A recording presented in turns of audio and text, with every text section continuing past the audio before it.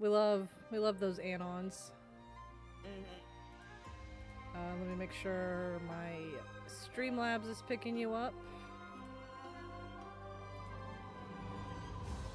We're live on the radio. We are live on the radio. Okay, so it is picking you up. Good, good. Oh, hey, look, there's my ads. Perfect timing. Oh. Well, for those of you that are not stuck in ad jail, Callie, you may notice that my Fugi is different. I am in a maid outfit because we are going to mop the floor with this boss. Hell yeah. One of us is, that's for sure. and it's probably the one dressed like a maid. Listen, I have too much time on my hand, okay? I'm sorry. I'm going to, you know, like, I'm gonna be honest. I'm gonna get really real and be honest. Do it. I had time. Oh. I had time. There were other games I wanted to play more than grind in this one.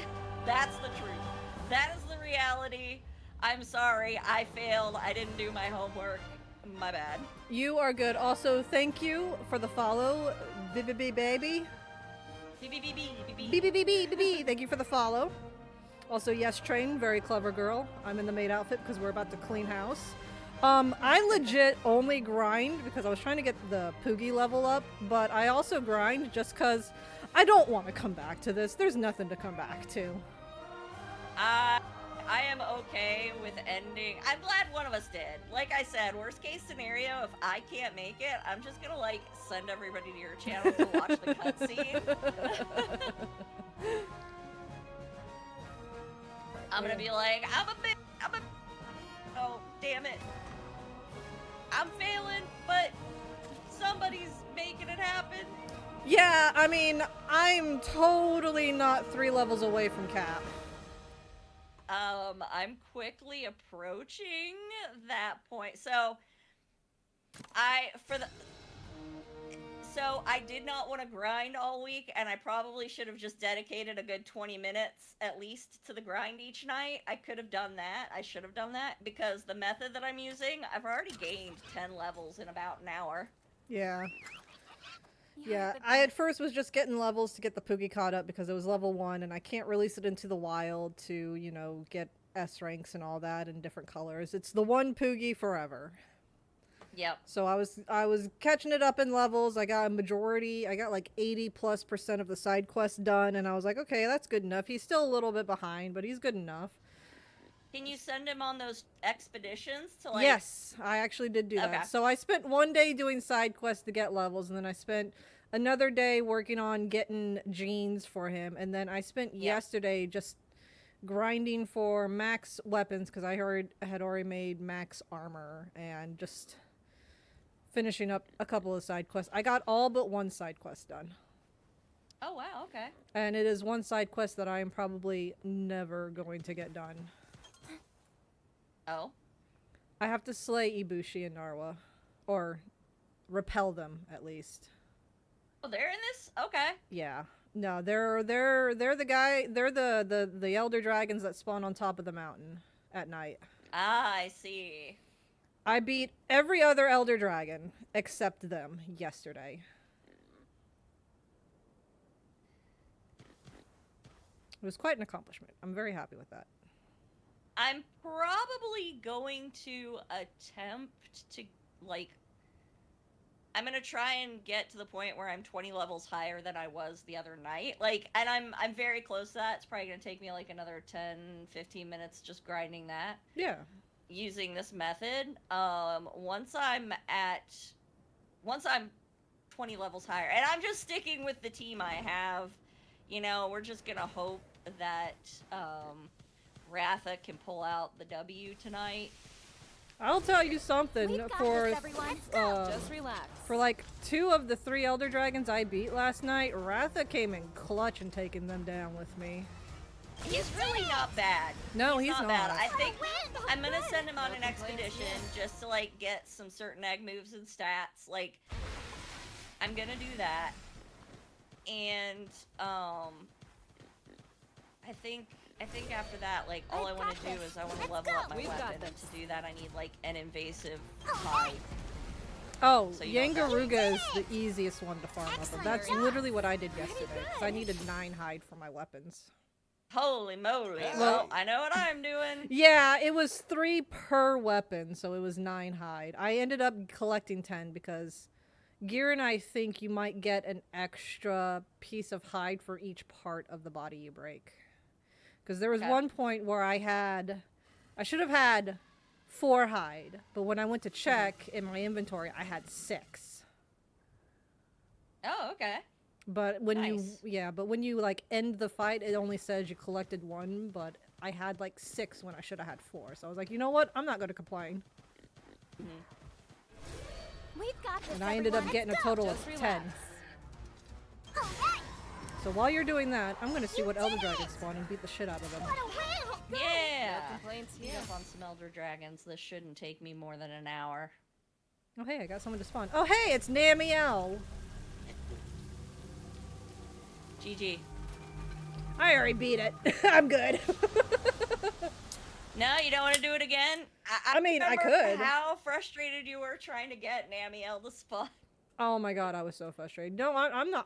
I mean, I'm going to still go fight it. I'm just, if I don't win, I don't care. Yeah. No pressure, right? You've already been there. I was able to go in for both Velkhana and Namiel. I went into the fight, start to finish, beat them. I didn't have to worry about failing it and then coming back with the lower health, because I got them to a certain point that if you failed, they would just start at that certain point again. I was able to do it one and done. So that was nice. Yeah. I'm sorry. I'm totally not meaning to flex. You're not. I feel like I'm flexing. I'm sorry. I feel bad. I think that's pretty cool. I'm pretty, like, I'm okay with where I'm at in the game. I'll probably, honestly, after this, it's like I may, worry about getting some of those other accomplishments under my belt. I need a break. I want to beat the game, and then I just want to take a break from it and come back to it when I feel like it. No, that's understandable completely. I have no motivation to come back to it after the final boss, so I don't feel like doing anything else aside from what I've done, because there's just nothing to work towards afterwards. Yeah. So it was like, okay, I'm going to try and get as much done as I can, because as soon as I beat that final boss, I'm probably never coming back. Yeah. And I might not either, like, I don't know. But I mean, I probably won't be streaming it, but like playing it casually in my off time when I get the itch, it's like that's over here. That's pretty much where I am. I definitely, once I start finishing some of those, like once I find all the poogies and once I beat all the invasive monsters and I upgrade everything, like I'll probably just go for completion. Yeah. Nice job. And then when this new patch comes out with the royal monsters and stuff, I'm really like, no, I'm good. Just realized I went to this fight with the right weapons, but I forgot to change my armor and I just got one-shotted.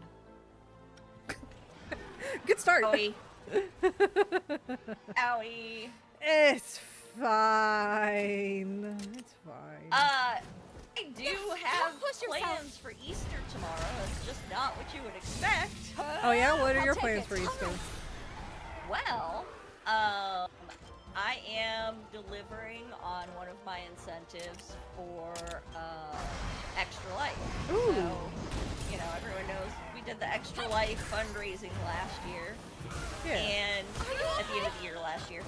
And one of my incentives was if individuals donated a certain amount of money, I would let them pick what game I play. Come on. Oh, that's tomorrow? And Zero donated enough money to earn that incentive, and I asked him, hey, what do you want to see me play? And he said, do you have any Resident Evil games? And I was like, yes, I do. I have Resident Evil 4. And he said, play that. And I said, okay. Nice. And then I said, I'm going to play it on Easter. Thanks. Heck yeah. Sounds like a good plan. So, yeah, I'm going to be hunting zombies on Watch out. Sad I'm on gonna miss Easter. it. Yeah. Well, you have fun plans. You have fun plans tomorrow. Yeah, I'm going to see family and we're going to do a gender reveal of the baby beast. So exciting. Eee. And you know, I'll make the VOD available, so if you want to watch it later, it'll be available. Heck yeah. I'm gonna die. Don't push yourself. Thank you. You can do it. Nope, I lost. No. Like, instantly. Aw. I had the wrong armor on. I'm weak to thunder with this on. And it just did the thunder Your move. Highness. It did the thing. It did the thing. Oh dear. That's alright. I'm not too butthurt about it since I've already beaten it once. That was the goal. Was the one time. If anything, I want to see if I can get the serpents to spawn, but I think it's going to be like an hour-long fight if I start that one. Well, I mean, the more time you spend doing that, the more time I can do what I need to do, so... Come here, Legiacris! It's time to bully you!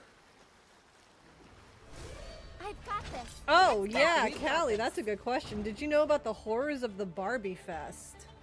All So right. what now? There was a... Excellent job. Basically, it was a Very Barbie nice. convention that was, official. It was an official Barbie convention called Barbie Fest that was held. Do you know about the horrors of it? No, I don't. Never heard of it. Didn't know We've got such this, a thing everyone. Let's go. existed. Just I think relax. this was the first time it ever happened, and, You did it! What a win! That felt good. they made big promises, and it looked about as bad as the Wonka event. Remember the Wonka event? Mm-mm. Where Nope. Someone online was posting AI images of a Willy Wonka convention, and the actual event was very shady and questionable and scammy. Oh no. Yeah, that was a grand time. Gear can probably explain it better than I can, though. It was managed by Mischief Management, and with how many sponsors supposedly backed out, it makes you wonder where all the money went. You know what? Dang. So when I was... So everyone knows Calistra's Mischief. Like, a mischief is what you call many rats. Yeah. I've got this. Let's Yeah. go. And so, of course, you know, I was like, oh, I should see if there's, like, tags Excellent and job. stuff. And I'm pretty sure Pretty Mischief good. Management came up. And I was like, be fine. And now I'm like, oh, I don't want to be associated with that. Yeah. We've got this, everyone. But yeah, Let's Barbie go. Fest Just had relax. 16 sponsors and was an official Barbie event. You did it! And it looked What a like win. a cheap cop-out. That felt good. That's really unfortunate. Yeah. They had Okay. they had like all these big We've got promises of this. like a life-size interactable Barbie house, All right. and what was actually there was a cardboard cutout of Excellent the job. front part of the Pretty house, good. Oh no. kind of stuff. And yeah, their 80 disco rink was literally like, it did not look very big. It was not very big. It was like, I don't know how big it was, but it was not big, and it was not disco themed at all. Oof. Yeah, it was bad. It was real bad. A set of like 16 of those metal barrier gates around a small area of the convention. Yeah. Wow. It was really small, and it was not 80s themed or disco. Yeah. They didn't even have like, from the looks of the photos, it didn't even look like they had speakers, which they could have at least done that and played like 80s music. Yeah. But I did not see speakers in any of the photos. We've got this, everyone. Let's Gear go. is Just dead relax. set on they Let's should do have had a this. disco ball, and I'm like, how? The ceiling's like 80 feet in the air.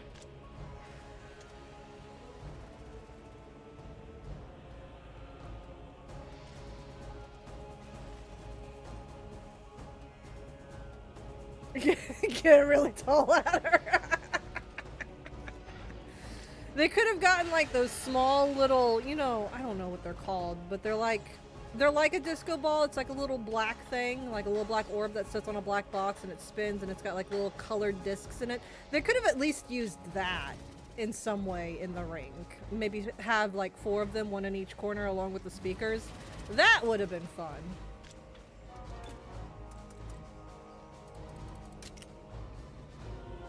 We're about to annihilate the sky octopus.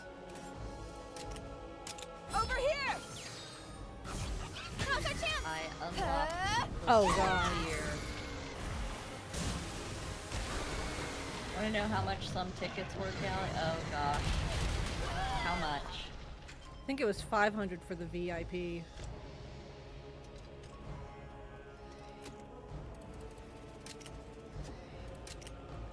So here's the thing. While like, had it not been an official Barbie event, I would probably be a little more forgiving, because like, it's the first year for that first year is like you're really figuring out what you're doing and how to do it well.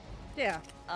So like, if it wasn't an official event, but if it's an official event and they like bluffed it that badly, I'm just kind of like, Excellent. Yeah. no. Yeah. Yep.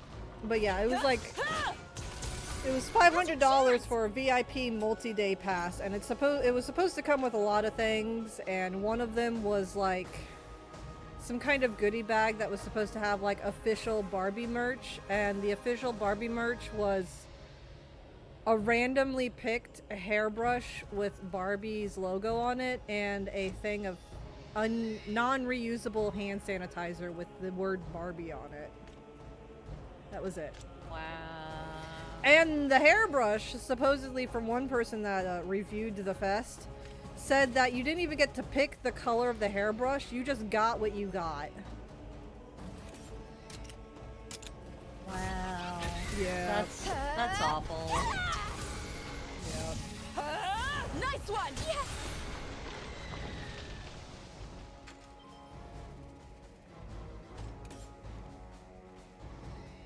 I'm a Barbie girl, and that is not a Barbie world. Nope, definitely not. Over here. May not be a Barbie fan, but even I can be like, you could have done so much better with this. Yeah. Classic. Really should have, especially with like the ticket price. That's out there. That's crazy. One speculation is they budgeted like the actual event based on pre-orders, which first of all is the first mistake, because a lot of people are going to wait until the day of the event to get their tickets. And so that's why it was such a flop, because all videos and photos of like the convention itself, 90% of it was just open floor, nothing. Yeah.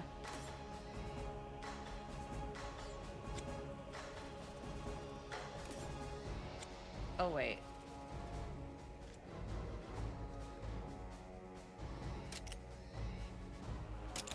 What new weapon? You did it. Nailed it. Good going. There we go.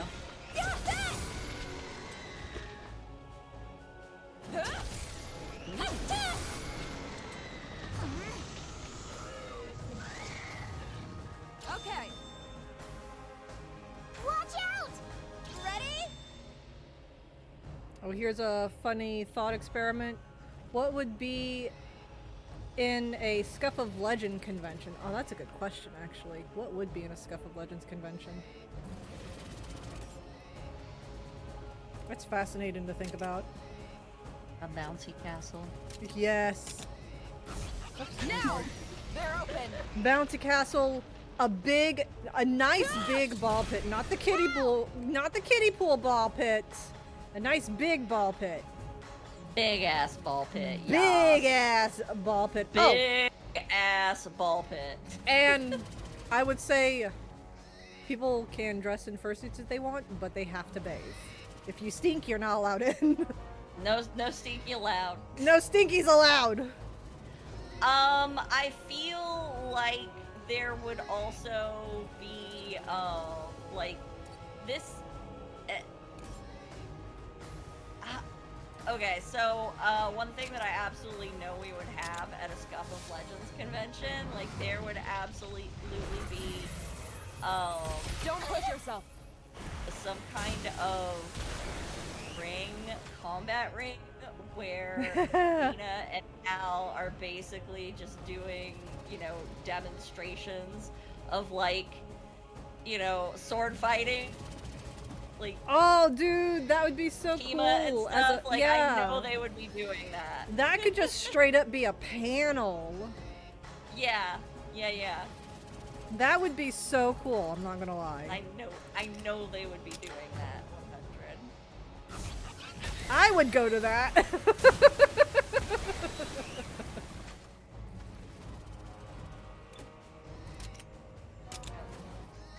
Please. Thank you.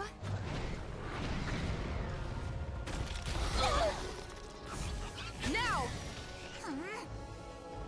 100% that would be a thing.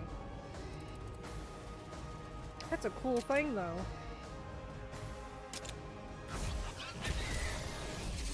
Come to the SL convention with pictures of piano and like, be a horror. I mean, why not? I believe, Gear. I believe that you would be giving a dissertation on Bionicle history and lore. And horror. And horror. But I know, like, Gear's very much in his Bionicle era right now. He's always in his Bionicle era. It's Bionicle and Yu-Gi-Oh! Watch I should out. probably have saved. Oh. Yeah. There would definitely be trading card tournaments. I can't imagine that there wouldn't be a trading card tournament. There would also probably be and so, like, also I just have to state I myself See that? The power of friendship. Excellent. I love conventions. I haven't. I'll probably be my first convention. Now. I've been to a So couple. I don't know what they actually have at conventions. So they usually have panels where they have people come and speak about things. Sometimes they'll have celebrities come, like, depending on, like, the panel itself, like anime conventions, they'll have, like, celebrity voice actors come in and just talk to people, answer questions, talk about, you know, what it's like to be like a voice actor or something like that. And then there's, like, the dealer's den where you can, like, buy all kinds of merch that you normally can't find in America because a lot of the vendors come from Japan itself, or they order stuff from Japan to sell specifically at conventions. And then there's Artist Alley, where people will sell, like, art, fan art, and just handmade crafts. Well, that's about my extent. And there's tournaments sometimes, depending on the convention. I know there's an anime convention near us that'll have a Yu-Gi-Oh tournament sometimes. Yeah, that's what I was talking about. My most knowledge is anime convention. Furry convention's a little bit similar, but they don't have really a dealer's den, but they have, like, the artist alley where people can, like, get art of furries. They can get, like, obviously safe for work. It's always safe for work. If you want not safe for work, you usually have to contact them outside the convention. They usually have, like, little business cards and places to reach out for them. But they also, in Artist Alley, sometimes they've got pre-made suits you can buy or rent. Sometimes you can find a vendor that makes suits. And if they don't have something that you like, you can get their card again and you can contact them about doing a commission. They'll have panels of talking about, like, fursuit care and how to take care of yourself in fursuits for those newcomers, being like, these are the signs of heat stroke, keep an eye out for them so you can take care of yourself, kind of things. And Yeah. some popular species like Dutch angel dragons, sometimes they'll have, at least the one that I had gone to, I went to a pretty small one. They had someone there. I honestly wasn't paying attention to the panel because I was mostly just trying not to die because I had a partial. Yeah. But I remember, I don't remember what the panel was actually. I just straight up don't remember. But I remember meeting other Dutchies there when I used to be in the Dutch Angel Dragon community. Gentlemen, thank you for the sub. 6-month sub hype. Let's go. There we go. Gear explained panels way better than me. Typically presentations that relate to the main topic of the convention. Another example could be history of X or game show or quiz questionnaire. Here's celebrity group. Okay, so I can tell you right now, I would be giving a panel on like all things like Final Fantasy. I am very much more of a dealer's den and artist alley person than a panel person. The most panels I've ever gone to was for a specific topic that they were talking about, or a specific voice actor, or sometimes they'll have a small section or a small window for some of the voice actor celebrities at anime conventions to like sign some merch for you or get a photo taken with them. So I'm not much of a panel person. I like buying goodies. I like goodies. Yeah. What am I doing? I definitely think we would probably have some discussion because we have such a varied group. Let's go, Oh, yeah. Mama. And that's the best I'm part. Thinking, yeah, and it's like, and I'm even like including the champions too. Like, what are our champion special interests? We would absolutely have somebody talking about painting miniatures. Oh yeah. You know, we would have people talking about like DMing for, you know, tabletop role-playing games.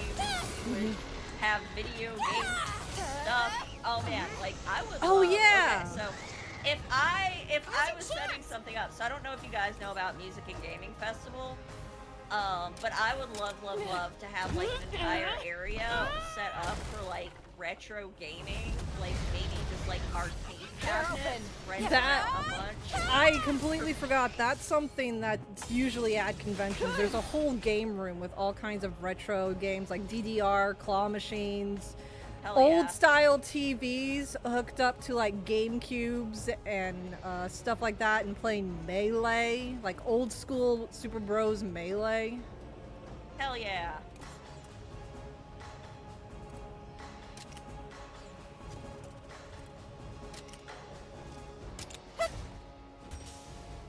I completely forgot about the game room because I very rarely go in there. Keep it up.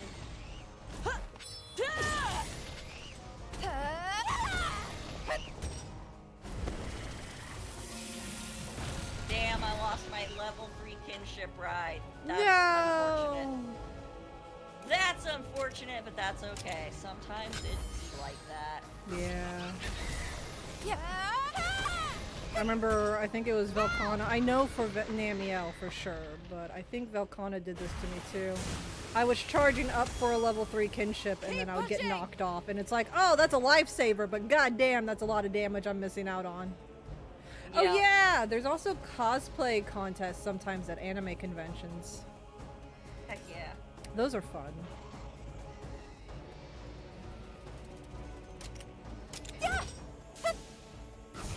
Nice job. I feel like if we had, okay, so this is gonna go back to like some, okay, so I'm about to say something, and this is something that you saw in like, you know, the Kid Casino, aka Chuck E. Cheese.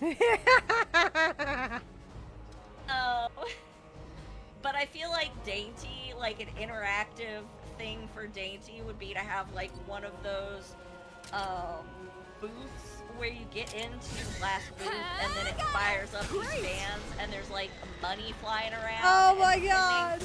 And if you catch things, you get certain prizes. That would actually be awesome. I think that would be Oh. so cute for Dainty. I've seen videos of something I think a lot of people would enjoy, especially if it was filled up with snacks, maybe some candy, but just mostly just a lot of just different types of like little snacks. I've seen I've seen people not in fursuit and people in fursuit do this. It's basically a human crane machine. You get hooked up to this harness and you lay parallel to the ground and it lifts you up and then lowers you into the like the giant tub of like goodies in it, and you just try and grab as much as you can. That would be fun. Ready? But there's two things you need to prep for when it comes to a convention. One, crowd, and two, you might get what's known as a con crud.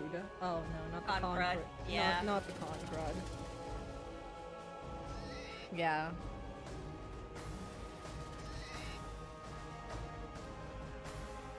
It's fun to fantasize though. Oh yeah, definitely. It's like fantasizing owning a house. Or winning the lottery. Or winning the lottery. Yeah. Gosh, what would we have?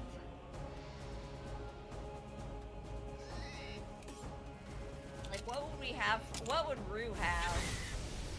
That is an excellent question. Let's do this. Honestly, so it's funny. Yeah, like I understand the concept. Like, anytime you're doing something where you're exposed to a lot of people, you're gonna get what the crud of, like, you know, you're just gonna catch something and it's gonna make you feel lit. Yeah, there's really no avoiding it because some people will still go out even when they're sick and spread it. Oh my COVID. gosh, did you? Okay, so, alright, speaking of that, Not bad. I gotta bring up, there was, and this is a well-known incident that took place at Final Fantasy Fan Fest. So every 2 years, Square Enix has what's known as Fan Fest. And this is where they reveal all of, like not everything, but they start leaking out or revealing teasers and stuff about their upcoming expansion for Final Fantasy. Excellent job. Yeah. Good. No complaints. And the year that COVID, I think it was the year of COVID, so they actually had like a very small, they only held it in Japan. So like this year there's a fan fest in Anaheim, California. There is, no one's leaking. No one's leaking, we're just talking about leaks. Yeah, there is a fan fest in, I believe, the UK, and then they have one in Japan. So typically they have 3 in different parts of the world, and they'll reveal different things at each one. But anyways, the year of COVID, they only had it in Japan. And that was really, I will say, like, as somebody who is in the US, it was really interesting because even though they only held it in Japan, they actually made it very accessible online. So they like had translators available where they normally wouldn't have translators for everything.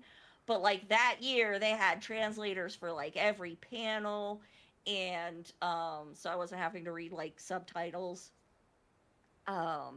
But they had like everything was basically like televised through like different sites. So I was able to see a lot of it that I normally wouldn't necessarily have been able to see. Or, you know, it does make a difference when you're watching somebody present and you have somebody bringing that enthusiasm, like translating instead of like reading what's coming. Anyways, the point of this story is that year somebody went to, I think it was that year, it was either that year or the following year, but somebody went and they were sick with COVID, and I can't remember, I think it was they knew they were sick, but they didn't know they had COVID, but they knew that they weren't well, like they thought it was a cold, and so they went to the fan fest anyways, knowing that they weren't well. Oh man. And so it ended up, a lot of people ended up getting sick with COVID, you know, during that convention. And people are pretty sure, like, this might have been, like, one of the individuals responsible. And nobody would have known about this except that person drew an entire comic panel about how they didn't realize that they were, you know, sick with COVID, and they, you know, wore a mask and like they spent so much money traveling there and on tickets and they didn't want to miss out. And so they put all these, but it was like meant to sort of garner sympathy for their situation. No, just don't go. I mean, I'm But sorry they lost all that money, but they should just not have gone. No, they absolutely shouldn't have gone. But then to like go on and be like, I went there and I knew I was sick. I just didn't realize how sick I was, and try to like gain sympathy. It was this very controversial thing that happened, and I was just like, why would you draw a comic and confess to that on social? Like, why would you post that online and confess that you did that? What were you thinking? You fool! Yeah, like, and of course, it was this whole thing. Like I said, it was this whole big thing that blew up, and people were talking about, and I was like, I just remember when I found out that it was like, they made like, they dedicated time to drawing comic panels, confessing to putting people at risk of catching COVID. Like, why did you think that was a good idea? Okay, I didn't get any invasive hides for beating up that Ian Garuga. Was it invasive, Yangaruga? Oh, invasive. Wait. Yeah, it was the invasive one. It's the one, yeah, the one that you have to, like, it's in the Raytheon Endangered Den, right? Yeah. Okay, You should have gotten at least one. I should have gotten something. Game. Check. Why you do this? I was about to say, check your inventory, because you're guaranteed at least one. I know that.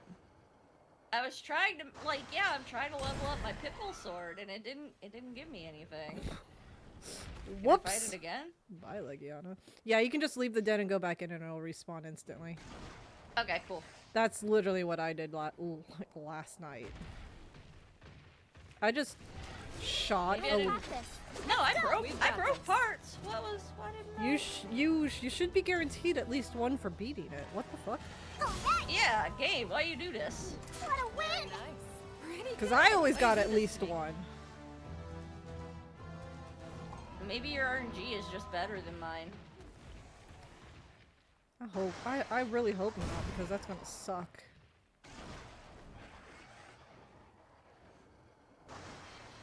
Let's do this again. Idea for Rukia's contribution. She provides a lesson in heavy metal. Oh my god, she would be doing like a 100% rock concert. Let's go. Yeah! Let's go. We've got the upper Oh, hand! there he is, sleeping again. Whooping that We ass. did it! Oh no, I thought it was Legiana. Excellent job! What am I missing for the Volcana longsword? I got the serpents to spawn, and I need a fire weapon and an ice weapon.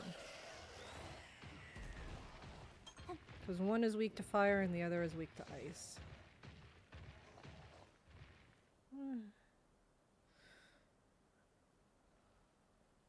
What monster am I missing? You keep doing your thing. I'm over here trying to kill these damn sky snakes. Okay. I mean, it's gonna be super easy to at least for me, it's gonna be super easy to fight the final boss. So I don't mind just doing some more grinding while waiting.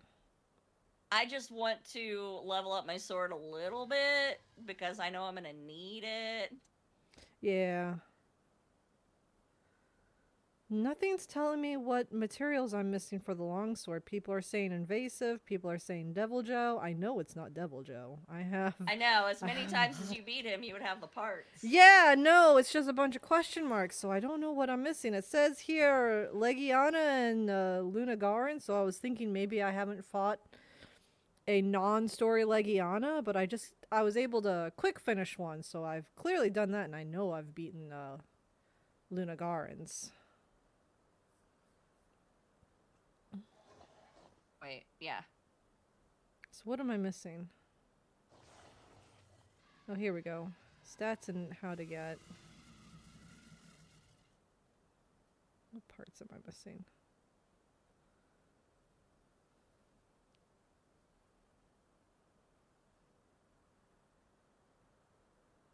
A metal concert would be cool as hell, though. Tigrex? I'm missing Tigrex parts, apparently. Okay. Weird, but okay.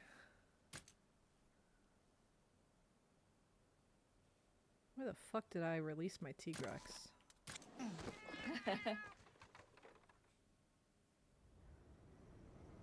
Funny enough, Malzeno is a strong pick since it both heals and deals damage. Yeah, I know. It's also a dragon type.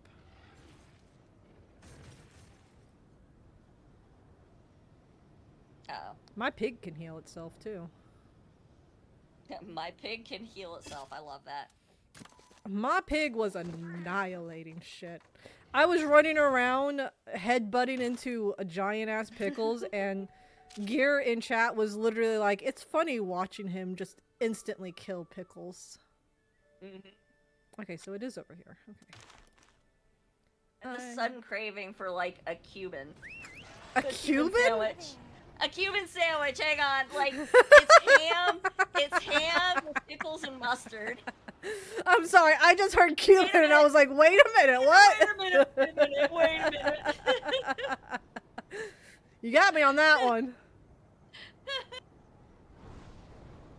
Okay, where the... Talking about your little piggy beating up pickles, and I'm like, a Cuban sandwich sounds good.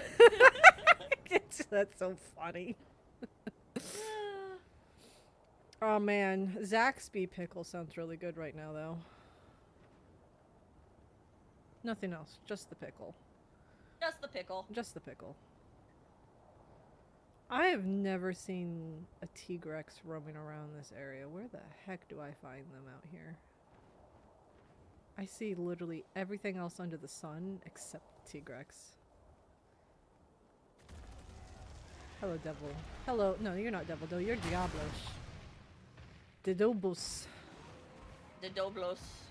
There's a brute Tigrex. That's not what I need. I need a normal one, apparently. Maybe I'll get lucky and find them in the dens.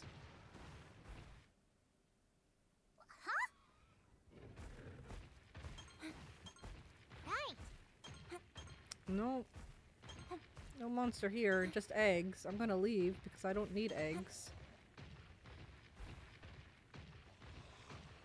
I wonder how many people I've made mad by going into a den, not collecting eggs and leaving. I go in, and it doesn't have the monster I need, I just leave. Just bounce. I don't need the eggs. Oh wait, I think I might know where one's at. I didn't realize how bad I was hurting here. Oh my goodness. I think I know where I might find one, maybe.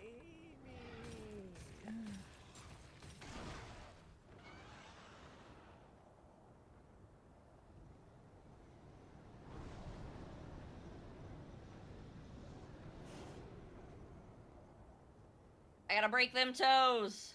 Break them toes! You have pickles if you want pickles, Pama. Those aren't the right kind of pickles, though. See, Gear, there's something you fail to understand. There are different types of pickles because they're all fermented differently with different blends of herbs, spices, and amounts of vinegar. So they all taste differently. I want a very specific pickle.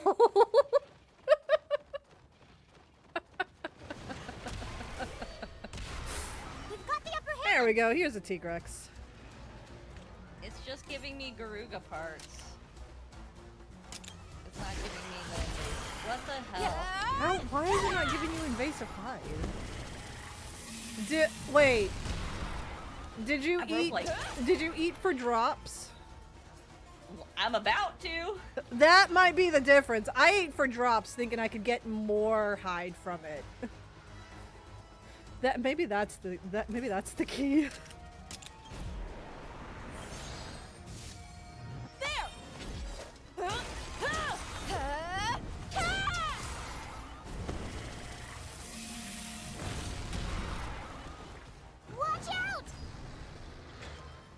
Because that's how I farmed my 10 invasive hides last night, was I just farmed the invasive Yangaruga.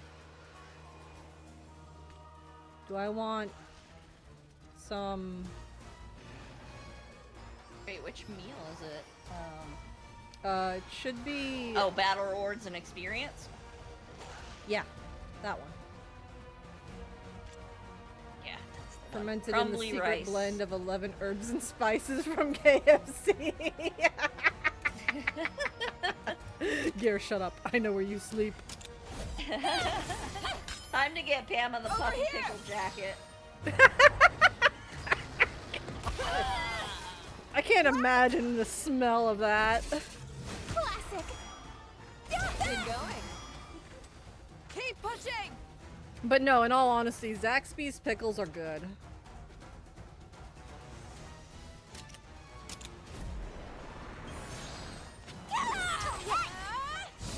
I'm gonna go out and kill me a Rathalos or two as well to upgrade my fire sword. Maybe then I'll stand a chance against the serpents. I forgot I gave up Zaxby's when I left the south. Oh no. I forgot. Not the pickles! How could you? I gave it up. It's alright. I gave up Whataburger when I left my hometown because that was the only place in our state that had a Whataburger. On to the next. And I love their hot dogs. Oh my god. Thea might be a good partner for the fight too. Maybe. Gutter surprisingly actually was doing pretty good because he has an ice monstie. I know, Callie. I've done the unforgivable. I actually used Gutter on my team for a moment. Oh. I hated every moment of it. Yeah, as I would expect. I needed him because he was literally the only one that was thunder resist compared to everyone else. And he had an ice monster, so that also helped. I can try Thea. I can always save before the fight, and if I fail it, I can always just reload the save, so I can just keep trying to kill them specifically instead of having to force respawn other Elder Dragons. I might do that. I need Arathalos first. Owie.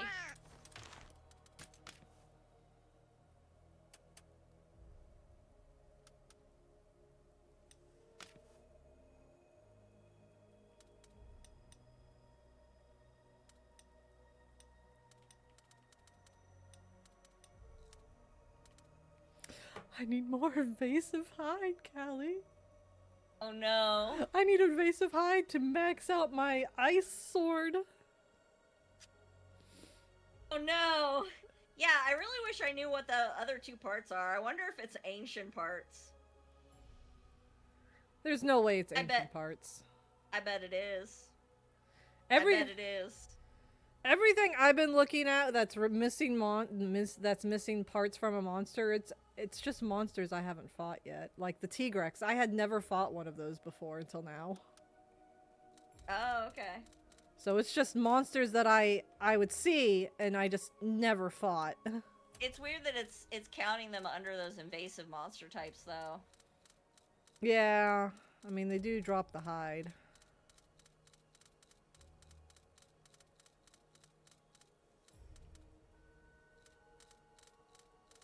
Because there's other invasive materials you can get. The hide is just the most common one because it's the 1.1. I don't know what the others are. The other invasives probably drop it. Mm-hmm. Yep. I was able to speed level 20 levels, and now that I'm fighting this invasive Yangaruga, I'm getting, much more. I'm getting more experience. Alright, gang, you know what time it is. Let me go kill a Rathalos first, and we are going to also farm some invasives. That Arkveld sword looks sick. Dude, all the Arkveld swords. I have all the Arkveld weapons because they're the best dragon element weapons. So Ancient's weak to dragon? Depending on the stages. The first two stages, he's weakest to dragon and fire. Third stage, he's still weak to dragon and fire, but more weak to non-elemental. Okay. What are the stages actually called? Oh boy. Blightstone protection, he's weakest to dragon and fire. Blightstone Unleashed.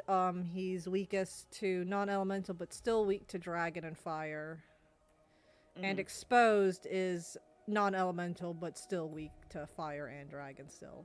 So I just went with dragon because it's also like the strongest weapon I could find. Yeah.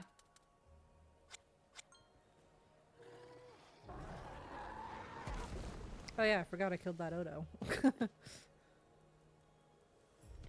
When you kill something so fast, you forgot you killed it. If I could just get like one Rathalos, I think I'll be good. And then we could just get... I just need 2 invasive hides and I'll be... No. No, I need more. Because I'm making 2 weapons. I'll be fine. Huh? Damn it. Oh, it's an Odo. I don't want that. I want a Rathalos. What would Seryu's contribution to Scuff of Legends convention be? He could probably have a whole panel talking about his forge dragons that he's designed. Oh, I got one. Thank you for the hydrate. Eevee wants to be put into the bottle. Where is the Eevee? Do it. I gotta Put her find in the bottle. I gotta find the Eevee. I found the Eevee. Eevee is now in the chat box. Enjoy.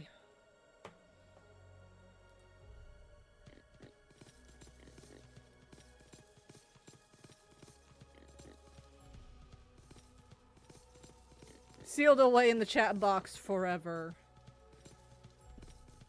Or until a raid happens, because then suddenly the solid object isn't solid anymore.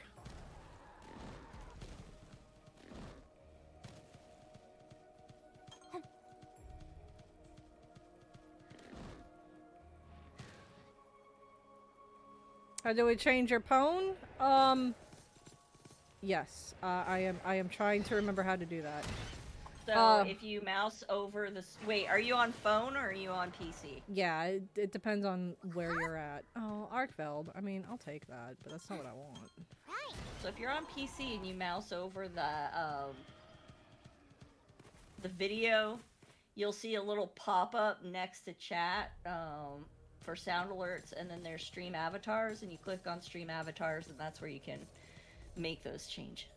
I don't know You if can it's... pick a different pony. Yeah, I don't know if it's set up on my end, but I think you can also scroll down to where it has like my about information and my specs and all that, and there should be a little window for stream avatars. Stream found it, or PC found it. Awesome. I do plan on making more. I just haven't had the motivation to. I need to make more giraffes. Yeah.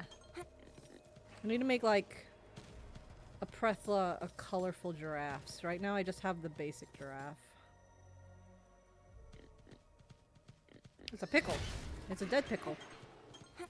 Alright, my pickle sword is upgraded. Nice. Now I just need to fight that Yangaruga a few more times. I think if I can upgrade the bow, I'll be happy with that. I'll be happy with that. Evie, how are you doing today? Yeah, How's your weekend going? I feel like it's been a little while since we chatted. What you doing for Easter if you're doing anything? Yeah. Okay, I think I need to come over here during the day to find the Rathaloses. Speaking of Seryu, oh, do we have some spicy art of Seryu? He's getting sus art. Yeah. He did consent to it, by the way, Callie. It's okay. Well, yeah, I assume that. I didn't want you to be like, wait a minute, hang on here. One shot. Holy smokes. No, I have absolute faith that Evie would not draw something without making sure that was okay. Yeah, I was there for it. She was like, how do you feel about sussy art? And like, no, she was like, is there any rules to your character? And Siri was like, no.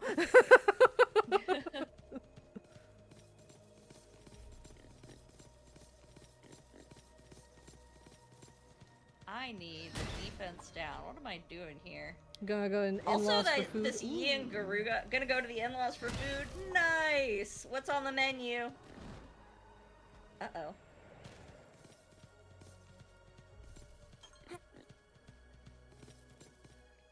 I know that guy. I want to see. I need a vital. Oh wait. Okay. You can DM it to me because I don't think Callie wants to see it. Let's see. Oh, I know. I need circle stance. That's what I need. Circle stance is good. Every time we talk about, like, whenever the conversation of, like, Easter comes up and what you're having, like, to eat when you go visit family and stuff like that, and a core memory unlocks for me. Back when I was, like, wee little, like, itty bitty, like, baby Pama. Back when I was, like, baby Pama, like, 5 years old baby Pama. Mm-hmm. My mom worked a lot because she thought that was what she needed to do to give me a good life growing up because we didn't really have a whole lot. So she was working all the time. If you don't have me added, hang on. I DM'd you before. But, so we had some neighbors that would watch me whenever my mom was too busy. And they took me along on one of their Easter trips to go see family. And I don't remember a lot of what happened, but what I do remember is sitting on a, like, indoor patio that had, like, big windows and I think maybe screen doors, but it was, like, an indoor patio kind of thing with a big TV with all the kids sitting in front of it watching The Last Unicorn. Aw, yeah. And, no, that's not all, though. And having Jell-O eggs. And their Jell-O eggs were awesome because I'm going to assume they, like, used, like, the plastic eggs. Uh-huh. Because these were full-sized egg Jell-O eggs. And I had one in each hand, and I was so engrossed in the Last Unicorn, I just had 2 things of Jell-O eggs in my hand, unfinished, and I was just sitting there watching the movie, and I remember... Nice, Evie. And I remember,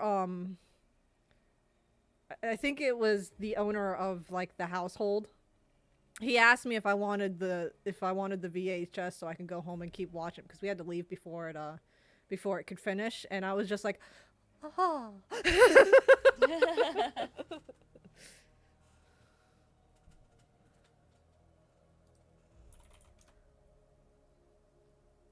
Oh, I lucked out. He missed me that time. Okay. But yeah, I have that core memory, and I always think of those Jell-O eggs, funny enough. I don't think he knew I was a furry artist first. I didn't know you were a furry artist. I remember you, Evie. I remember you and know you as the duck drawer. Because you got so many ducks, and I love it. I love all your little duckies.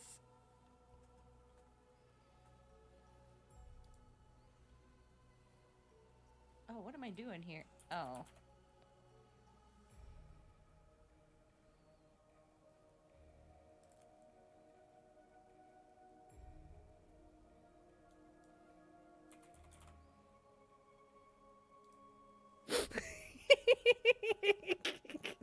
Don't mind me. I'm just being a hooligan. What? I love your duckies. I've got to be close to 90. I don't mean that as an insult. I love your duckies so much, and whenever I see them, I'm like, oh, those are Evie's duckies. Why is there an arc build here in the middle of the day? Get out of here. You know, the one time I want a Rathalos, I don't see it. I survived. What did, how do you say that? Lucy? Lucy? Oh, what did Lucy say about it so far?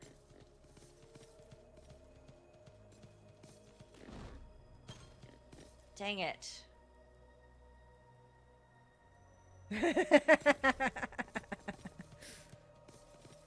My response? Wood. That's it. I like being silly that way. Really? That's all the dens? Oh wait, I know where I can find some more Raffaloses. That might be easier to hunt, actually. I'm using the wrong weapon. What am I doing here? I don't know. What are you? Do I have Raffaloses here? Please tell me. Losing. Please tell me I have some here. No, I've got the blue. I need the red. Dang it. Confound it.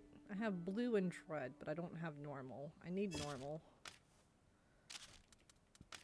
Back to Thank you for the self-care moment.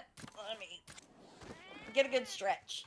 Oh, Ow. the stretchies. Ooh, hey, a super rare. Maybe I'll get lucky. Yeah, I needed to do a good stretch. Alright, I guess I'll pull up some eggs and see if I can get a Rathalos to spawn. I think I have defensive down coating already.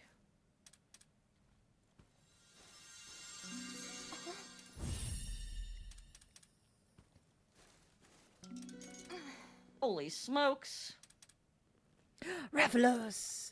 Come here! Let me bully you! I want to kick your booty! We've got this, everyone. Let's go. Just relax. Oh, nice. That should be good. What a win. Good. Very nice.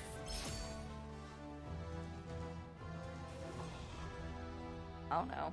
I don't know if that's going to be enough. I might need to hunt another Rathalos real quick. Why were you dehydrated? Thank you for the hydrate, Evie! Why are you dehydrated? And a stretch, thank you. Stretch. Every time I do a big stretch, you know that's the rules. I will also hydrate. Can never be too hydrated. I mean, technically you can, but I was like about you to gotta say, drink yeah, a you lot can. of water. You can, but Yeah, there's like water poisoning apparently that you can have. there sure is.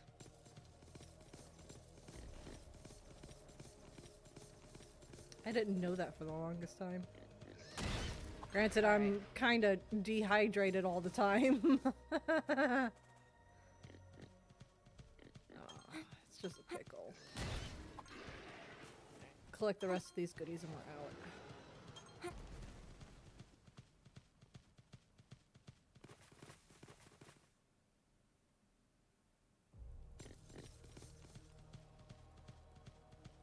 I've just done the unthinkable, Callie. Oh? I went into a super rare den and didn't take a single egg out. Oh my goodness.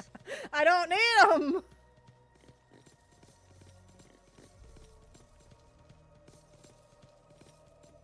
Have people screaming at me maybe one day in the future watching these old VODs. It's like, why didn't you take any eggs? I don't need them! If they knocked him out before I was able to break any parts, I'm gonna be a little bit frustrated. I think they did. Oh, I still gotta hide.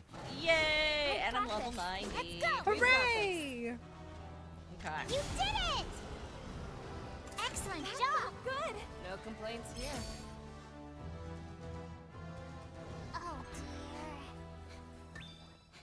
Alright, I'm gonna remember to bring out the correct monster for this fight, and we're gonna start with circle stance, so I don't... All right. You know what? And I'm also gonna build up for lunge attack. That'll help bust in the feats. Yeah. Yeah, I'm trying to get a Rathalos. Mm-hmm. I'm probably going to need some more Tigrex parts, and then I'm going to need to farm evasive hide so I can try and take care of those serpents, which gives you plenty of time to just keep grinding. Yeah! It works out for everybody! Because it's literally my last task is just the serpents. Aside from achievement hunting, but because there's not really anything post-game to really keep me engaged, I just don't care about that anymore. Yeah.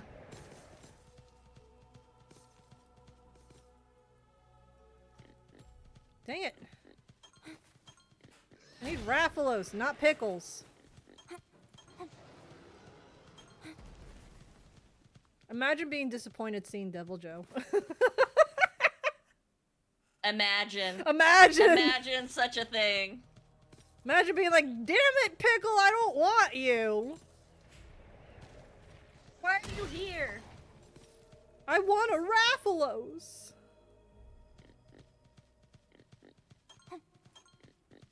I have so much pickle parts, it's not even funny.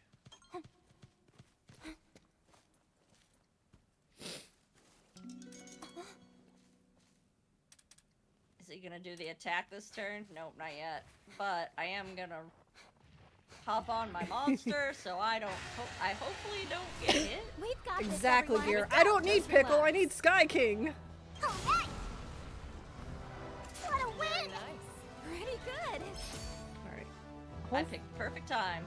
That should be enough parts to, get the Raffalos. Now I just need to get some Tigrex. 1 or 2 more Tigrexes should be enough.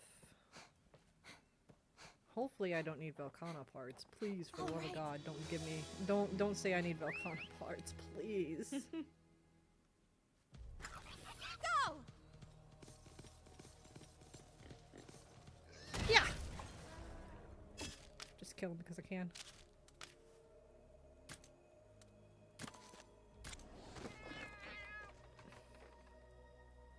We've seen all this. Ship! Power friendship!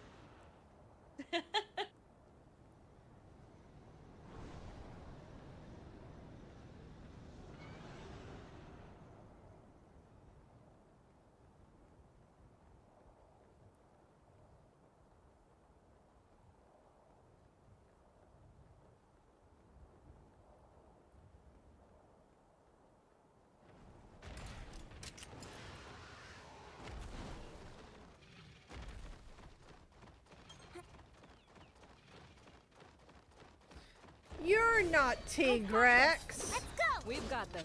Oh my. You did it! It's just a raid Oh, out. Excellent No job! complaints here. That felt good! I need more Raydao eggs for sure. Oh-ho! It's the railgun. Yeah, I just now realized I think Tigrex spawns over here at night, because that's where I saw it last. Which explains why I didn't get a Tigrex this time.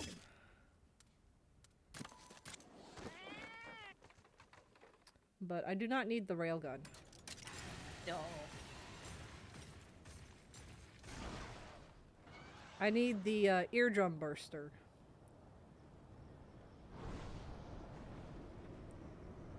Oh man. Oh man. What happened? Oh. Why have I been bonked? Panda, what are you doing awake? Go to bed, Panda! Also, hi, Panda, but go to bed, Panda! Thank you for the hydrate and the stretch. I'm gonna do my stretch first. Owie. Oi, oi, oi.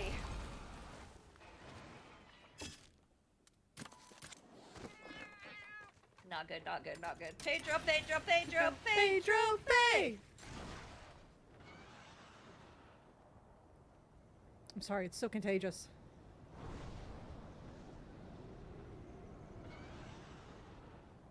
Well, I think I'm about to lose this fight too. Dang. I believe in you, Callie. Yep. That was it. Damn it. I believe in you, Callie. You can do this. No. I lost all my hearts. I was trying. I was like, do I heal or do I use a vital essence? Because I was like, I didn't know who he was gonna hit. I didn't know who he was gonna knock out. It was just a bad time. I believe in you. You can do it again. You can come back and come back stronger. Man, a surprise attack, really? Yeah, it does that to me sometimes too. I tackled him. Yeah, he did that to me yesterday too, which is stupid.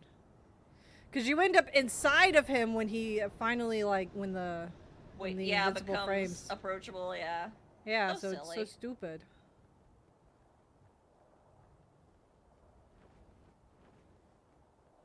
Yes, Panda, what are you doing awake right now? It's super duper late there. Hello, but go to bed. Take care of yourself.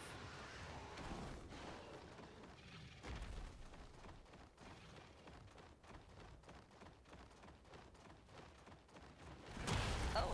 Okay, there we go. Now we go to Azuria. Oh my gosh, why wasn't I doing this before? What were you doing? I blinded him. You can do that! What? Yeah! I thought he was immune to that! Well, Apparently What can I not! get Bruh! I'll get Apparently started. not! It's my turn to go bully the Yangaruga now. Whoa, that looks tasty. I just really want to level up my Ready bow. for That would be action. nice. I believe in you. Again, I'm still just over here trying to get the fire and ice weapon for the husband and wife. That's not me in gear. Yeah. Eh, There.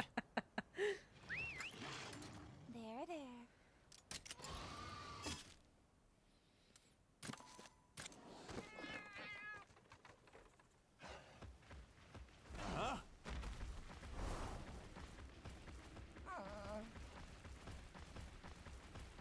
Alright, I'm gonna bring Thea into this fight because she seemed to be doing way better than Cora.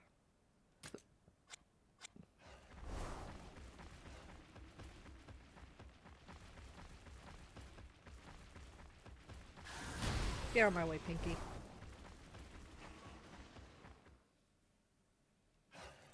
Maybe if I do the attack from behind, it won't be as stinky. Oh, nope. Hey, now! Nice. I just got surprise attacked! Bruh! I saw that. In trouble. You stinky! Bruh.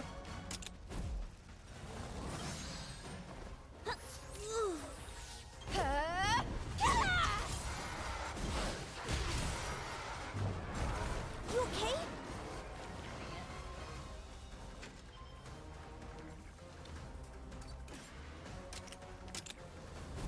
Yeah! Let's go! That helps. Looking good!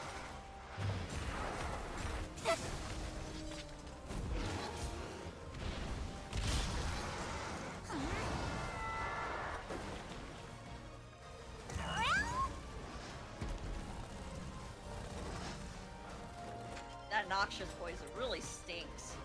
Yeah, it does. Alright, we're not playing around.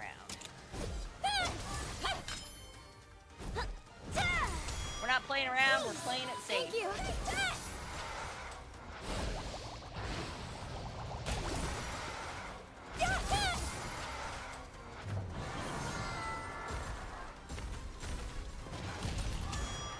Amazing.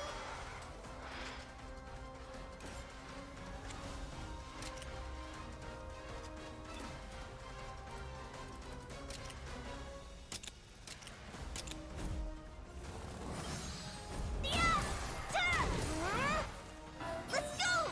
That helped.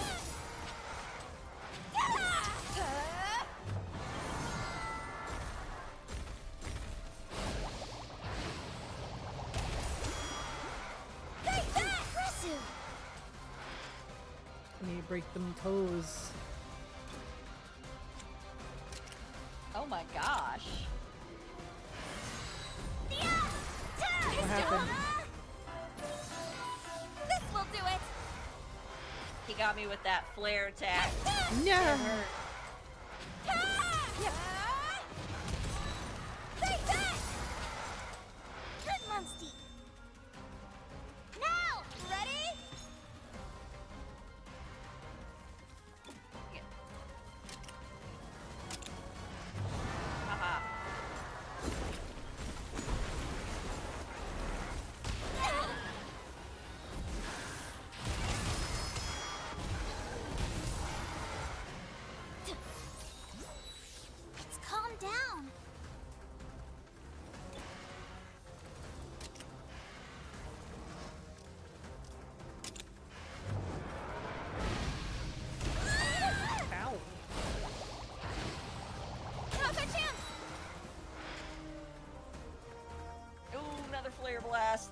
It, that hits so hard.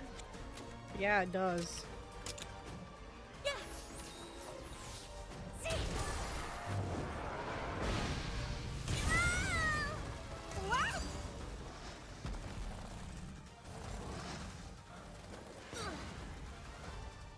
Watch out! Oh, you good.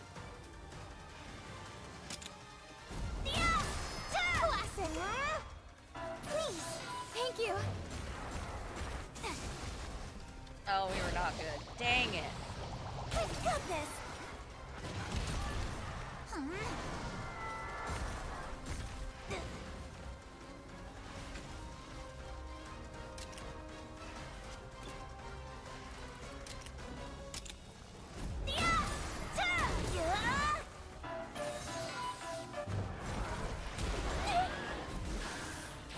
You did it! This isn't Pal World.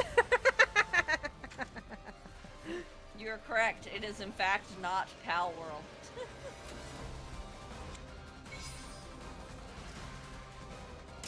Okay. It's much more friendlier to to the animals. That's because these are our babies. We raised them.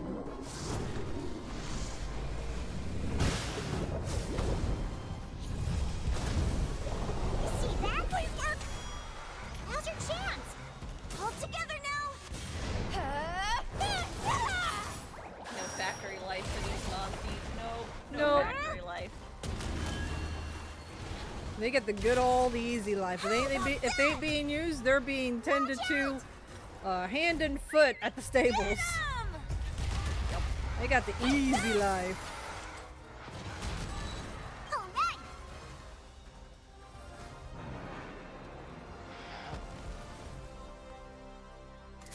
We get Eleanor's wonderful cooking. Like Pokemon with extra steps. It's better than Pokemon. Oh, hey, I just Oh got my god, I two just invasive. lost 2 hearts. Jeez Louise, I hate that poison. I'm so sorry, Kelly. I just got 2 invasive hide. And I'm getting like 1 at a time. To be fair, I was also getting 1 at a time when I was doing this yesterday. Except for that one time where I got like 3. I don't know Oh how. no! Ooh.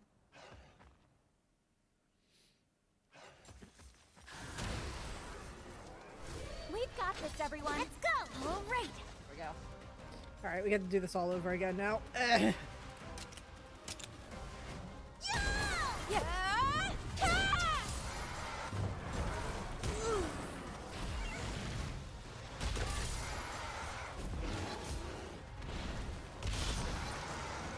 Just give 2 hide. I won't give up.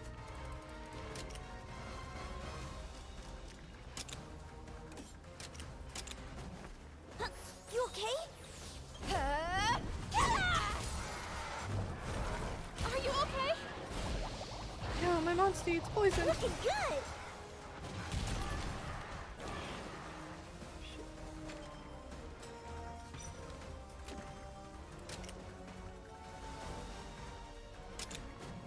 Yeah. Don't push yourself. Broken. Alright. Please, Yeah. please, please, 2 hides. Come on. That helps. Give it to her. Eat food for more drops. Come We'll on. do it.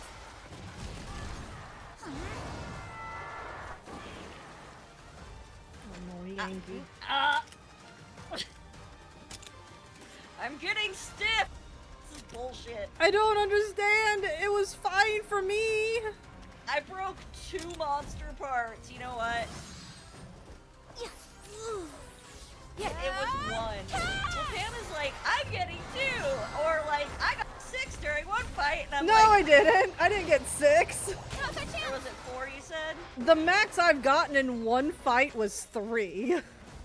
that's way more. Like that's 2 more than I've gotten in any of the like 6, 7 fights that I've done now. To be fair, I also fought the thing like 6, 7 times yesterday just to get the 10. I did not mean to meme that.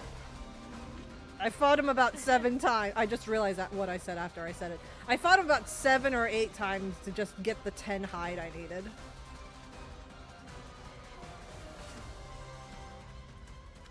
It was a struggle even for me.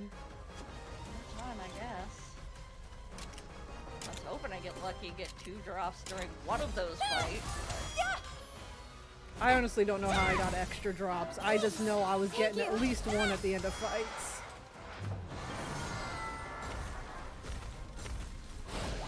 Eleanor's cooking is failing me, that's what's up. Yeah.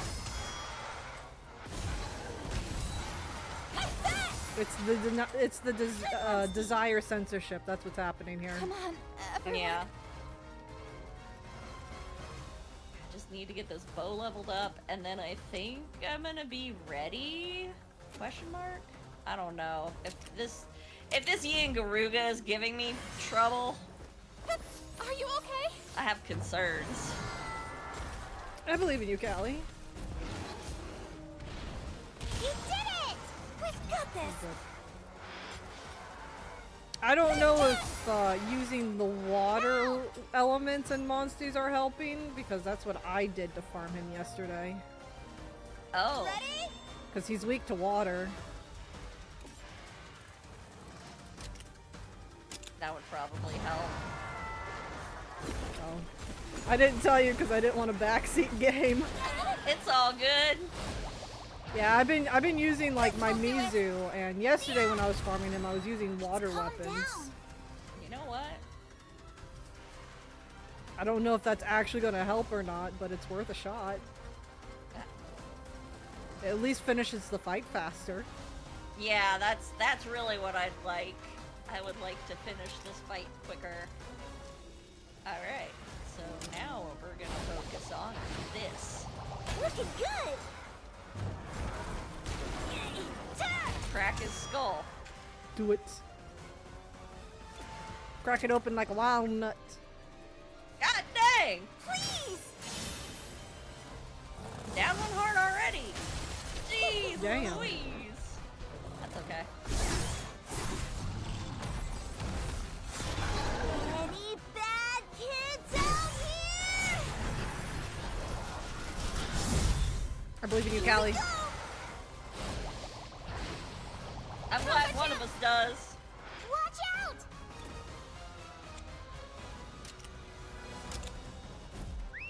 Get him!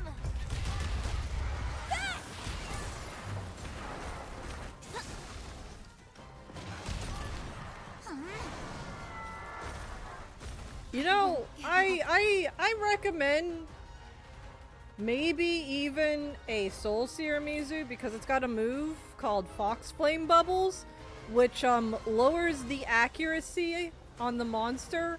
It seems to stack, and it can also inflict burn. That might also help. Holy moly. I think it can stack because the Yangaruga I'm fighting currently has accuracy down large for the next 2 turns.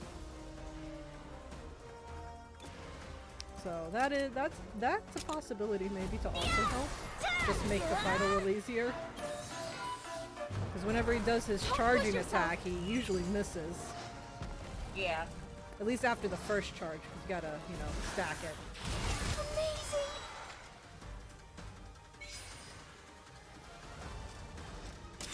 Okay. There's a method to the madness. There's always a method to the madness.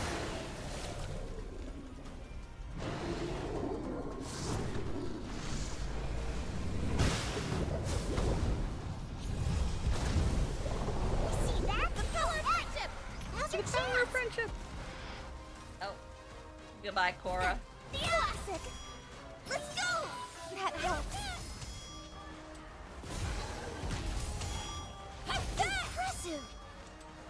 Oh my gosh. All of my defensive boosts actually saved her, I think. Nice! Nice job. You'll feel this. I'm like, that hit should have Thank you. absolutely taken them out. It did not.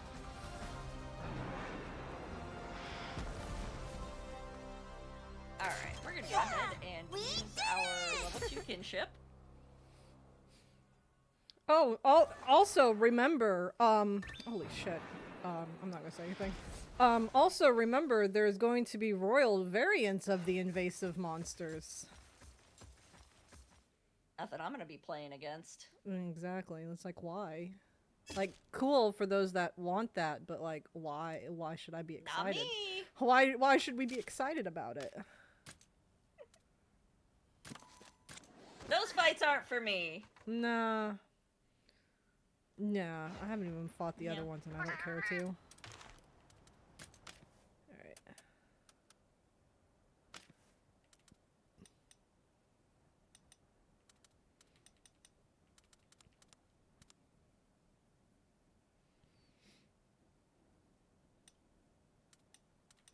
Yeah, hit him with the water. Alright. Let's give this a try now, shall we?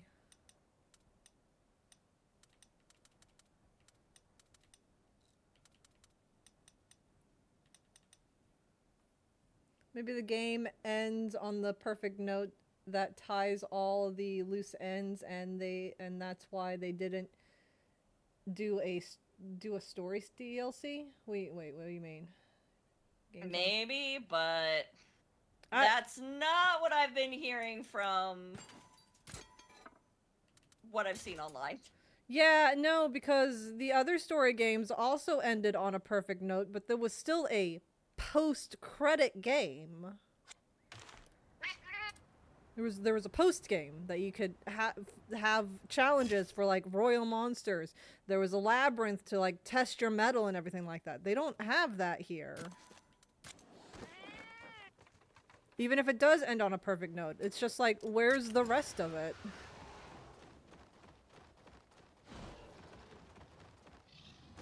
Oh, are they not here because I was running around doing shit? Are you serious? They're not here. Oh no, not these stinky flare blasts. Well, I have the weapons now, so let's just try and get them to respawn real quick.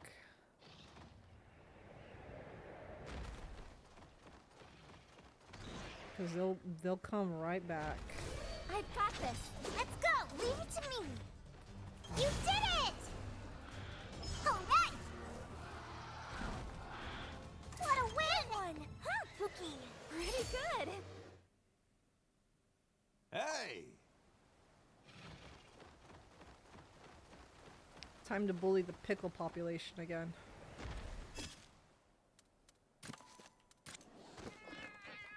How dare the serpent pair flee? I know, right? Rude. I was actually preparing to Holy fight them smokes. properly. We've got this, everyone. Let's go. All right. I got a maxed out fire sword and a maxed out ice sword. Excellent job. That's how it's done. That felt good. I might bring Cora into the fight because she's got an ice weapon.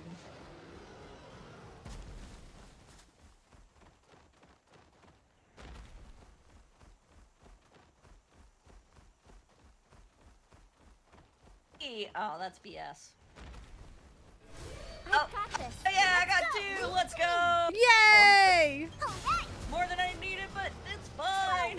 It's always better to have more than you need. Yes, better than if none had dropped. I would have been like, that's it. There we go. Hey, guess what? I got the serpents to spawn again. Hey. Which means you can keep doing some more grinding real quick, because this might take me like an hour.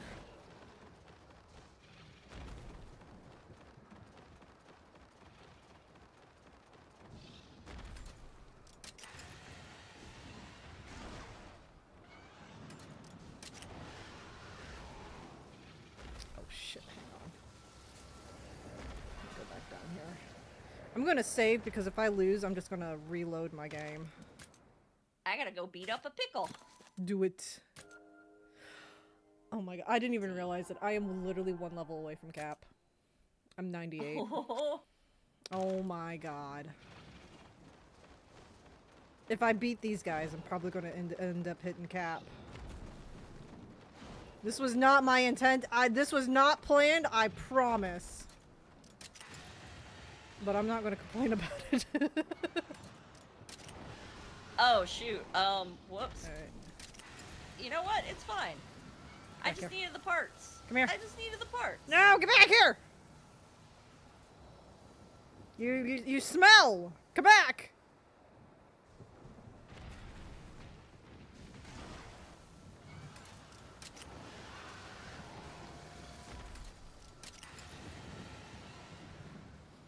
Oh, right. Let's see. We can either bring in Gutter with his ice monster or Cora with her ice weapon. She does have a fire monster, too. Maybe that would actually be a good strategy. She's also pretty tanky.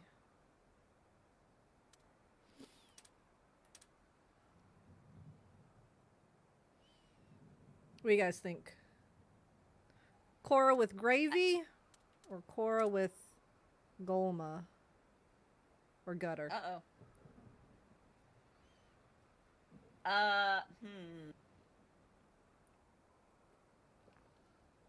Gutter. Gutter! Gutter. Wait, what are you? Oh, wait. No, Cora. Cora, okay. Should it be Golma or Gravy? Gravy technically Gravy. has... I was about to say, Gravy technically has an advantage over one of them because Ibushi is weak to fire. Yeah. All Where's right. this? There We'll you bring are. in Cora then. I almost forgot to do that. Oh, shit. Hold up. I also almost forgot to eat for this fight. Yes, always be eating. Yeah, Getting ready. I was literally talking about it yesterday after I lost almost instantly to them. I was like, damn it, I just realized I forgot my pants. Let's see. Increased damage dealt to monster parts. Ooh. Now, as for seasoning, Increased starting stam. Increased wyvern fell power. Increased stam. Damage dealt to monster parts. Max HP with defense. Kinship fill faster or increased speed. I have not heard of that gear. I have not either. Granted, I don't really pay attention to a whole lot of games. I only use the freshest produce.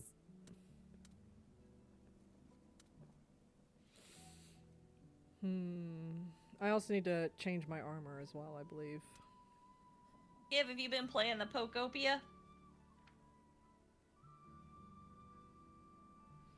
Do I want defense or stam? Now, as for seasonings, Oh god, there's so many choices here and I don't know what I want. You know what? I probably don't need highly potent. I'm pretty sure I need to, like, release these into the wild anyways.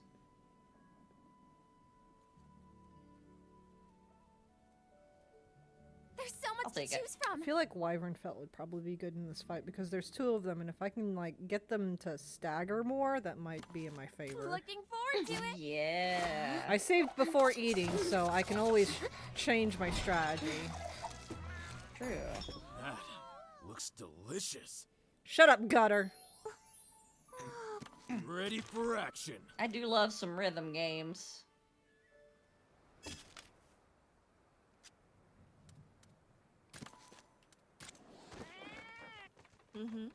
I can't play rhythm games. I don't have rhythm. Right. I tried playing, I forgot what it's called, but they did a crossover with Legend of Zelda. I tried playing the Legend of Zelda version. I learned I have zero rhythm. She got no rhythm, gang. I got no rhythm. Can't climb that? Okay. Okay. God, I hate these two so Oh, hello. much. Uh-oh, hello. I can't quick finish! Unacceptable.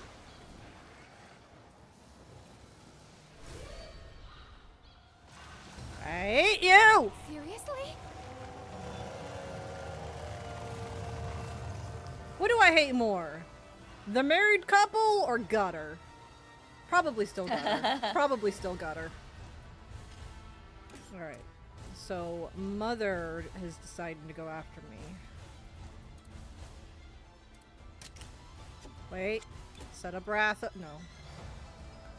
Ratha doesn't have any ice moves. I mean, head-to-head still works, though.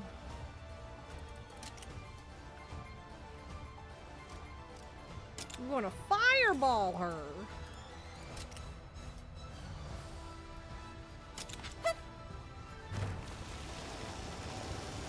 F you, Ibushi!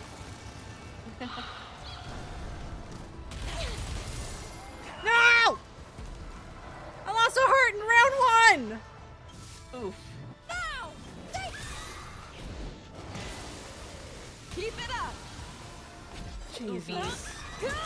I'll Andy survive. Bushi dodged.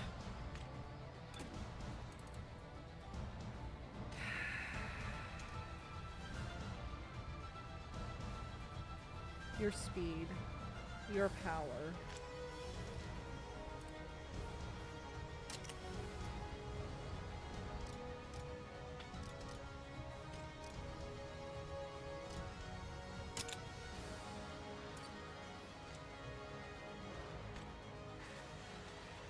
Yeah, Cora, I need you to heal me.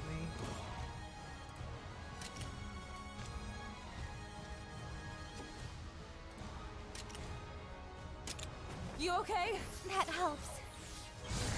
There we go. There's the double attack.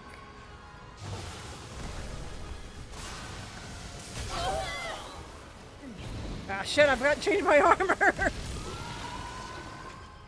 Yeah, these serpents are no joke. Good God.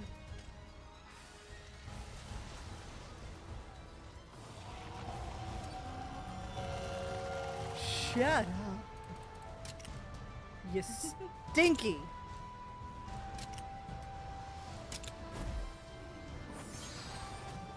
Silly upside push down yourself. dragons. Oh no! I didn't like them in Rise, and I don't like them here either. Got it! Great!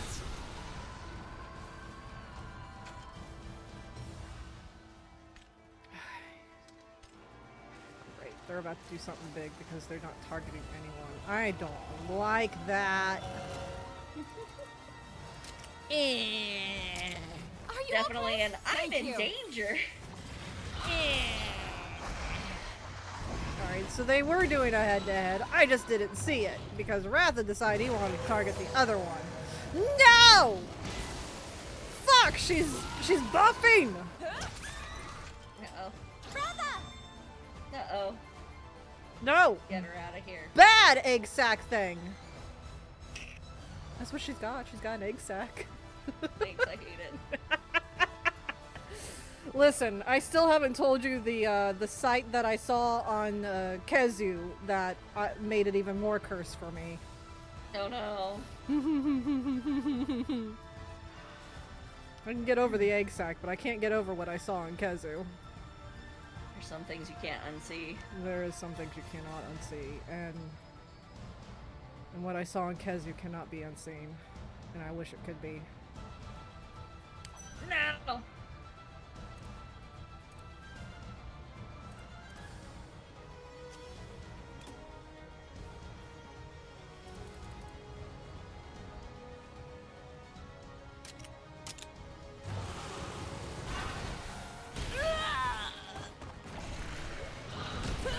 If I could just, like, take out one of them, it probably wouldn't be so bad. Thanks. But I'm doing so little damage!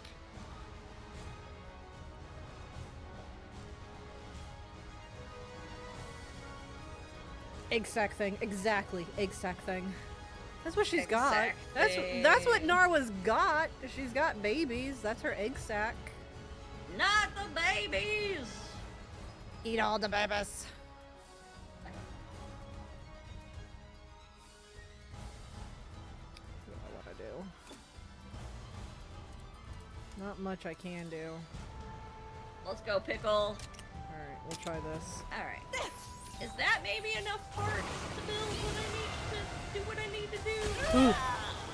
Let's see. You got time. I Thank want you. to finish these guys off. You okay? What? Jeez.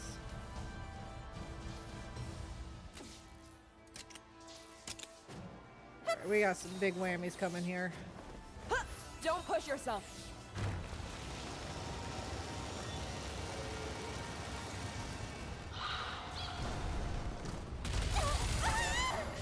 I gotta Damn do it. Damn it.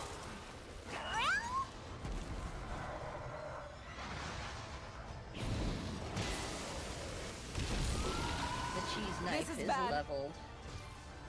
Oh, this is so bad. Oh, this is so bad. Oh, this is so bad.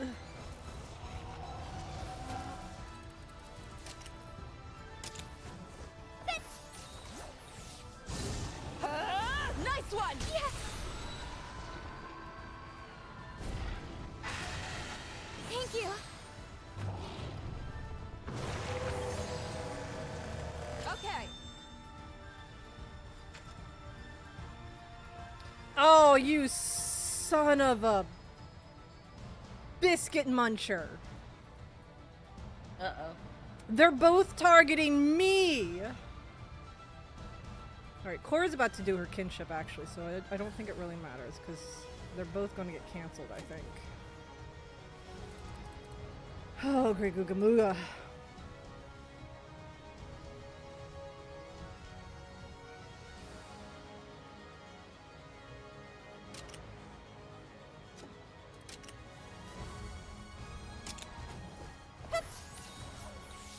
I've got this.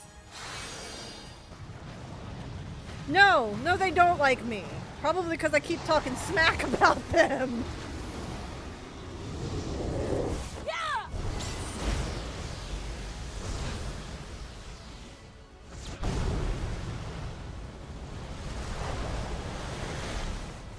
Good one. Nice, Cora. Oh, and they're both staggered for a little bit. What's this? Oh, both of them are stunned. I see. Can I really not beat Nuts or Regios before The Wyvern this? souls are resonating, taking advantage of their bond and pile on the pressure. Yes. Now's your I Yes. feel like I need that. Yes.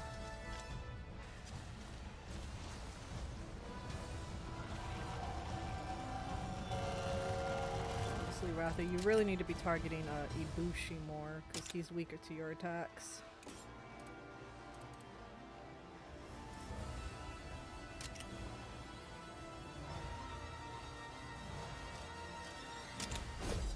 Nailed it. Yeah. I'll take it. All right. Take this!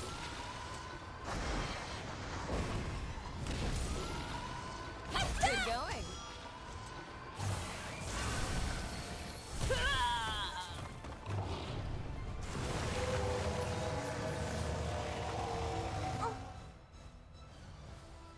Just need some sort of signal to each other. Well then.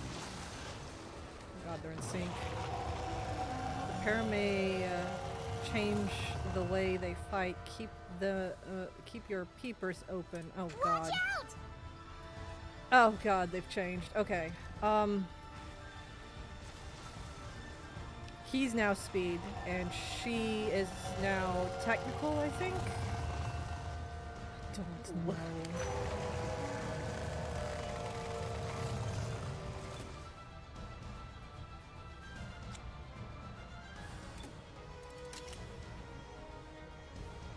You're good. You're good, Ratha. Actually, just make sure you're hitting the same thing.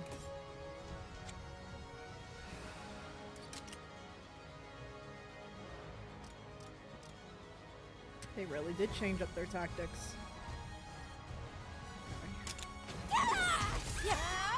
This is the farthest I've gotten, Nice and it's one. not saying much. Hey, you know, a little bit of progress. Yeah, oh shit. Oh, that's it. That's the end. No! Oh no! What? Yeah. Princess. Yeah. Oh, As soon as I saw the animation for Narwa's attack, and I'm like, nope, Your that's it. I'm Highness. dead. I'm done. God. Oh, Let's go back to the title screen and reload that save. Probably put the proper gear on. I'm save scumming this because screw that.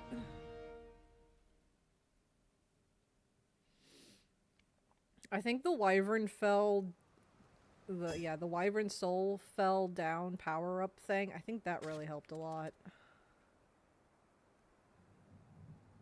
Yeah, that's exactly what I'm doing right now. I need Thunder specifically. Yes. The Raydao armor.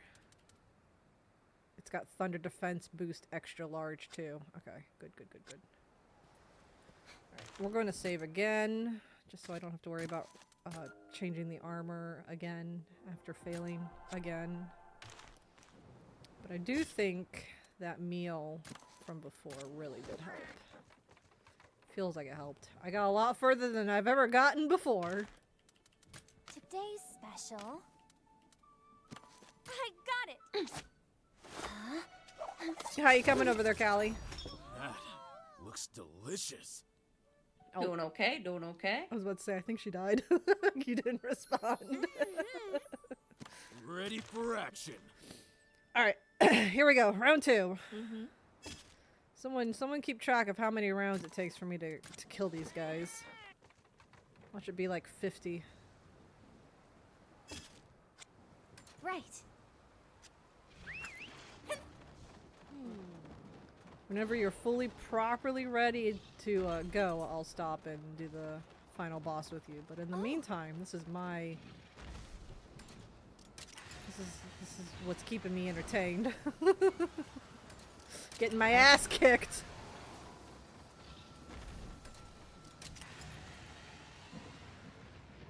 Oh yeah, don't forget your armor. Yeah, I did. I already did that. That was like the first thing I did, and then I saved again, so I didn't have to do it again.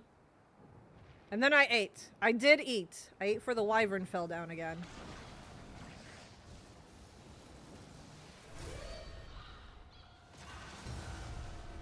Seriously? Okay.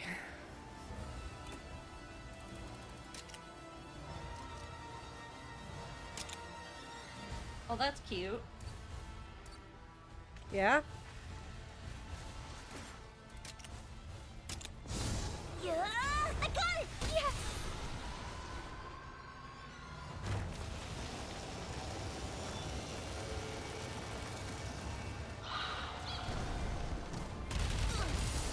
God damn.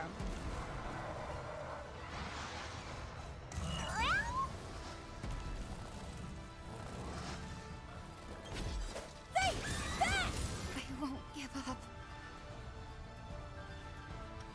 You know what? Just as a precaution, I'm gonna just go ahead and replace that heart I lost. Yeah, I'll take it. All right. That helps. Ah! Oh, no!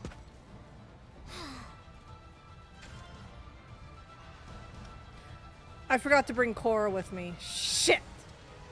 Uh-oh.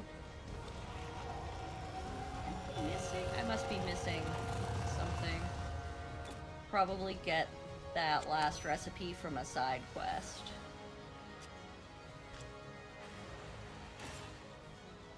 Right, let's see.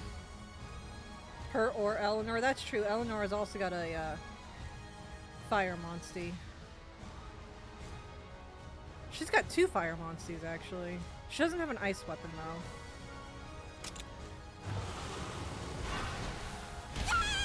Jeez, Uh-oh. I got 1 shot! Again!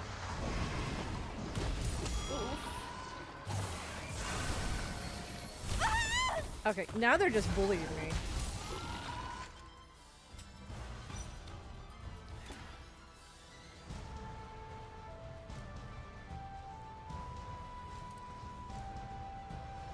Wait a minute.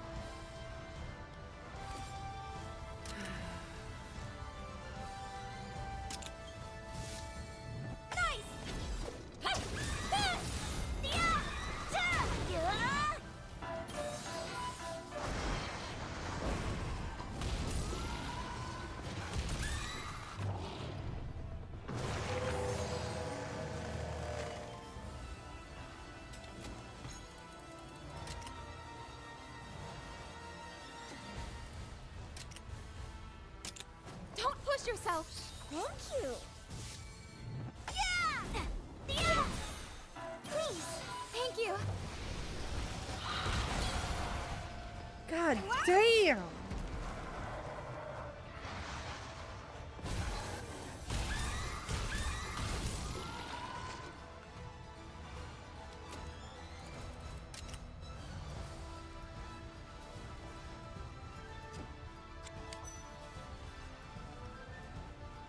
I don't think it's gonna make a difference, but I'm gonna try anyways.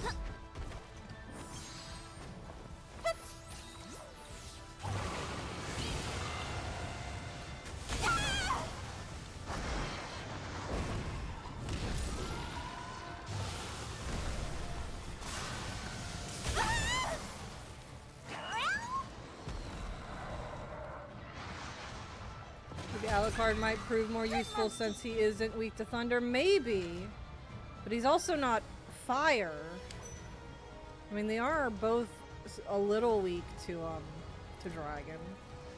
Which is still something, maybe. I would pull out my Poogie, but his defense isn't that great.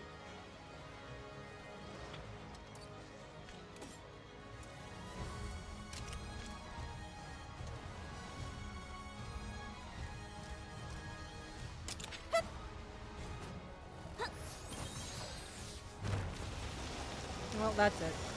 That's game over, man. Problem is I think, I don't have a good Alucard right now. No! Princess! Oh, Princess! I did so much better with Korra. Your Highness! Oh, dear.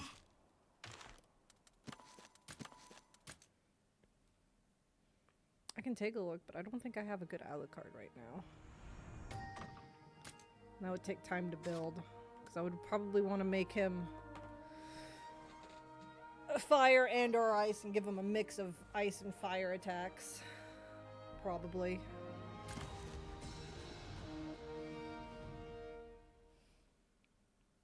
Just so he could be ready to attack either one for head-to-heads. Let's go take a look. If I do come back to the game, it would literally just defeat those two goddamn serpents.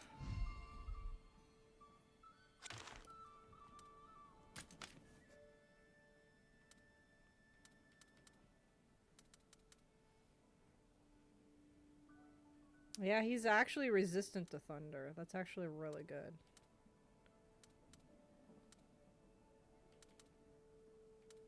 But yeah, I don't have a good one. The Alucard I did have that you guys probably saw from a stream like 3 streams ago. I released him into the wild so he can increase the population.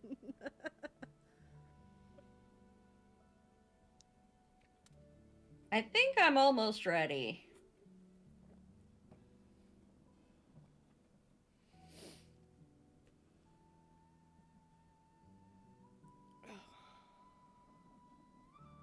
I'm about as ready. Yeah, I'm pretty ready. I was just sitting here trying to kill the serpents, which I don't think is going to happen. I think I might have to dedicate time in a stream for that. But I might not even come back to this. So I don't know. Chat, do you want to see me dedicate a stream to defeating the sky serpents? Maybe I'll do it if enough people are interested.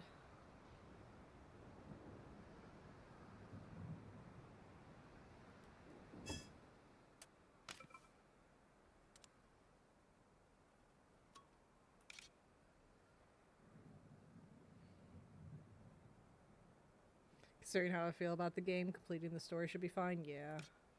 It's just that's like the last thing left to do is just defeat the goddamn serpents.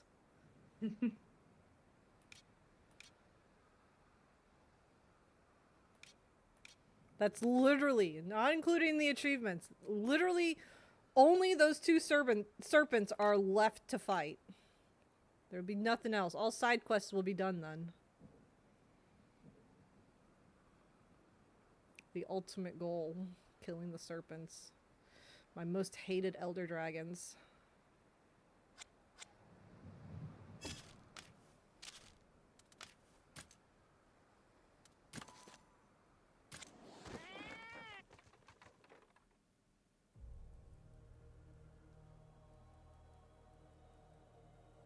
All right.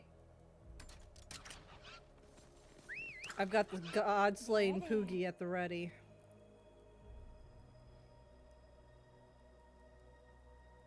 Who should we bring? Oh, yeah, it doesn't matter.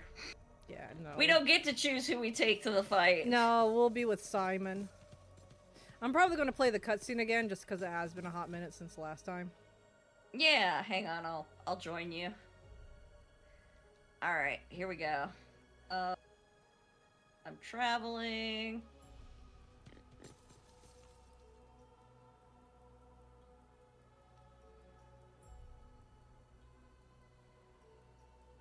I am in front Alrighty. of the excellent. I'm in front of the marker.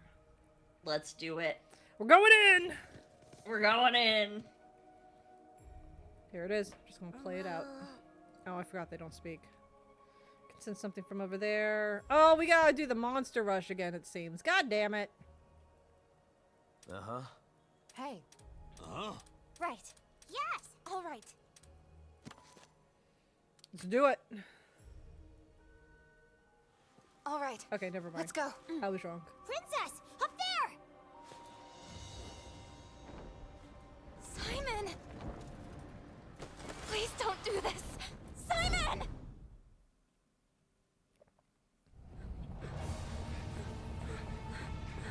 This tool.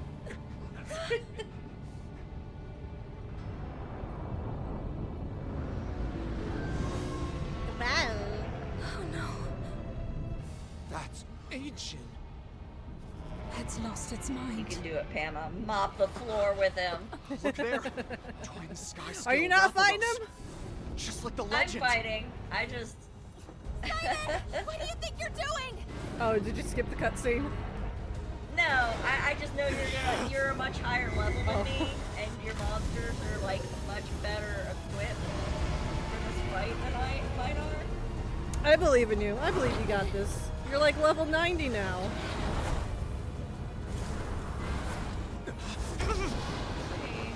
I believe in you.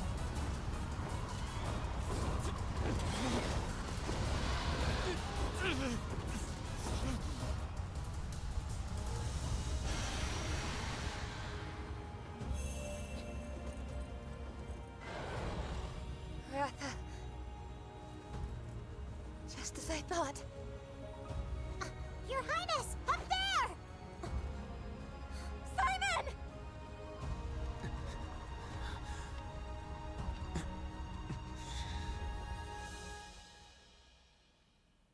What the? Wake up, Simon.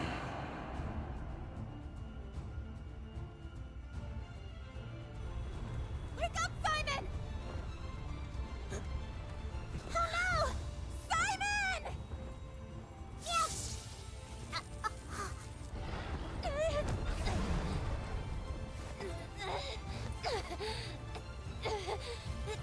Is this it? Is this my ancestors testing me? Who are you? Your friend. Is it really you?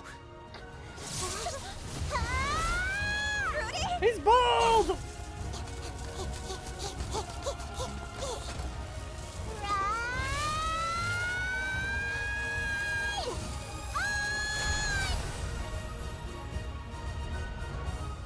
Wake up. I really did it!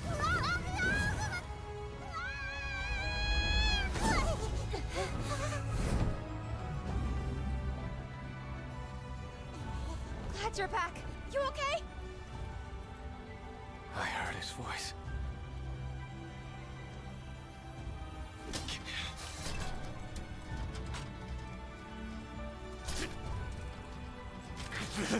I finally get it! This entire time, Ratha was always by my side! Even when he was battle-bound! He kept calling me! Kept protecting me! Even then, I... That's right. Yes. Dummy. Stupid I old. never... Still can't believe that they had those like massive crystals embedded in their skulls. That's so depressing. Right? It's awful. Like no wonder Ancient went wild. Ratha. Yeah. He's free! Freedom!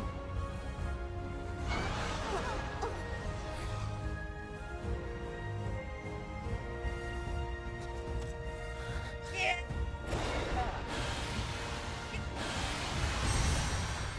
Oh, Let's go! still mad at you, Simon. What Yeah, is he's a this? fucking idiot. I'm sorry for cussing, but damn. Absolutely, like, I can't. I can fight off crystallization. How is, he was literally like, I betrayed you all knowing there was no cure. And it's like, honestly?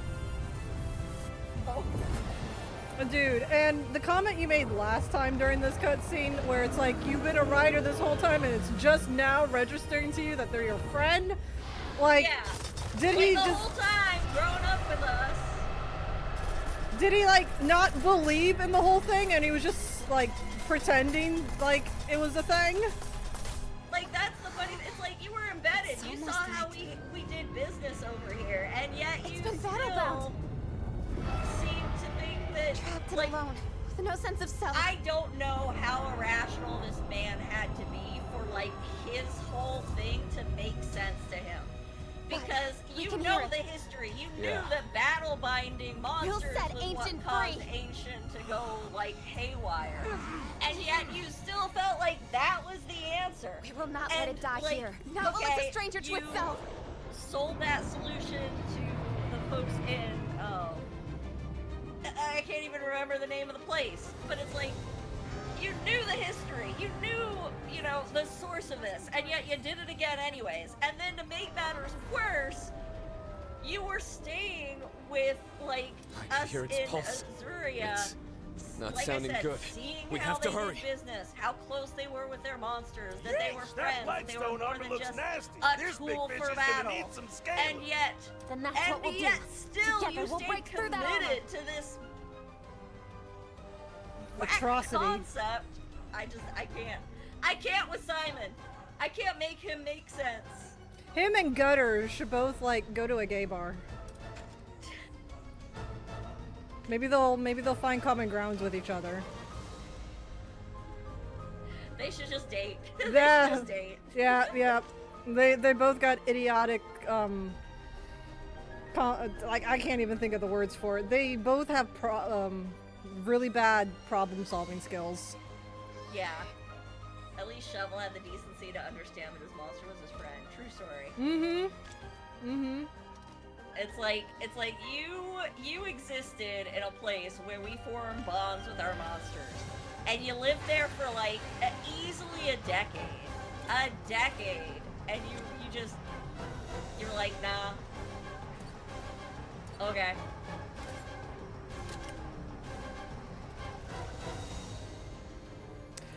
Shit. I just can't with him. I forgot to change my weapons. I still have them set for the serpents, which means my armor is the wrong armor. Uh-oh. Damn it!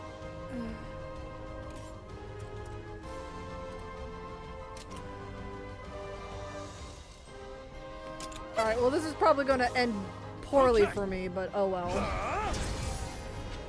That's it. So, load a save? I don't think I can go back to the main menu and load it. I think I'm in it until I lose the fight, because I can't run from the final boss. That crystal is ginormous! Did Ancient make that? If it did, then we've got trouble. It's like its rage hasn't even started to settle down. Trouble's definitely coming our way. Keep your eyes open and be ready to dodge.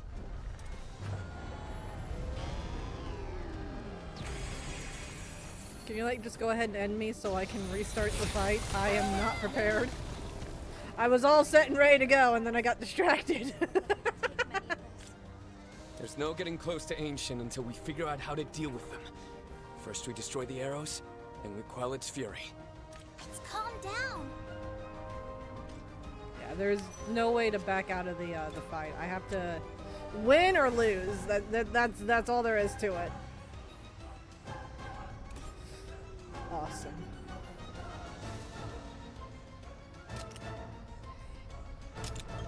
Yeah.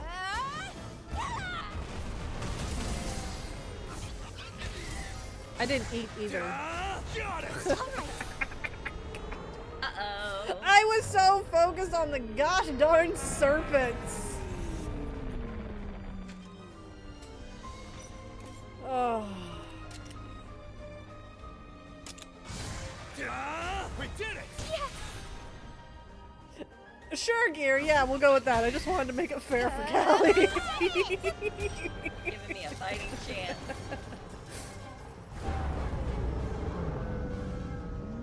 That broke its core! We've got the Elder Dragon stunned! Time to pour on the attack! Captain, me and Kagachi will take this one. You guys can handle the others as they open up. That's the way. We drop its guard by breaking its core. Then we hit it with everything we've got. This will take all we have, but we've got to try. It's our time to shine, Kagachi! Get the lead out! Please!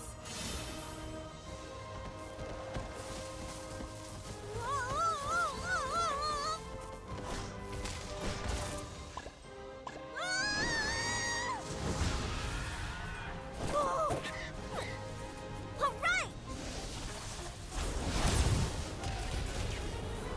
Incredible! You've halted Ancient's momentum! Wonderful work! And it only took all our energy. I leave the rest in your hands, Captain. Thanks, Thea. Won't let you down. Okay.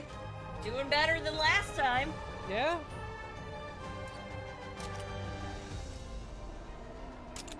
You okay? That helps. Oh, it's technical. I misread Don't the word. overdo it.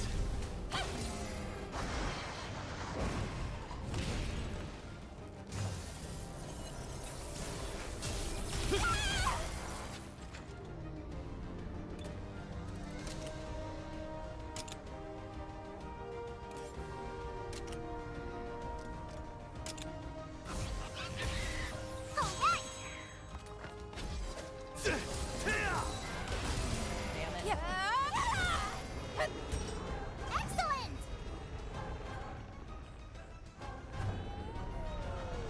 Oh, shoot. Now!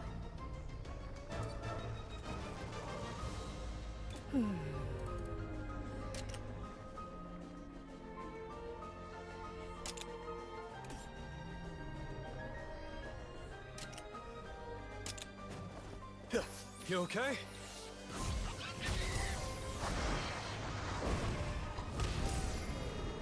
No!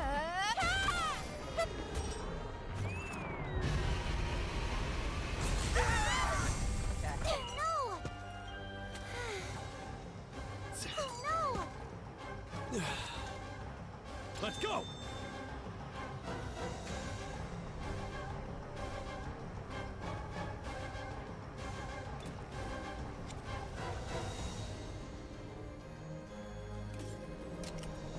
Do it again.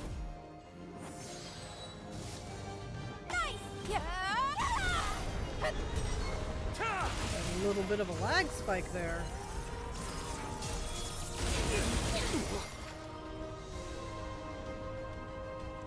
Oh yeah, I forgot. This is the first time we're playing since that new patch came out that's supposed to stop the game from crashing with certain NVIDIA 50 series graphics cards, which I happen to have. Which explains why I was crashing and you weren't, because I think you've got a 4090, right? I don't know what I got. It's probably listed in my specs.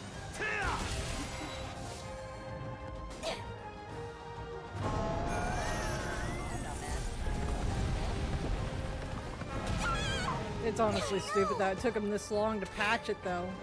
I have a 4070. 4070. Yeah. Okay, yeah. It's still stupid it took them this long to fix it, though. Ready? Oh wow, that, well, I got kind of screwed over on that turn.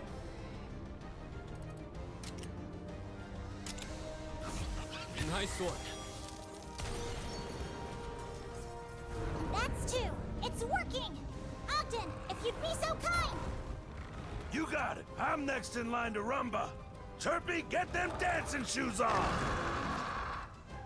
Okay. Show 'em your stuff, Chirpy.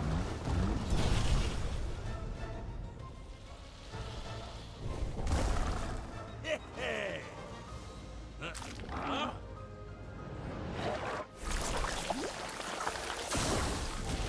Yeah. It's calmed down.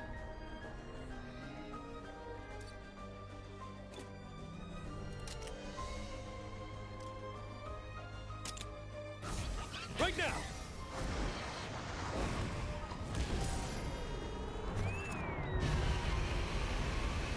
Theoretically, that should not hit as hard because I destroyed the crystals, but you know. Eh.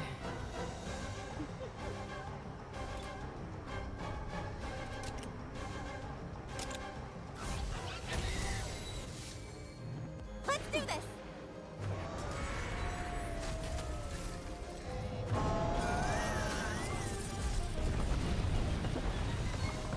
I won't give up.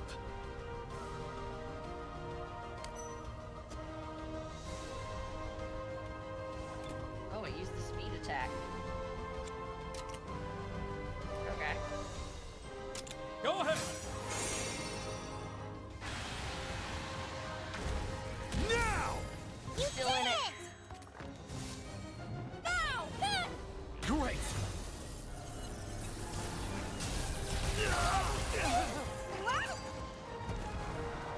It's interesting how we love the idea of whales in space. You see space whales in all kinds of media. Yeah, except this one. This isn't a space whale. This is an evil crystal whale. I am legit only half trying because I know I have the wrong gear.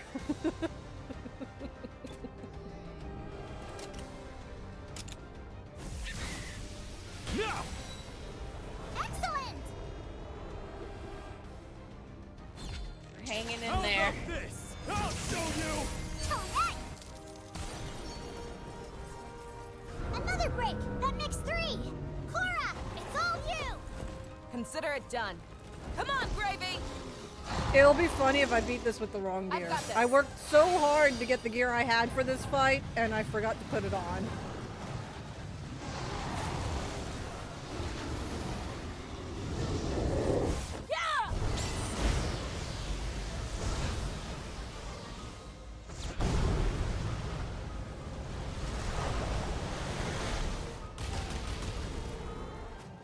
Yeah! Thank you, Now's your Simon. chance! Hell yeah, I got another stagger. Let's go. You know what? Yeah, we'll go ahead and kinship. Why not? Okay! Poogie March! Send in the boogies! Send in the Poogie Parade!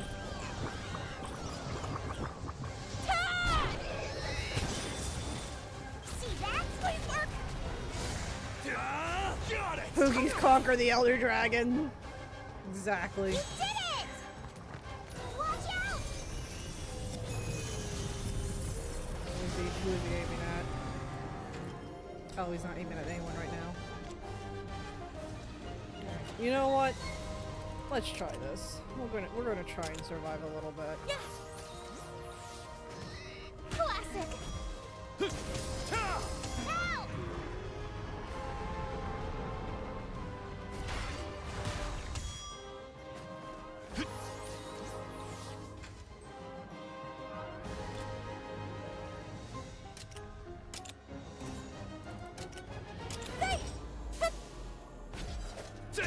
Now!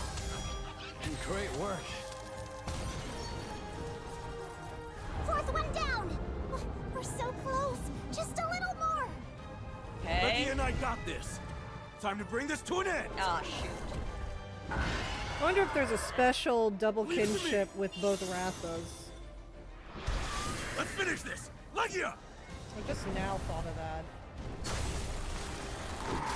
You know what? We ain't gonna find out. If there is, I'll just Google it. Look on YouTube for it. I ain't doing this again.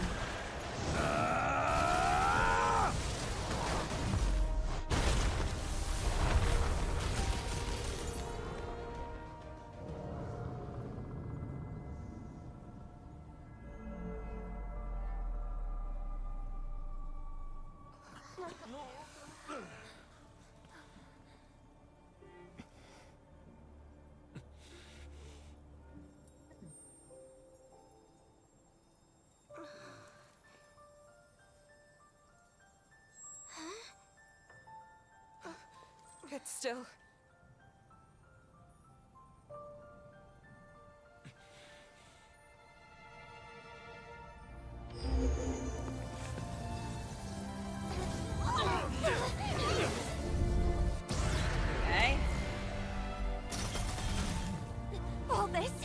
instant? Still got some fight in it.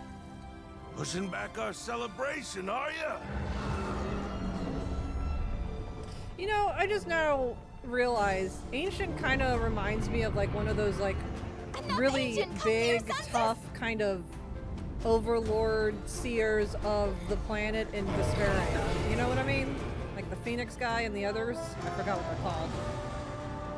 This is bad. Like the Ancient's surreal almost reached its looking limit. monsters. But we can't calm it down. Its Yeah, power's Gear going knows to what I'm explode talking all over about. again. So it'll be like 200 years ago all over again?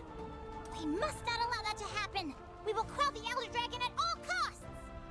I don't mean that in a bad way. That's a compliment. It's just like, oh hey, it's just now clicking. It kind of looks like something you would see in Vesperia, or the Tales of series in general. We have to destroy Ancient's true core before it's too late. This tragedy ends here.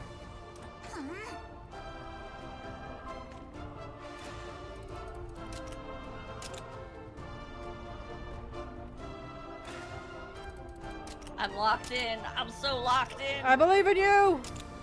Nice job! Got him! All right.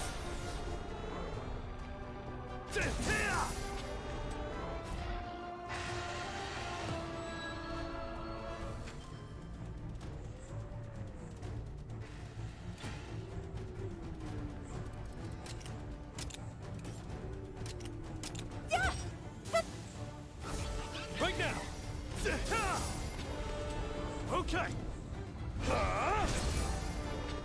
That's it. Choose wisely.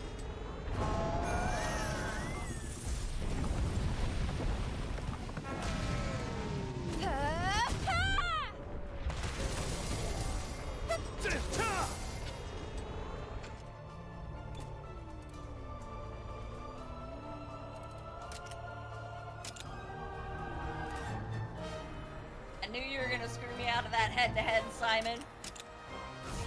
Classic! Got it. Nice job! Keep it up! Let's go! Thanks. Let's go. Keep it up. Ready? That's it! That's what I was thinking of. I forgot how to pronounce that name, but yes, that one.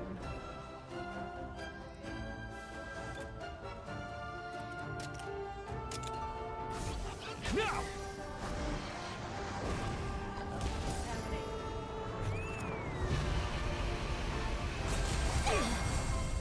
Ancient's at its limits. Hurry! Destroy the true core! It's Chloe.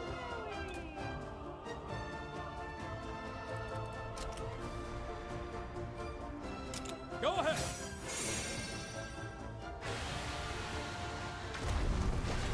Go!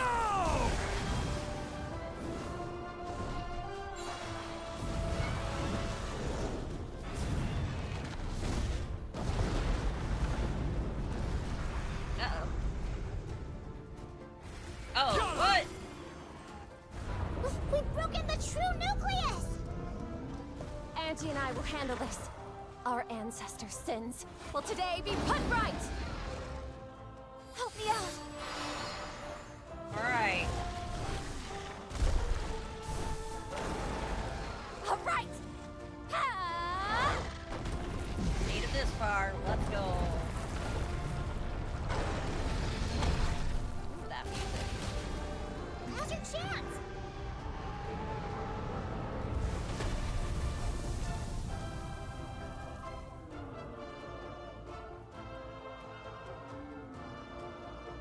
Oh, it's forcing me to do the synchro rush. I can't just not do it and get the Time to crits. let Wow. See, I don't like that the game forces you to do some of these fights. Like, that kind of bugs me. I was sitting here waiting for the synchro rush thing, the prompt to go away, and it was just sitting there endlessly, not doing anything. It's like, oh, it's making me do it. Did that work? Calm yourself! Ancient!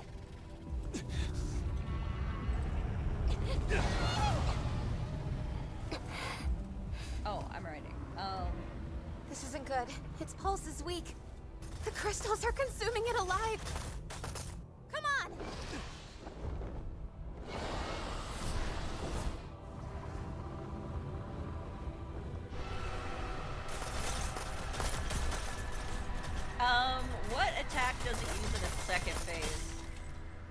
Does it mean to destroy everything? Strength. I think it's still technical. Because I was using power moves against it whenever I did head-to-head. Yep. This is bad! It's gonna bash us like a big old crystal-covered battering ram!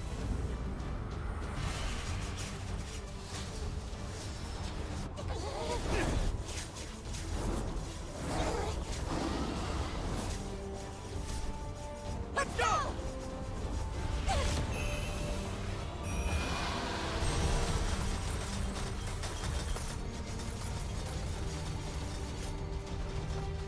Yahoo! That's what I'm talking about! You got this! Keep pushing through!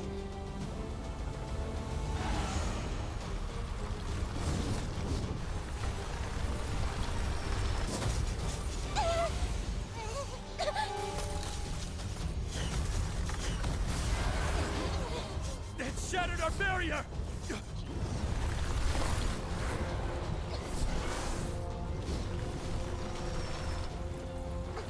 Behind us! Damn Oh my god, heat-seeking crystals! Are you? Yep, sorry, our caravan's already full up!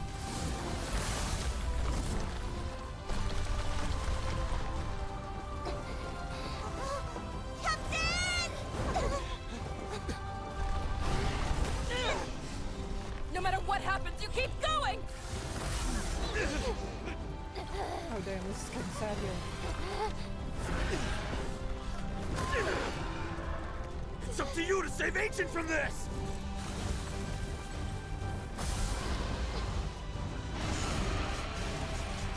This is our last chance! Ready! Ready! Simon! Right!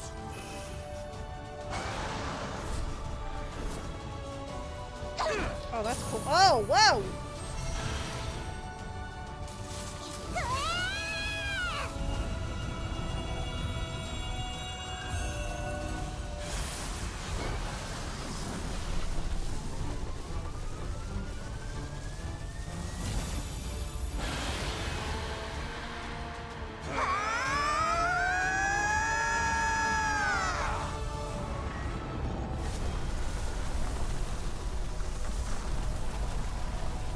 Yeah, I knew it.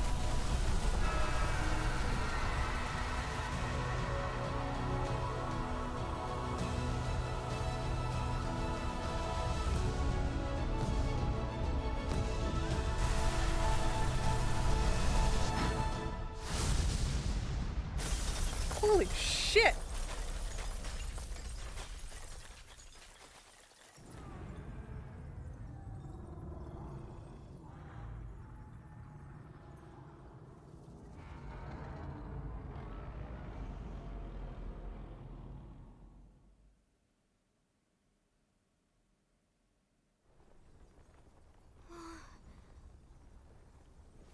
The crystals.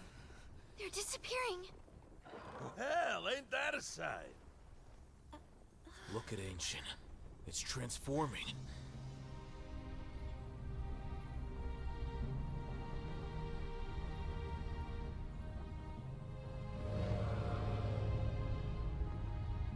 So this is its true form. Ancient. Please forgive us. At least now you can finally be free.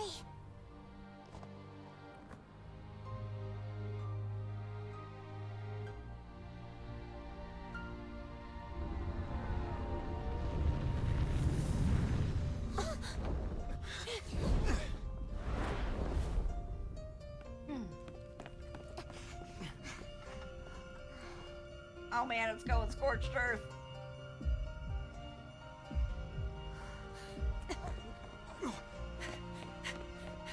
Ogden, I love Ogden. Bash us like a crystal covered battering ram.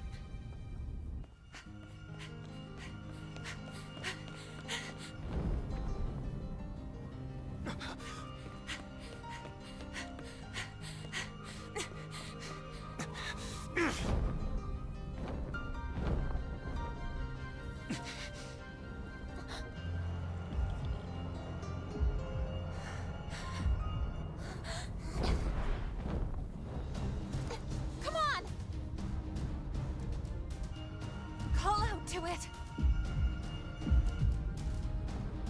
I know you can hear it! Its voice!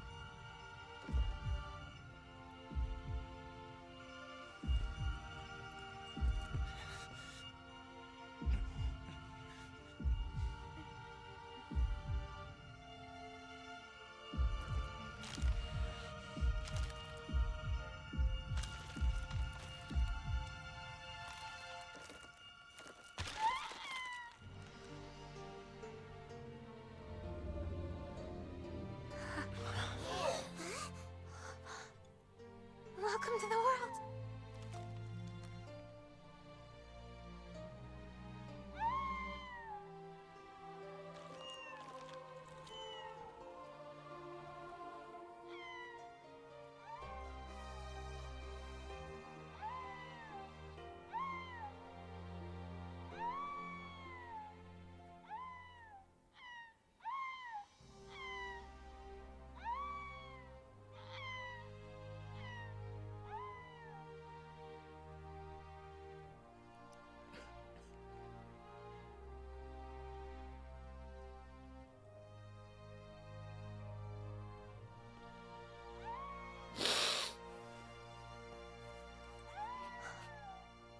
Oh, thank God. Oh, thank goodness.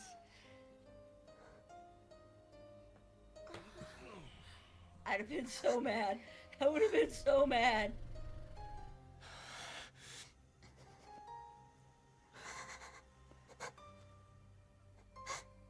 Like, the sacrifices would have been, like, upsetting, but, like, little sister Thea, I can't.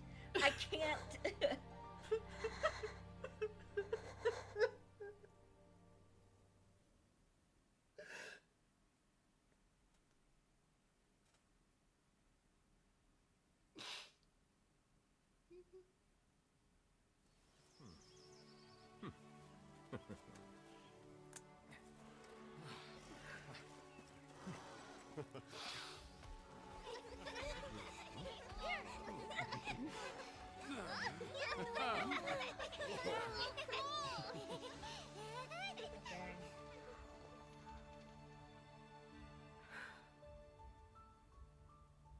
Henceforth, ancient Sacrosanctum will become a nature reserve. Furthermore, the Covenant will be lifted, and riders may cross the Meridian freely. Do you pledge to maintain peace until the capital is relocated to the Sacrosanctum? And with understanding, work to prevent the outbreak of a third war? This we pledge.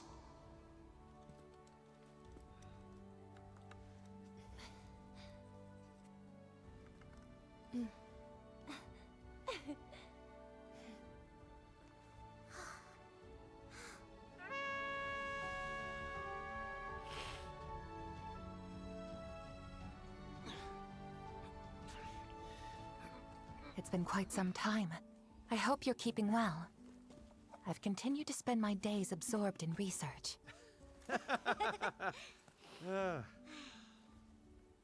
All the while wondering, when the child grows, will the people have their sentinel once again? If so, and the ecosystem recovers, could we see the return of monsters that have long since gone extinct? I wonder too about the mysteries yet unsolved. For instance, we still do not know why twin Rathalos have the power to resist crystallization. You know, Ogden had an interesting theory about that. Evolution? That's right. Those two Rathalos, they had a fight with the Elder Dragon on their claws and needed to survive. And to do that, they had to be crystal-proof, so they evolved, right? Incredible. Nature's just full of surprises. It's amazing just how much we can adapt to. You can say that again, but it's how we get by. There was a moment where I could have sworn I was hearing Ratha's will given voice. If we were looking for proof of an evolution, that's it, at least in my book. As for Simon, he's returned to his village. Between him and his Ratha, the village's reconstruction is in good hands.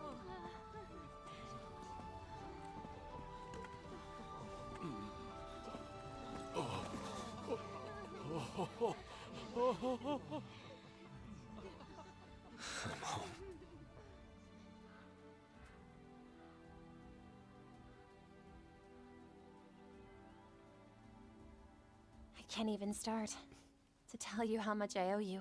Back at you. We know that Azuri is going to change, so let's be the ones to change it. A long time ago, Simon and I made a promise. We said we'd bring peace to the world. After everything we've done, I think it's possible.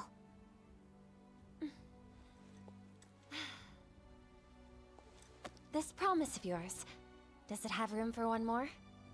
Of course. Twins will always be twins, brought together by the whims of fate. Although the two will never become one, they're always connected by an unbreakable bond. I'd say our kingdoms are very much the same.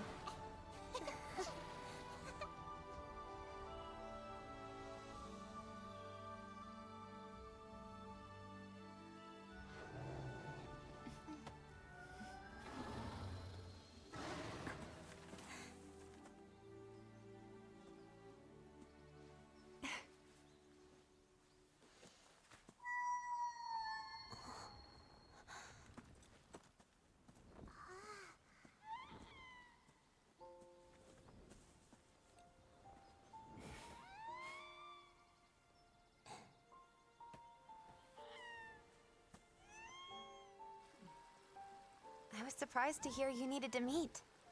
Sorry to pull you away from all you've been doing. It's no trouble, really. You said it had to do with Ancient's crystallization and how it stored its egg? Yes, exactly. Our little pal's just gotten so big. Kids just grow up right before your eyes. Eavesdropping's a bad look, you two. Beats the alternative. Can't interrupt a family reunion now, can we? Yeah. So, crystallization was an act of preservation that spiraled out of control? Is that what you're saying? Well, it's my leading theory at any rate. Though if I put the ranger methods you taught me to good use, I think I can find out if it holds water. That I taught you? Yes.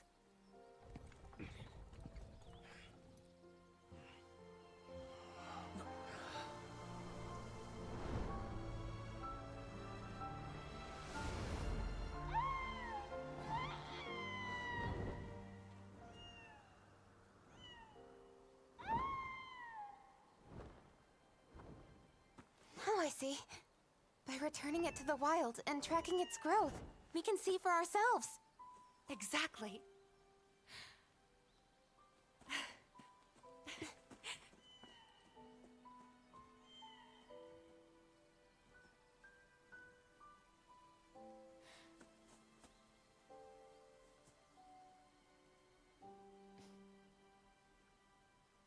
How splendid it is to be a ranger!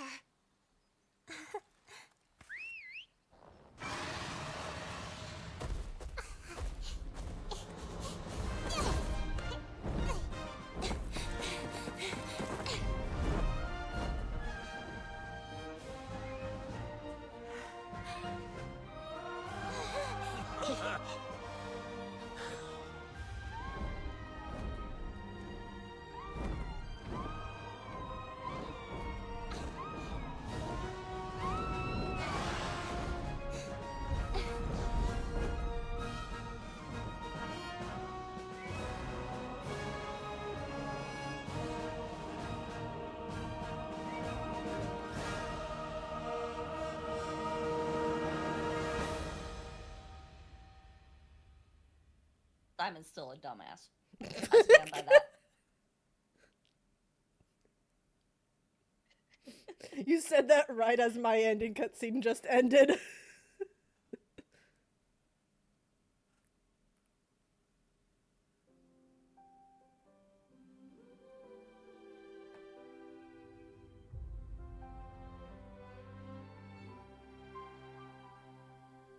Hi, Zerk. Hey, Zerk. I'm not crying, you're crying. Dramatic finish to the music. Simon's still a dumbass. Exactly. That needs to be clipped. Oh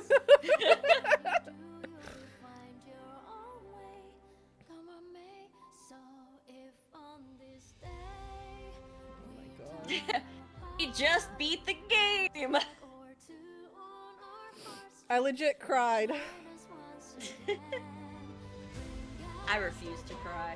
I only cried because I'm pregnant and that was... Yeah. I'm pregnant like, and seeing that, Mama how it Whale. ended. Mama Yeah. Whale seeing the birth of the baby and then dying, literally seeing the life leave her eyes. It's like, I know that's what got you. I was like, that is yeah. what. As soon as that was over and things calmed down, I stopped crying instantly because that was the only part that made me cry. Oh yeah, no, that made me misty, and I was like, no, I'm not doing it. I refuse. I didn't want to cry. either. I was kind of like, I was expecting the mama whale to die, but like seeing the life literally leave its eye broke me. I couldn't hold it. There is so much potential here for post-game, and they just completely effed it. Oh my god, look at the little baby Angies! Oh my god, Ogden's eyes! Wait, I'm still watching the end.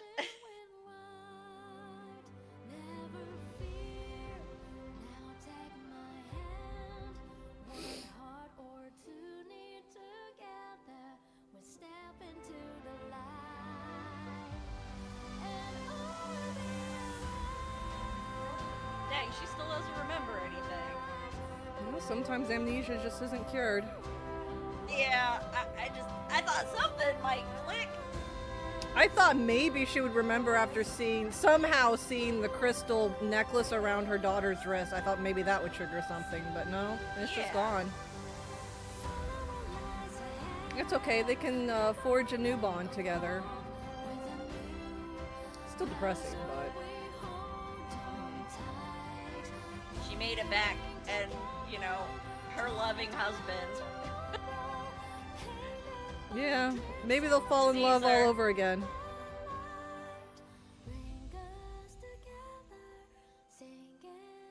What the fuck is that face? Ew.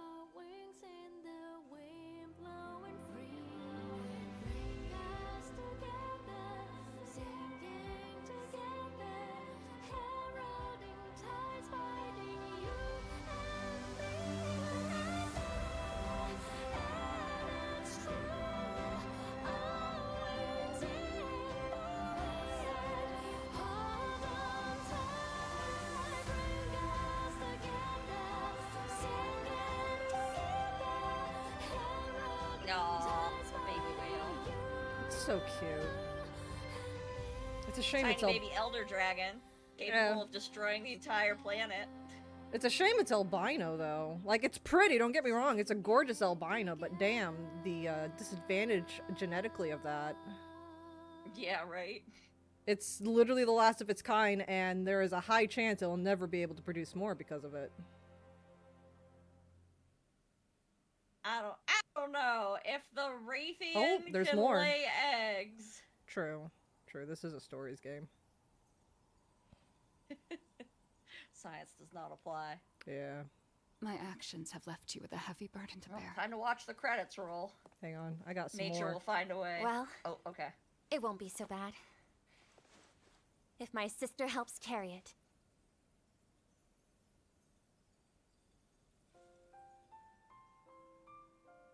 Oh, that was it. Okay, yeah, sure. That, you know, you could have put that in before the credits, but sure, why not?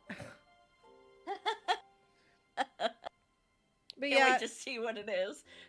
yeah, no, that's true. And technically speaking, sometimes on rare occasion, albinos can still have babies. It's just very unlikely. Ah, Thea and the Poogies. Yeah, no, I would have been like, worst game ever if Thea didn't survive. I would have been like, this game sucks. I hate it. No, for real though, honestly, yeah. I mean, like, I would have quit. you give us such a precious little girl, and then they off her at the end. It's like, no, you can't do Not that! my protege!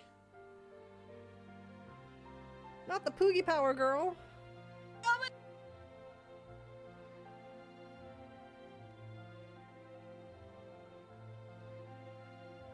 Favorite game throughout the Monster Hunter Stories series? This one? No, definitely not. I haven't even played 2, but I'm gonna say 2 is probably gonna be my favorite. There was a lot of quality of life in here, but the fact there's no post-game kinda makes it a little bit of a disappointment. Yeah, like, they did a lot of things right, but the things, they dropped the ball on, I think, the character development in some places I felt was lacking. It wasn't long enough to fill out everything. No, that's why I'm saying, like, story content. There wasn't enough story. I feel like they sacrificed story in order to do some of the other things, and it just made the whole game shorter.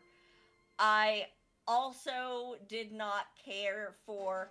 I thought the gimmicks for the invasive species fights and chasing them off was good. I had kind of mixed feelings about the story, like the actual main story fights, because they kind of force your hand in combat. Yeah. And I didn't really enjoy that. It felt like I had the exact same feeling in that last fight when they forced us to do the synchro rush that I did when I was playing a D&D game and the DM kept railroading us. Yeah, it was very... In story fights, it was very forceful to the gimmicks. Like with Arkveld forcing you to use Ratha. Yeah, but only for the first part of the fight, and that was what frustrated me, because it was like they forced a gimmick or they force you to do certain things in the fight. And thematically, it's like, okay, I understand that thematically it's supposed to, like, spice things up. Mm-hmm. But I don't... It just didn't feel like a Monster Hunter game like that, you know? Yeah, it was a lot of force feeding in a lot of parts. The story started out great, the gameplay started out great, but you get to a certain point and it dies quickly and the leveling is just so easy. Like, I'm over here at level 98 out of 99. Like, I'll say the things that I enjoyed. Oh, wait, I got that little bit of scene. 1 second. Yeah.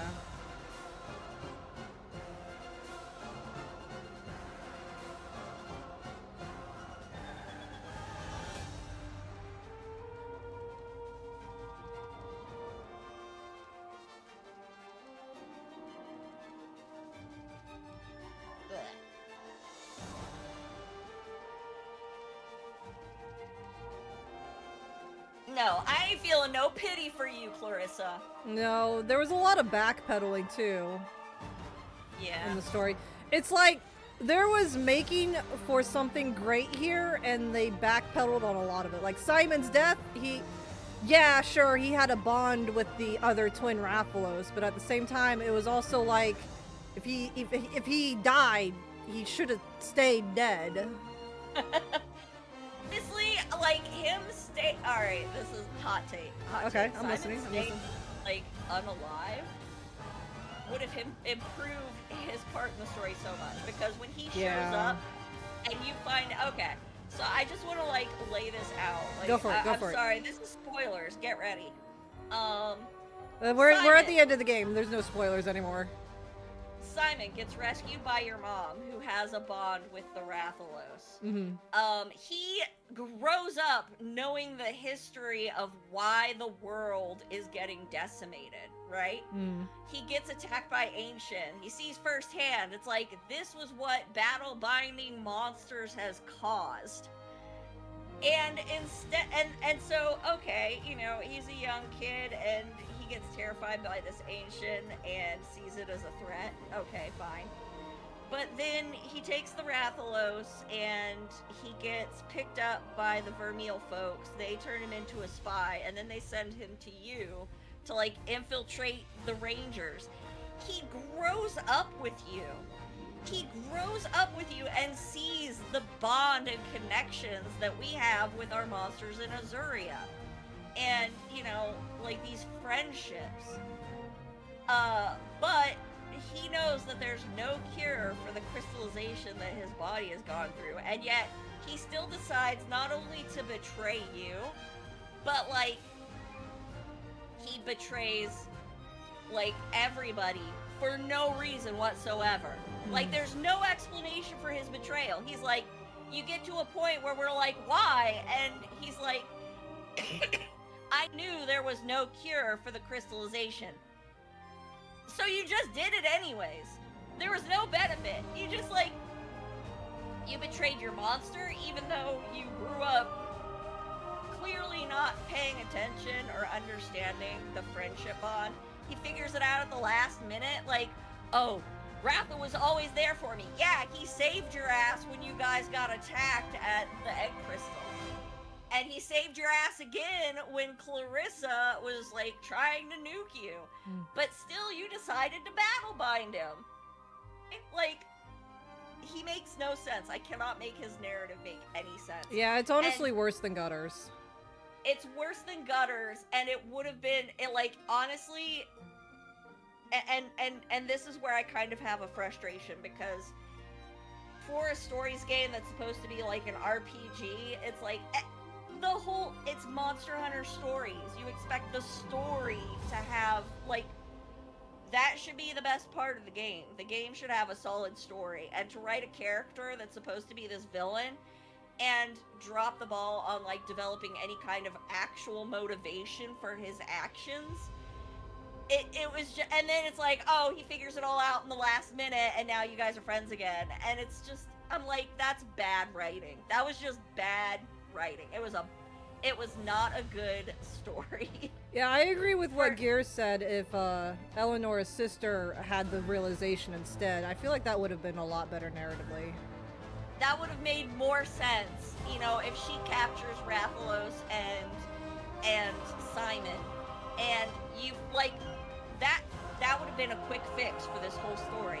Somebody who didn't grow up in Azuria, didn't see the bond that people had with monsters, that, like, captures this kid and his monster and then forces that monster into, like, you know, basically gets the information out of him of what battle binding is and then uses it to take control of his monster. That would have been such a better villain arc. It would have, you know, and then sending Simon in to be a spy.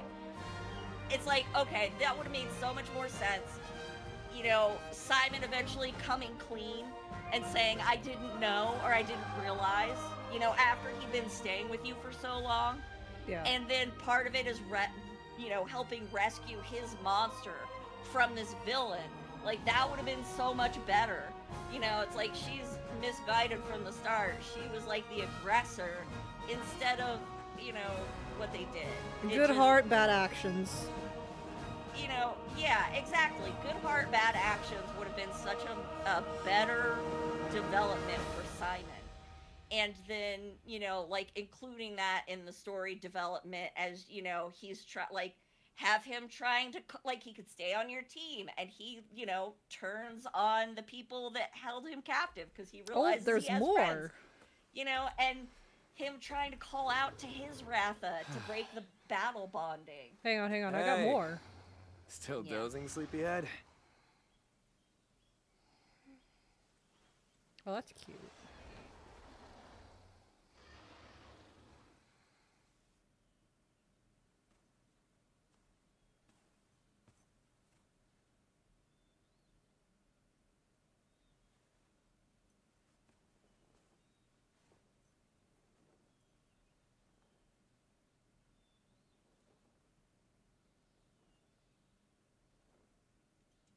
How many more of these cutscenes are we gonna get?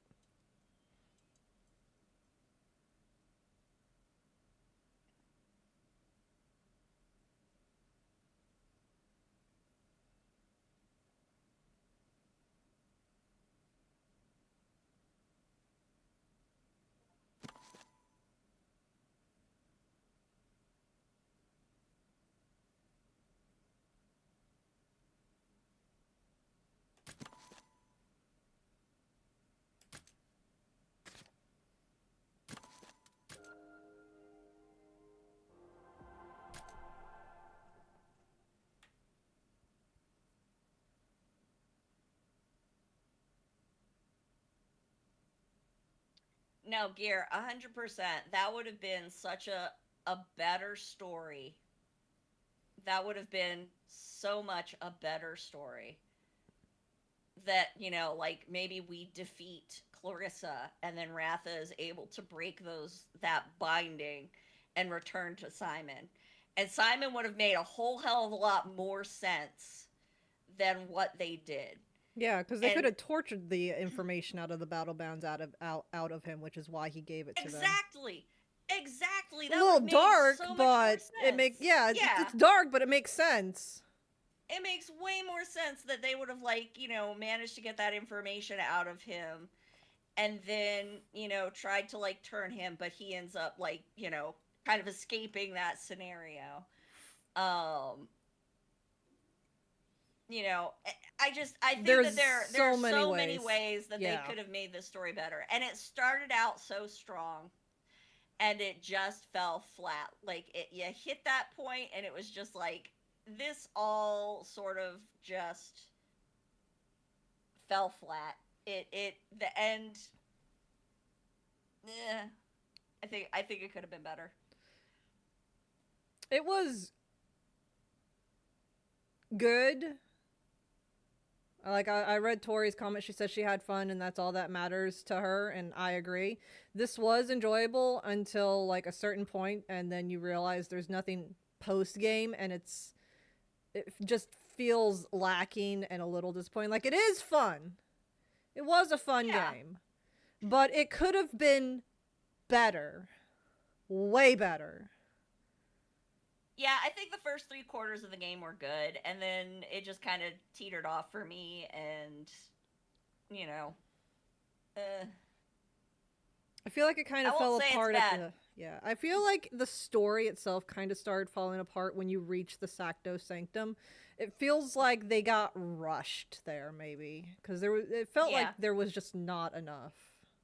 No, it was definitely too fast. It was too fast. It was way too fast. In previous games, I feel like Monster Hunter Stories 2 had, like, somewhere between 6 to 8 chapters, not 4. Like, it only had, like, 4 or 5 areas. But there was some part of the story where you had to go back to those previous areas to do something because it was literally life-threatening to the environment, which, you know, makes sense. We kind of did that here. We kind of dealt with the life-threatening thing. That was there, you know, like in the other story games. But there was something else that, like, it either returned or something stronger came and took its place, and you had to go deal with that because it was affecting the whole world, and you were trying to find clues onto what was going on with the final monster. And then you realize it after going back to the other areas to fight the returning or stronger new monsters. And it's like, oh my god, it's happening at this location because of this reason. We need to go take care of it. And it was too short. Too short. Understand that final scene where you're sleeping and then it cuts to, like, you as a kid. Like, what? I don't understand. I don't know. Like, what? Okay, like, I don't know what I'm supposed to draw from that. That's really... I don't know. What are you doing?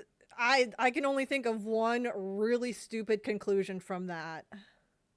It was all a dream. It was all a dream. New Game Plus, there's no such thing.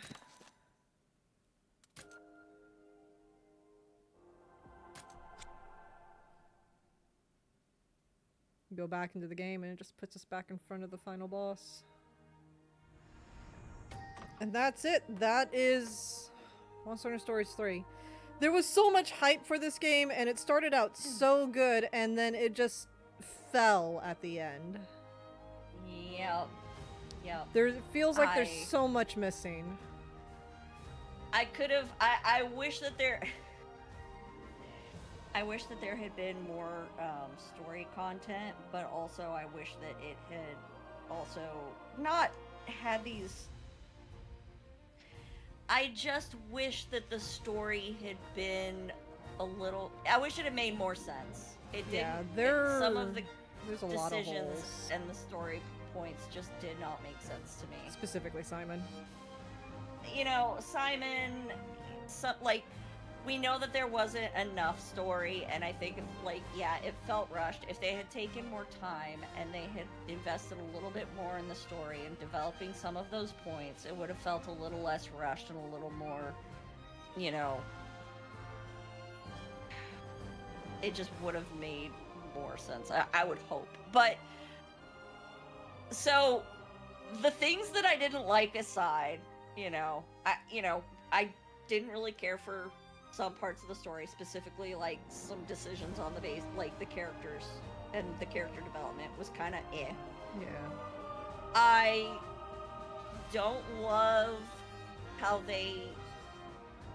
it feels very much like they didn't want to commit to having you be like, once you progress the story past this point, you can't go back, because then they're like, if you load the game, it's going to start you back from before you beat the final boss. So it's like, I don't know why they didn't just say, you beat the final boss, but guess what? You could go back and you could beat stuff. Like, what was the point? It feels like they got cold feet and they were like, no, we don't want to put people in a situation where they can't go back and do other stuff. And it's like, well, you still could have done that. Yeah, and that doesn't make a whole lot of sense to me, because, like, if you're missing anything like side quests or something like that, just have them available in post-game. What's wrong with that? They did that in... Unless...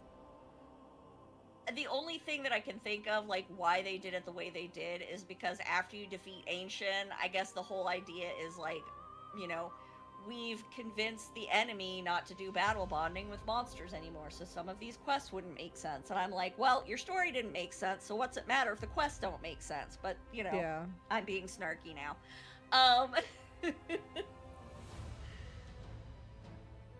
No, it doesn't make any sense at all, really. I mean, even if it's like post-game and there's no more war or battle bounds, I mean, it doesn't necessarily mean they couldn't still have that if people didn't do it. Because if you're in post-game, it's post the story, so it's already going to be out of place anyways. People are a little bit smarter than some developers give people credit for, and I think that's one of the things. Yeah. So, there were things that I didn't really care about for the story. I didn't really care for the way that they handled this, you can't go back, but you can, so it's, alright, and dropping you before that final boss fight. I would much rather be after the final boss and just, tying up whatever little loose ends or, achievement hunting, whatever. Yeah. And I think those were, like, my biggest and only complaints. Aside from, there's no post-game, I still hate how you get the Elder Dragons to spawn in the overworld. Yeah, that doesn't make any sense to me. I think they were trying to do some new stuff, and that was one of those things that just didn't quite, hit. They could have done it differently. Like, if you're... A perfect example I keep talking about is if I'm in Mirror Lake and I know Mirror Lake is where Namiel spawns, it should spawn Namiel. If I'm in somewhere else, like the Sun Petal Meadow or whatever, then it should spawn a random monster. But maybe a slightly higher chance for Namiel because I'm in the zone Namiel spawns in, like the area. I'm in Azuria. Mm-hmm. But still random at the same time. Potential random. Yeah. They could have done that. Like, I'm no coding expert or anything like that. There could have been a lot of code for that. But it's possible. Other games have done similar things. Yeah. I think all of that aside, like, the things that I do like, I like I really like the habitat the habitat restoration. Oh, that was awesome. I stand by that. That was such a good, just a great idea. It puts, and I said that when, we had releasing during the demo, it makes, the Rangers feel a lot more like a, counter to monster hunters. Of hunters are like protecting the environment by dealing with like overpopulation versus this world where rangers exist and monsters have gone extinct because of this, the state of the world. And so as a ranger, you're preserving the, environment by finding these extinct monsters and reintroducing them to the wild. Like, I just like that dynamic. I loved it. Yeah, that was really loved cool. it. Yeah, I loved because it was a good system for you to like get specific monsters and raise them for particular genes to make stronger monsters. That whole system was so good and it worked so well. Yeah. I love the changes they made to the rite of channeling. Like, I felt more confident playing with the system because I was less worried or scared or deterred by the possibility that I would do something and then ruin a monster. Like, you could shuffle the genes around. You didn't have to find things in a specific position that matched with like an available gene slot in another monster, so you got to toy around with those, and you could like, you could get any monster, because here's the thing too, like, once they introduced the dual element type, if that stuff was permanent, that would be such a grind. Yeah. To like raise a monster up to S rank and then find a monster and, splice genes into that monster and then be like, wait, no, I want a monster with like these. And then it's like, I gotta get all these genes all over again and level this monster up. That would just be so much effort and so grindy. I love that they did things the way that they did with the rite of channeling. It made it so fun to just experiment and play around with, and yeah. Definitely an improvement with the genes from 2, because 2 also did the rite of channeling better than 1, but 3 definitely did it better than 2, 100%. And to answer Gear's question, I would still recommend this game for anyone that's interested. The game itself is good. I would just say be prepared for story disappointment, but the game is good. Like, just the raw game. Yeah. There's some complaints here, but I feel like the pros still outweigh the cons, even though there's a lot of more story cons than anything else. Story critiques mostly are the main issue. There's just not enough story. I'm gonna be honest, if I was gonna recommend this game, it would probably be after they announce that they're going to release like an expansion.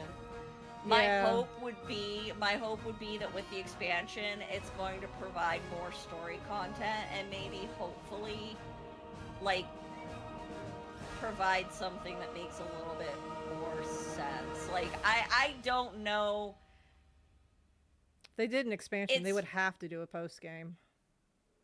That's my opinion. And here's the thing, I don't necessarily think that they're going to do a true expansion. They're not. They've never done that before in the Stories games. Yeah, granted, the Stories games came out before they started doing that with like Iceborne and Rise. I think at least the first one, yeah. The second one came out post Iceborne, I think. Yeah, but I don't think that they're gonna do an expansion, and so I'd be very mixed, because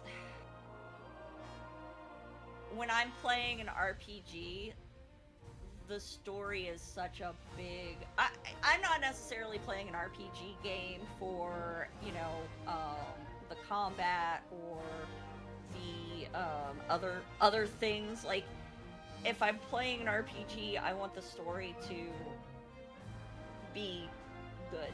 Yeah, and the game's called Monster Hunter Stories. It should be story heavy on purpose. It should be story heavy. There should be a big focus on that story. And I just feel like with the amount of story that they provided, the fact that it was rushed, I would be like, it's good if you don't care. Like, that's what I would say. If you don't care about the story, it's good. The story is okay. I didn't love it. And that would just be, I wouldn't necessarily recommend it, but if somebody said, how did you feel about it? I'd be like, there were a lot of things they did right.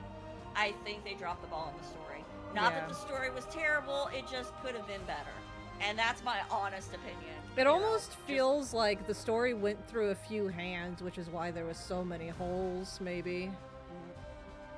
Yeah, I'm not really sure what happened there. And I feel bad. Like I said, I want to focus on like the good stuff. They did do a lot of things really well. The combat, the actual combat, when they're not forcing those gimmicks on you, the combat feels really good. Oh yeah. The combat is so good. Being able to switch between the different weapons, you know, having these decorations and adding those skills to like your loadout, the armor creation and leveling, you know, the inclusion of decorations. I don't know if they had that in the second one. I don't remember, honestly. But yeah, like the decorations, having the different weapon types, and targeting the different monster parts. There were a lot of things about the combat that just felt a little bit better. Here's the thing. Here's why the combat feels better and why I'm like, you know, best combat in any of the 3 games. The fact that they separated the kinship gauge from your skills, you know, they added stamina, and that's what you use to do weapon skills. By separating that, I didn't feel like I needed to make this decision of, do I sacrifice a kinship in order to do a skill? You know, I didn't have to have that trade-off, and I really liked that. It gave me more options, I felt like. And that by far, I think, was the best change to the combat system alone. Just that. Yeah. Adding stamina and using that as the fuel for skills. The environments were gorgeous. I loved the maps. I loved, the day and night and having stronger monsters to fight at night. Yeah, we all love Thea. Fellow Riders was cool, and then what Pama has said a few times of they don't treat you like the rookie, you're actually teaching a rookie. I loved that. That was also a good thing. I like how the NPCs don't fail to fight if they lose all 3 hearts. Yeah. I would have been really frustrated because there was a fight with Costin, and he and his Puke kept hitting the Blightstone when it was in that, you know, stance where if you attack the Blightstone, it would, you know, counterattack. Yeah. And he and his Pookie kept knocking themselves out. Like, I don't know what was wrong with the AI. They kept knocking themselves out, and I was like, please stop attacking the Blightstone until it's, like, enraged, please. And they, like, knocked themselves out. In one fight, I watched them do it twice. They lost, like, 6 hearts in this fight just doing that. Yeah, I remember when my partner lost all 3 hearts for the first time. I thought they were out for good. Like, it was just going to be me and the monster. I think I was fighting Namiel, too. And then they came back, and I was like, oh my god, they stand back up! Like, I appreciate they came back, but I think, like, I don't know, maybe I misinterpreted Tori, but, like, if we had shared 3 hearts between the 4 of us, and if they lost all 3 hearts, that was done, like, I would have been like, that was not a smart decision. I think they did that in 2, but that's because you partnered up very rarely until post-game, and then you had the choice to partner up with any of the past partners or still stand alone. So I'm gonna say something that's like, you know, here's another hot take for me on the Monster Hunter game. While I appreciated having those party members, and I'm thinking about this purely from not a Monster Hunter, you know, stories, I'm thinking from an RPG standpoint. So in a lot of other RPGs, you have party members. That's not new. You typically have party members. Yeah. I know where this is going. I know where this is going. But in those other RPGs, you are able to control the actions of your party members. And I I kind of wish that I had that option, because there were instances where my party members would take an action and it completely screwed me out of a combo with my hunting horn, because I wouldn't get the head-to-head that I was, you know, it's like, I'm about to get a head-to-head, and I want that head-to-head because I either needed to build up my kinship, or I needed to, like, get a certain, you know, move or bonus or whatever, and because I couldn't control my party members' actions, they would do something, and while, yes, a stagger would be good if I didn't want to, like, take that hit or damage, sometimes it had negative consequences for me, so I couldn't really plan out my actions because I never knew what they were gonna do. I didn't know if they were gonna, you know, It tells you what they do at the bottom of the screen. Yeah, but sometimes you don't know, like, the impact that that's gonna have, too. Like, you know, it's like, I don't know if their attack is actually gonna stagger the monster this time, and most of the time that's what happened. They would do something, they'd stagger the monster, and then I got kind of, like, I lost a head-to-head that I was like, yeah, I finally get a head-to-head. That's another thing, too. You have some skills that are dependent on you winning head-to-head, but it's like, those skills aren't gonna proc or trigger because your party members are, like, staggering a lot. So it was frustrating in combat sometimes to not have that level of control over my party members.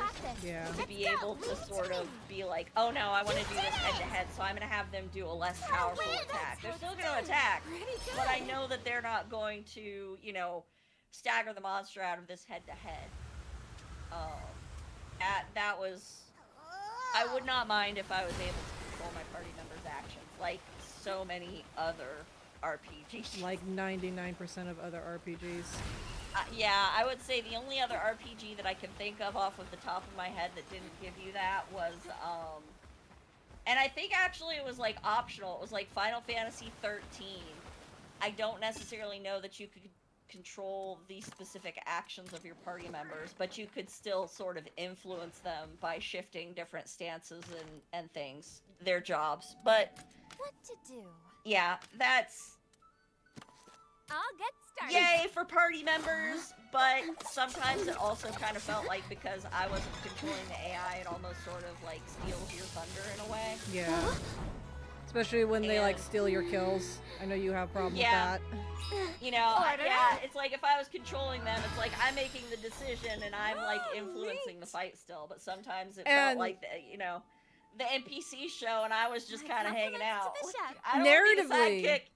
I don't want to be the sidekick. Yeah, I was about to say, narratively, it makes more sense for you to control the NPCs because you're the captain. Yeah, you're the captain. You should be leading the charge. You should be telling them what to do. That's the point.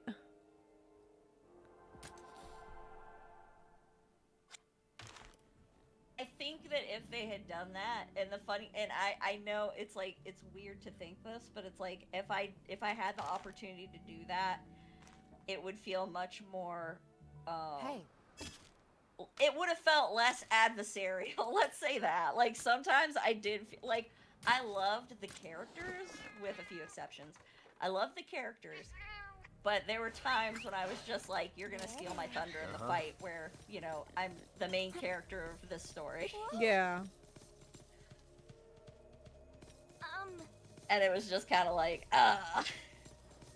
The leveling was also a little too easy. I feel like they could have turned it down a notch.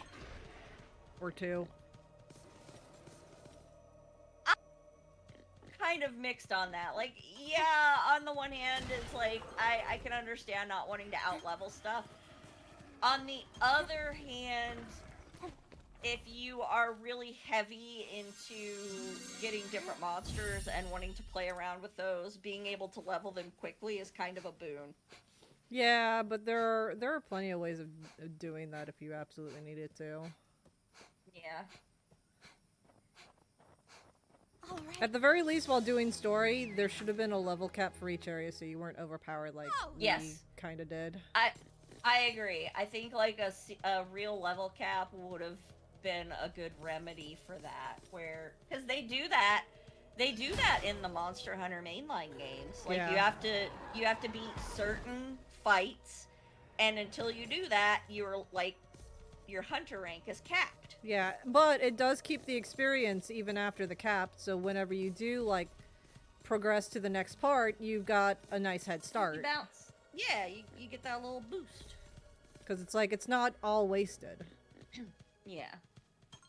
Your efforts aren't wasted. Yeah. Oh. Again, it was still a good game. There's just a lot of things they could have done way better. Yeah, they did. They made a lot of really good improvements. But it makes me kind of sad that with like all of the things that they did right, they kind of fell off with the story. Yeah. You know, the most important part of an RPG that's literally called stories. Yep. Yeah. I think for the most part it was good. Would I recommend it? Only if you don't like stories. I wouldn't discourage anybody. I wouldn't discourage anybody from playing it. It's a good game. Not a good story, but a good game. Yeah.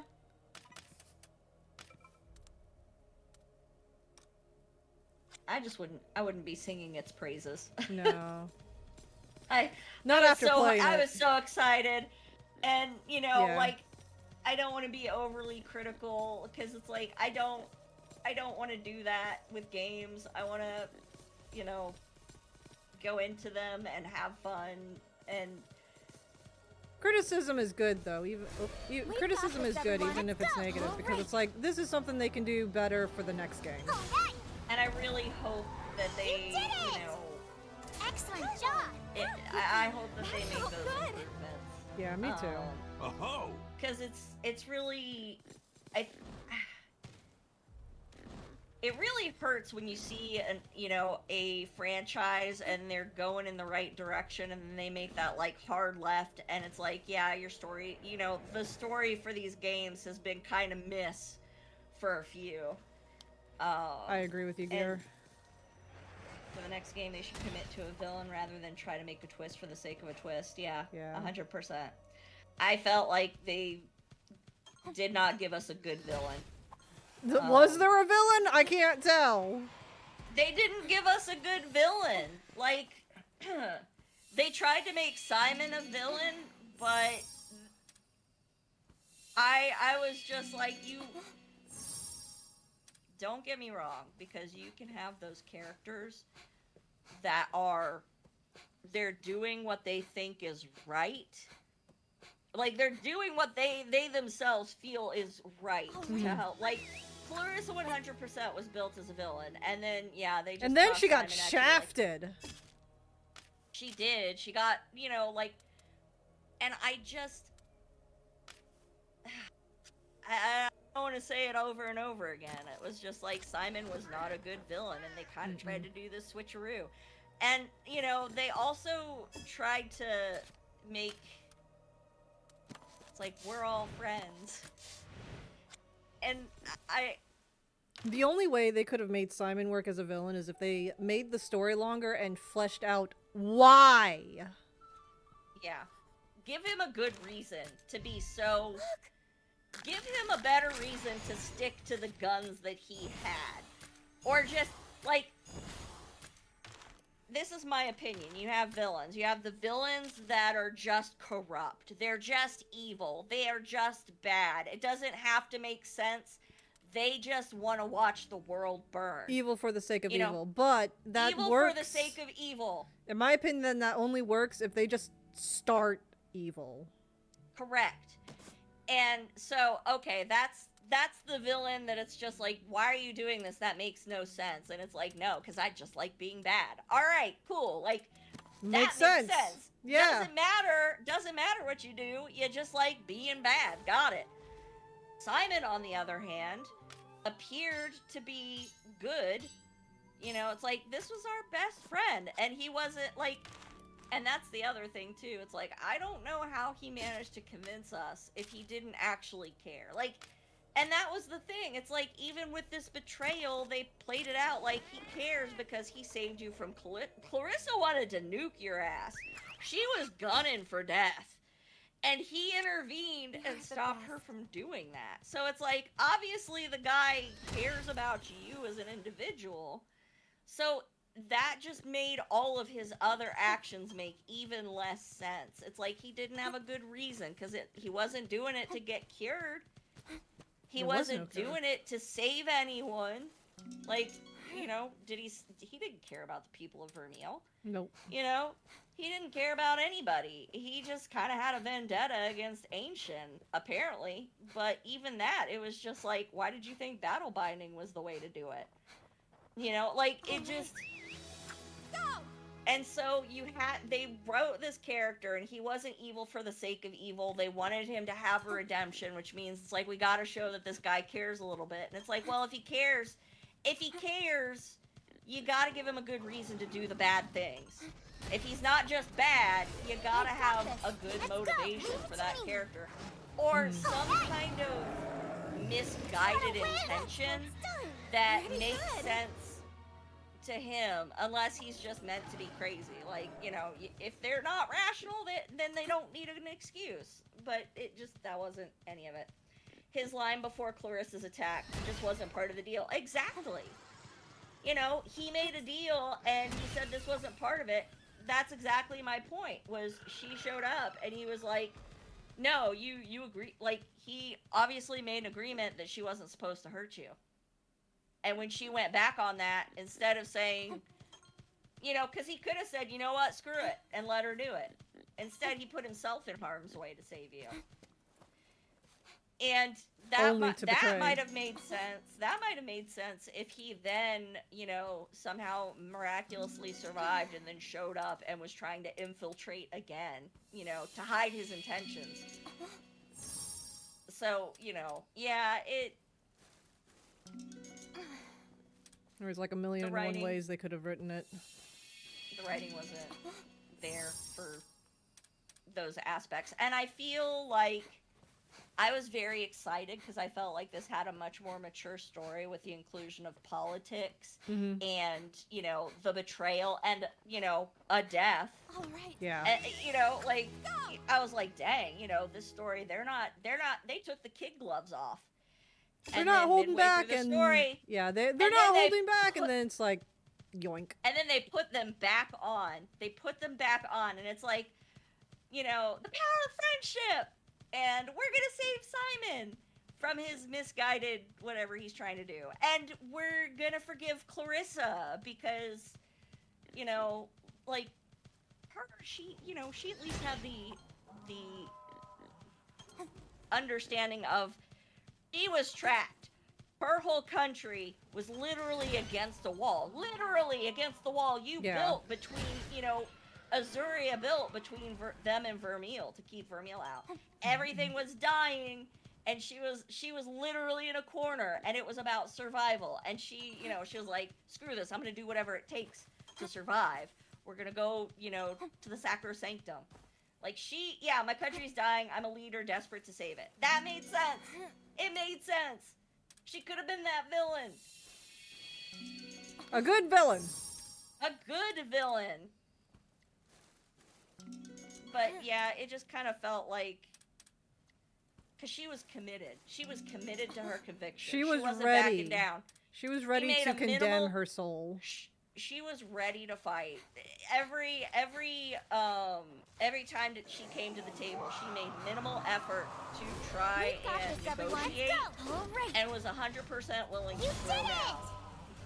Even after watching her whole army get nuked by Ancient, her and Homeboy were still like, you know, we can go and get this egg and, you know, harness it and use it to win the war. Use its power. Like, they were so primed to be a good villain. And then, you know, even at the... And this was the thing that drives me nuts. Because even in that last scene with her and Eleanor, Clarissa's, like, making this half-assed apology. She doesn't... You still see that hard-ass. She's not really... You know, she doesn't regret what she did. Not really. She doesn't really have remorse. you know, and the only saving grace for her is the fact that it's like her sister still cares. But it's like, I feel like they didn't give that character an opportunity to really... Once again, the story was just too short, and I don't think that they wrote her in a way that shows that she could have been redeemed. It's literally just a sister. Her sister's love is the only thing sort of protecting her from her war crimes, right? Like, Yeah. that, even that wasn't that, you know, I felt like that was also kind of, eh. She didn't change her ways.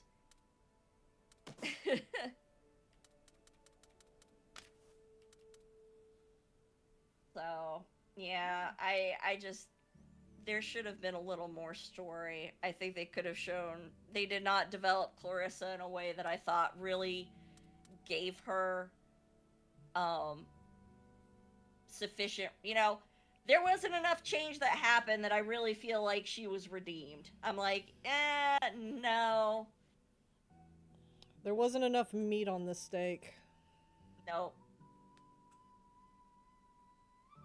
The structure was there, that, but the bones were missing. Or the meat was missing on the bone. So much potential. It had potential. So much wasted. They needed to take more time developing that story. Seeing an actual, like, change of heart flirt. If they were gonna make it so that you couldn't, like, if Clarissa wasn't gonna stick to her guns and force you into a battle where you just, you know, had to, like, full-on defeat her, you know? Like, some of those enemies that they're, like, not gonna quit and they force the, you know, MC's hand. Like, that's what if they weren't putting the kid gloves back on, that would have been more fitting. But they did. But they didn't really write her in a way that she has this change of heart. So I'm like, yeah, you just forced everyone to be friends. You know, friendship fixed it all. No, our friendship with Eleanor, you know, set us on the right path. Yeah.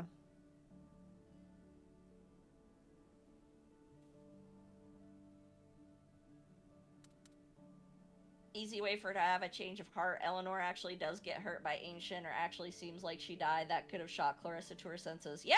Yeah, really, honestly. I think that would have been great!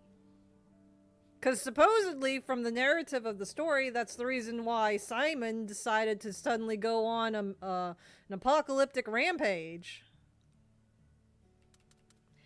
Not justified. Or having a moment where she sees how Simon breaks the bond, you know, the battle binding on Rathalos, and then they're able to achieve more. And, you know, basically, like, they were resistant to the crystals. Like, that could have been the turning point where she has a moment and goes, wait, there is another way. There is another way. We could do, like, we could save our country. The best. You know? Like, because he was, like, Rathalos was resistant to the crystals, and this is where I'm kind of confused, because Simon was like, there's no cure. Or, you know, he didn't think there was a cure, but then, like, no known the cure. Rathalos are resistant. Didn't they, like, cure you of crystallization? That scene happened, didn't it? I remember Ratha curing himself of crystallization. I don't recall seeing it being removed from anyone else. Yeah, but, like, even that should have been at least some inspiration of Rathalos is resistant. That means that, you know, there's a possibility. Like, there's a possibility that we could reverse this. I'm a little surprised that when the adult ancient died, the crystallization disease didn't go away with it. Like, I understand the crystal stayed behind because it was, like, a somewhat natural phenomenon, but the disease itself, I feel like, should have died. I don't know. That seemed like... I was waiting to see, like, his arm start, like, having particles come off of it because the crystals were flaking off, but no, that didn't happen. I mean... Granted, cool. He's probably still going to slowly die from it. Nice, they kept that. But also, like, why? Yeah. You put the kid gloves back on, you might as well just do that as well on top of everything else. Yeah, you know, like, and that's, I was literally just thinking, I was like, they chose to soften things and really, like, it's like, okay, we're not gonna make this quite as hard hitting, but we are gonna make this hard hitting. So it was just like the decisions there of, you know, we want there to be consequences, but not really because we're gonna bring Simon back. We want there to be consequences, but not really because Clarissa's gonna go home and, you know, just give this sort of like, you know, another reason why I think it was actions. passed. Yeah, another reason why I think it was passed through several different hands. Because everything was just conflicting. It's mature, it's for kids. It's mature, it's for kids. Yeah. Yeah, it definitely feels like there was probably like some unclear direction on, you know, what tone we want. Mm-hmm. And yeah, like that's another good, like, here's another thing. I think that going along with what Tori was saying where it felt rushed, it's like even in those last scenes, like having Clarissa and Eleanor have an actual heart-to-heart instead of just like, I'm sorry, that's okay, you know, as long as we're together, you know, it's like, no, like let them have an actual conversation, like have a cutscene. Yeah. Where they talk. And she's, you know, she's like, I'm sorry, this isn't going to be easy. And Eleanor being like, yeah, I know. And then, you know, Clarissa being like, I have a lot to pay for, and I intend to help you set things right. You know, like, give them some dialogue. If you're going to put the cutscene in, give it some, like you said, meat. Put some meat on those bones. Honestly. That would have been a small improvement. But it would have made a huge difference, narratively. Yeah. Narratively, it would have made a huge difference. It would have provided us with a little bit more reason to, you know, forgive Clarissa for her actions. Easy idea, what about us going to Vermeil itself? Like, sure, it's enemy territory, but it's an easy way to lead to more narrative. No, 100%. Yeah, honestly, that would have been so cool, and I thought that was going to be the quote-unquote half chapter that we were seeing when we were looking at how many chapters there were, because you were speculating that we were going to go to Vermeil, but that just never happened. Yeah. That could have been its whole thing. Like, we find out the truth. Let's go to Vermeil and try to convince everybody. Maybe we don't succeed, but at least, like, you know. Honestly, it would have been. It would have been at least cool if there was a prop, you know, the negotiation that we saw, and then Ancient showed up and like ate the entire army and everything like that. What if that happened in Vermeil instead of at the border? Yeah. Got to see the actual state of Vermeil rather than being told, yeah. Yeah, because we only ever see one scene, and it's the balcony from...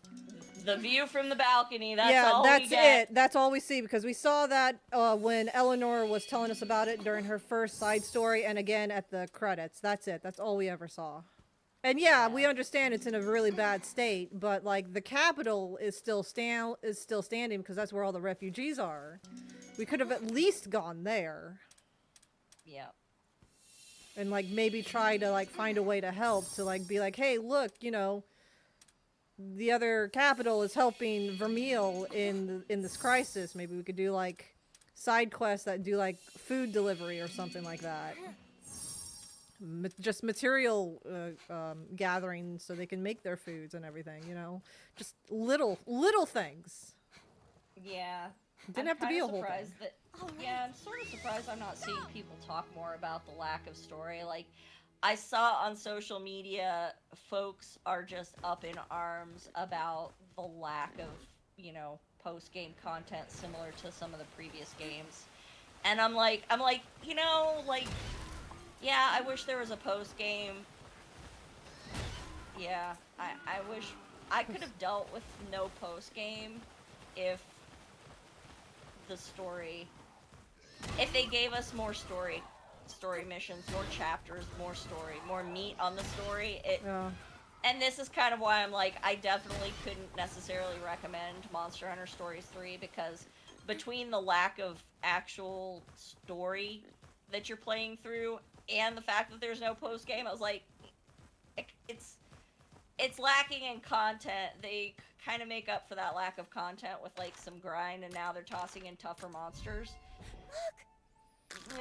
I can understand some people may not be talking about the lack of story, because if you're like playing this 24/7 until the end of the game, you're like so engrossed into it, you're probably missing the plot holes or something like that. Maybe there's something we're missing that was like hidden in a small unseen detail that we have to like scour for, which I highly doubt, but being super engrossed into it, sometimes you just don't think about it until like maybe way later. And it's going to be one of those things that some of the people that are like praising the story and saying like this isn't the best, like the story is great. I remember hearing Rage Gaming talking about how they loved the game, they loved the story. They do feel like it didn't push as far as it could have gone, but he didn't like talk about like any holes in the story like we've been doing. Yeah. And I feel like this is going to be one of those games. It's like, yeah, it's going to get high praises now, but in like 5-10 years, people come back and replay it. They're going to be like, wait a minute, something's missing here. Yeah.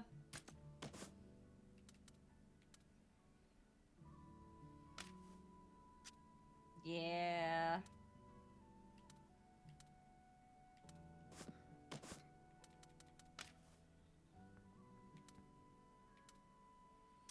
I love that you beat the last boss with the Poogie, though. That's so great. I beat it with the Poogie and the wrong gear. Yeah. What now? Well, nothing. I mean, while we've been sitting here talking, I've been working on making a I've been sitting at the title screen. I'm like, I was doing that for a little bit, and then it's like, you know what? I might as well like have my hands do something, because I get really antsy really easily. So it's like, okay, while we're talking, I'm gonna make a fire ice Malzeno for the married couple. Just see how far I can get before we quit. Oh yeah. You gotta beat the angry couple.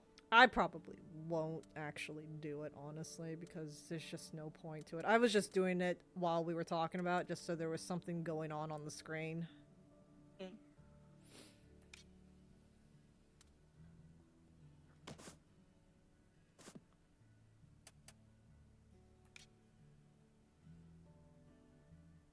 But, yeah, this is just...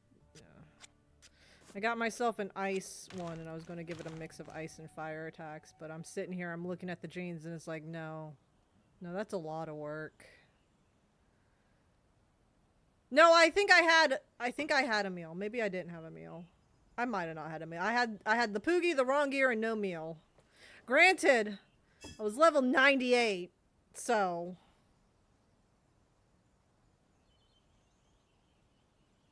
I feel like Monster Hunter Stories game in particular could have used a little more Fire Emblem in terms of story. It just needed to be longer and fill in the gaps of the story. That's really all it needed to do. I'm just gonna save and quit. I don't feel like doing anything. I beat the story. I'm done. Right? I was about to switch to Monster Hunter Wilds. You're about to switch to Monster Hunter what? Wilds. Wilds. It's like the whole game is like, oh, you're gonna like, you can restart the game and this content that's coming out, it's like, you can fight tougher monsters. I'm like, you know, if I'm gonna fight tougher monsters, it's gonna be in Wilds. Yeah, there's still a lot of stuff in Wilds I haven't done. I haven't played since Mizu and Lagiacrus came out. I just don't have the motivation to go to it. Yeah. Oh, man. Gameplay good. Story needs work. Story needs some, like... Major beef. Work. Major beef to the story. Like, add the beef. Old lady from the 80s commercials. Where's the beef?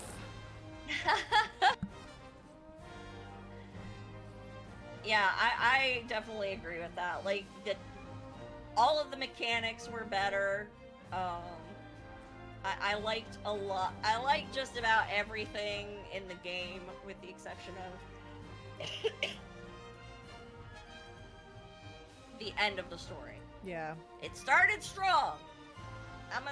They started really strong, and then they just kind of, it felt like they got cold feet somewhere in the middle. I feel like it kind of hurry. Yeah, I feel like it kind of started dying a little bit maybe in Death's Maw, but it really, really dropped in the Sacrosanctum. The discussion is kind of reminding me of how people reacted to Borderlands 3. The gameplay was great, but the story was like, eh, yeah. Yeah. I give this... Let's rate this, Callie. Let's rate this real quick. Out of 10 stars, how many stars would you give this? I'm not kind when it comes to these ratings, because I just think back to IGN giving, like, inflated ratings. And people are like, well, anything below a 6 is, like, unplayable. And I'm like, that's silly. That's stupid. Like, I would say anything below a 2. 2 or 3 is unplayable. Thank you. Like, 2 or 3 is unplayable. That's when I 7 out feel of like 10 you too get much water. into... Yeah, I feel like when you get to 2 or 3, that's when it's like, yeah, there are things that make this unplayable. Like, you get to, like... I'm thinking of those instances where it's like, if you save and then the game glitches and your whole save is, like, you know, corrupt and you can't go forward. Like, that's what a 2 or 3 is to me. Yeah. So, alright. Your scale, not IGN's scale. And it can be as cool as you want it to be. Out of 10. I'm gonna be very hard, because this is their 3rd Monster Hunter Stories game. And, you know, they made some really good improvements. Okay, let's cut this up into little pieces. Alright. The game. What would you rate it out of 10? Like the gameplay, the progression, the story's going to be its own thing you grade. The gameplay itself, like just the raw game, out of 10. Raw game, the actual gameplay. I'm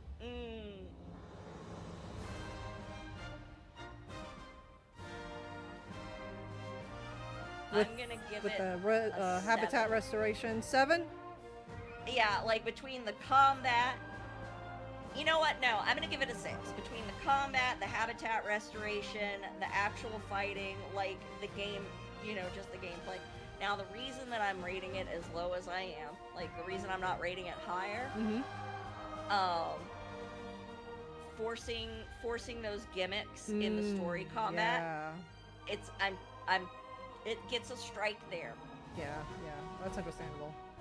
Because I was sitting here thinking maybe about a 7 as well, maybe 6.5.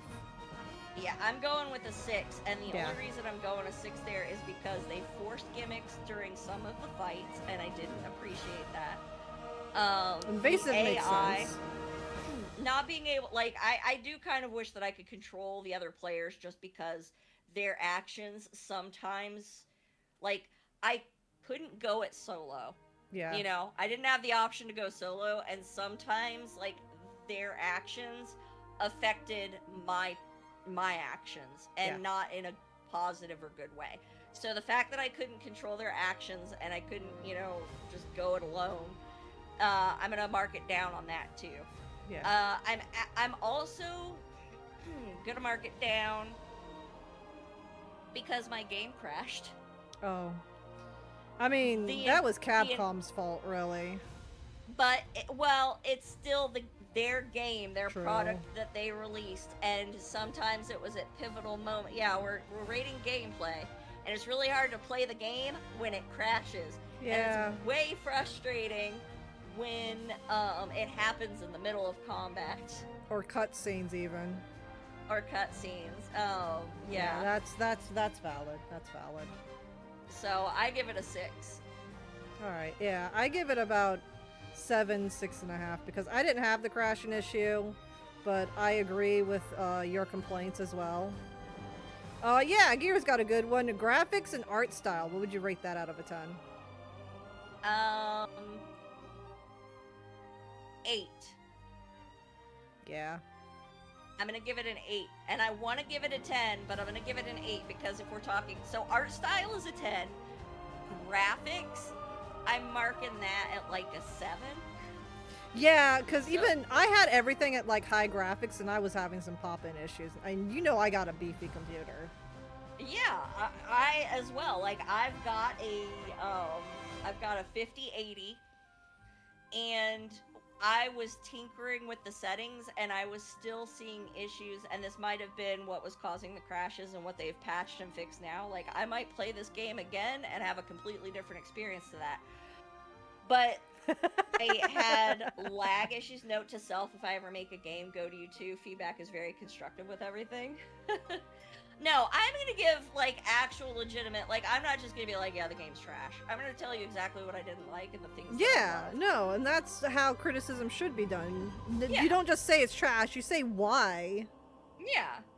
You know, I think this game is totally playable. But the reason that I say graphics is, like, a 7 is because I made adjustments, but I was still either seeing, and this really happened a lot, like, when I was in Azuria, if I came out of a cave, everything sort of lagged and froze. Yeah. For like a half a second. And of course, I'm like, oh shit, is my game about to crash? And sometimes it did, sometimes it didn't. I had pop-ins sometimes, even when I lowered the settings a little bit so that maybe my graphics card wouldn't be working so hard, and I still had some pop-in. So even with, like, trying to, like, tweak things to see some better performance, I still had some graphical issues. There were some issues, and that's why I'm not giving, you know, graphics a higher art style. Love the art. The art was great. And, like, let's also take a moment to talk about how cool, like, if we're talking art style and graphics, the kinship attacks looked so awesome. I loved the kinship attacks. I loved that they changed some of them too. They changed some of them. They looked so good. The animation was so good. The designs of, you know, the armor, the designs of the weapons, and I'm lumping all of that into graphics and art style. But if we're talking, like, equipment, I'm gonna give that, like, a 9. Next one for Gear says, we're going to divide this up into 2 as well. Out of 10, what do you think of the characters? We can just put Gutter in the corner, it's fine. Gutter and Simon in the corner. So if we're not talking about Simon and Gutter, I'd give the characters, like, a 10. I thought they were all really good. Actually, no, scratch that. I'm going to give them a 9, because I'm still including Eleanor, and I feel like she could have been done a little bit better. She could have been done a little bit better. She wasn't bad as the other two, but she was still lacking, yeah. I just feel like where she was coming from,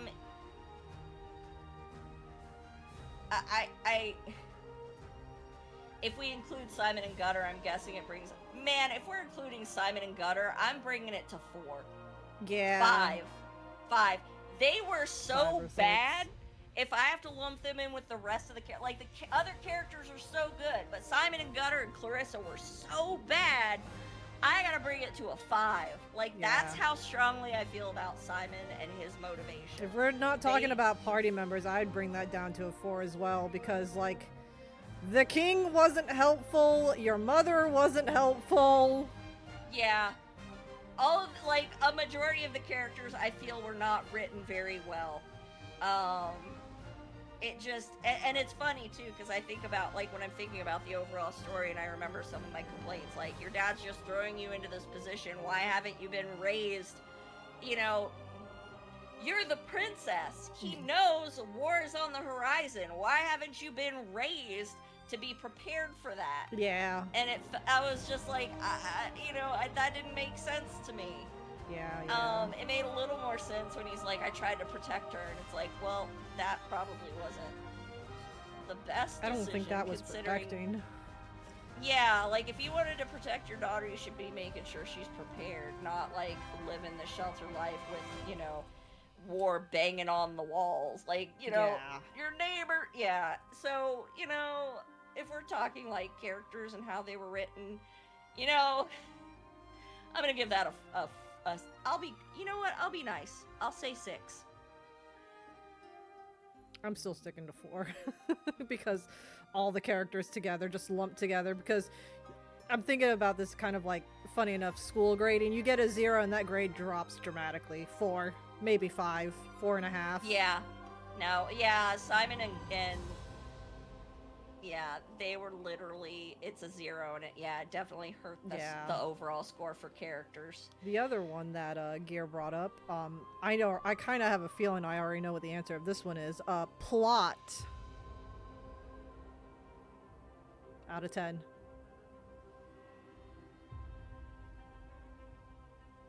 Uh-oh, she's thinking. Oh no.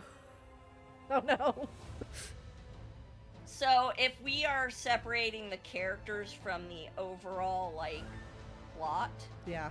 of the story, I would say, like,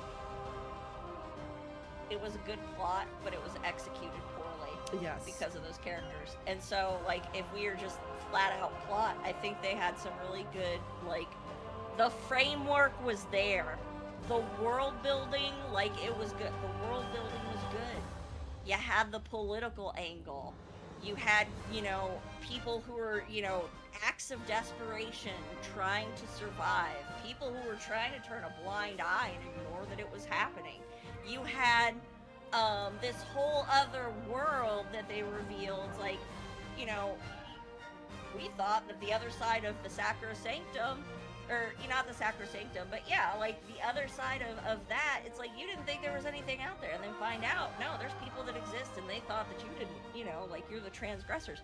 So all of that was so good, and like the concept of these monsters that, you know, they were seen as a bad omen, but it was, you know, like this lost history, and when you find out the truth, it's like, no, they, you know, they themselves weren't the bad omen, it was what people had done to try and control monsters. And I think, you know, and this godlike elder dragon that was a protector and had become corrupt because of that. They had so many good plot points. They just didn't execute it well. So Yeah. it's like the plot itself, if I'm just grading the plot, I feel like that was a solid 8. Yeah. Like, I would give that an 8. It was a just really good executed badly. skeleton. It was a really good skeleton of a story. Yep. I think they had so many... I thought the environments, I gotta go back, like, environments in the world itself, I'm gonna give that, like, a 9. Yeah, those were great. I think they did a great job. Would I have liked more? Absolutely. Always more. I would have loved more. Always more. Yep. I would have loved to have gone to Vernal. Yeah, that would have been so cool, honestly. I kind of like half expected it. Hold on. 6, 7. 6, 7. Shut up. Also, one more rating, which is going to be grad, which will probably tank the grade. The story.